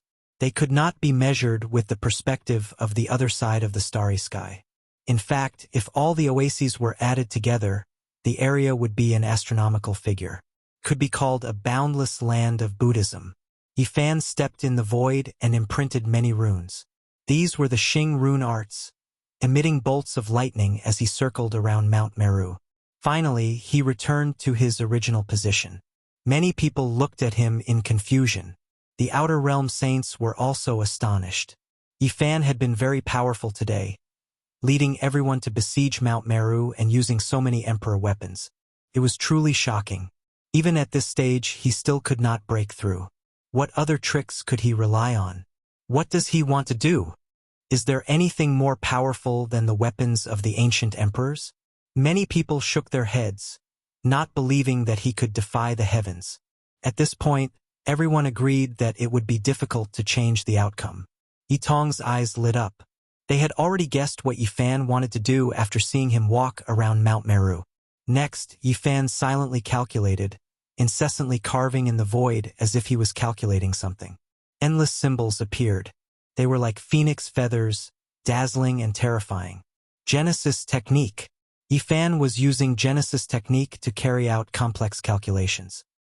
He wanted to densely cover the surroundings of Mount Meru and seal it. Even emperor weapons can't do it, can Genesis technique? Qi Luo was puzzled. The old assassin was really helpless against Mount Meru and felt that there was no other way. We'll know once we try, and this is only the first step, Yifan replied. In the surroundings, everyone gradually understood what he wanted to do. They acknowledged his strength, witnessed his terrifying aspects, but they did not believe that he could seal Mount Meru. Even the people on his side, the divine silkworm princess, the old man, and the others suspected that this would probably not work. However, Yifan was unmoved and pondered seriously. Let me try. After an indeterminable amount of time passed, he raised his head and looked off toward the western desert. He stared at Mount Meru, preparing to begin the magic. Roar! Yifan let out a long roar. Golden blood energy surged from the top of his head and rushed into the sky. He began to move. His hands moved about, drawing upon the draconic chi under Mount Meru. This was a big dragon, and it was an unparalleled ancestral dragon. Apart from ancient veins like Kunlun, there were few that could compare. At this moment, the subterranean divine marrow, dragon chi, and Genesis chi all began to seethe and resonate with him. With a flip of his hand, Yifan sent a series of patterns into the ground to inscribe laws. This was a huge project. Yifan had poured his blood, sweat, and tears into this formation for a full 8 days and 8 nights. His hair was dyed white. To him, these 8 days and 8 nights were equivalent to 80 years or even 100 years. He was completely immersed in it, forgetting everything else. Apart from the formation, there was nothing else. In the end, he let out a long sigh. Mount Meru was surrounded by densely packed ruins. The entire mountainous region had become a forbidden land. Ji Ziyue came forward and handed over a bottle of the ancient celestial being's life spring liquid. He took it and drank a mouthful. After resting for a while, his fatigue was swept away and he recovered. Even the vigorous saint physique was in such a state. One could imagine how shocking the consumption was. Normally, it would take years to lay down this formation. Is it done? Qi Luo asked. The old assassin had a worried expression. During these days, not a single one of the Outer Realm saints left. Instead, there were more and more people. After such a shocking change, who wouldn't want to see the result with their own eyes? No one believed that Yi Fan had any heaven-defying methods. Although he wouldn't say it out loud, they were sneering in their hearts.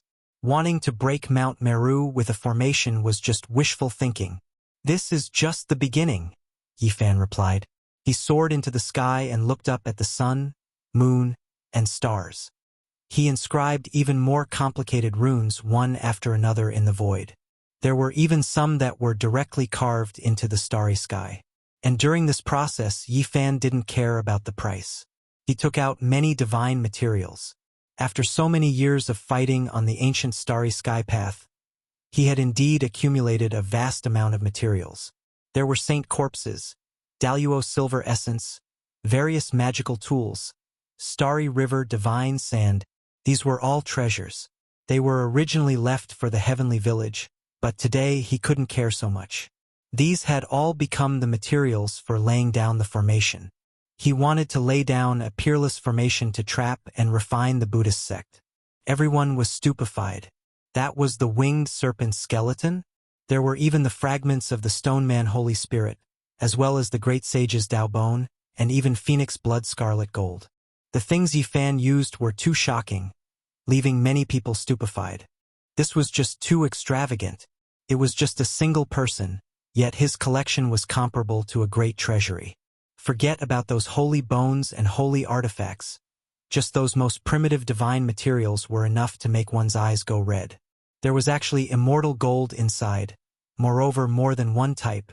Even though they were all small pieces, not that large, this was still world-shocking, making everyone's mouths and tongues go dry, stupefied, all of them a bit stupefied.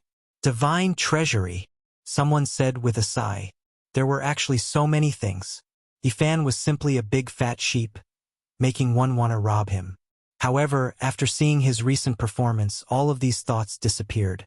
If they dared go up, they would definitely be courting death. In the sky, the holy bones were the stones, the Tao soldiers were the flags, and the divine gold was the pattern. It was dazzling. Yi Fan carved formation patterns, drawing upon the power of the heavens, mightily descending. No one could see what exactly happened on the ground because they were all in the ancestral dragon vein. However, they could see everything clearly in the sky.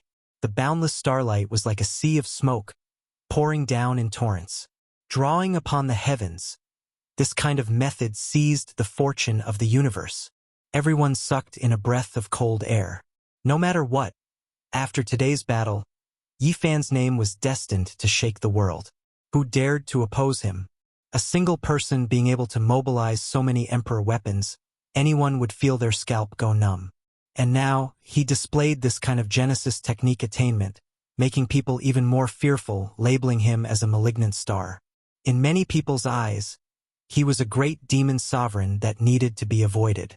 Master's Genesis technique has finally reached great success. Zhang Wuye would be deeply gratified in the afterlife if he knew, Yi Tong said. Time waited for no man. Zhang Wuye had already passed away many years ago. He was not a cultivator and only knew some superficial cultivation methods. His Genesis technique had not reached a higher level, so his lifespan was limited. Is this the most powerful Genesis technique? Once it reaches a certain level, it can change the world. He really did it. Many people in the heavenly village whispered. Yi Fan had now surpassed the Yuan Taoist master's realm. After so many years of enlightenment, he was comparable to several ancestors, and he also had his own unique understanding so he could seal the sky with a formation. For example, the forbidden Genesis technique patterns deduced like the 6 seals for immortals were only a component of this peerless formation. This formation had entrusted his many years of Genesis essence. This formation contained the laws and formation patterns of the superstar field divine map seen in the 50th city of the human race.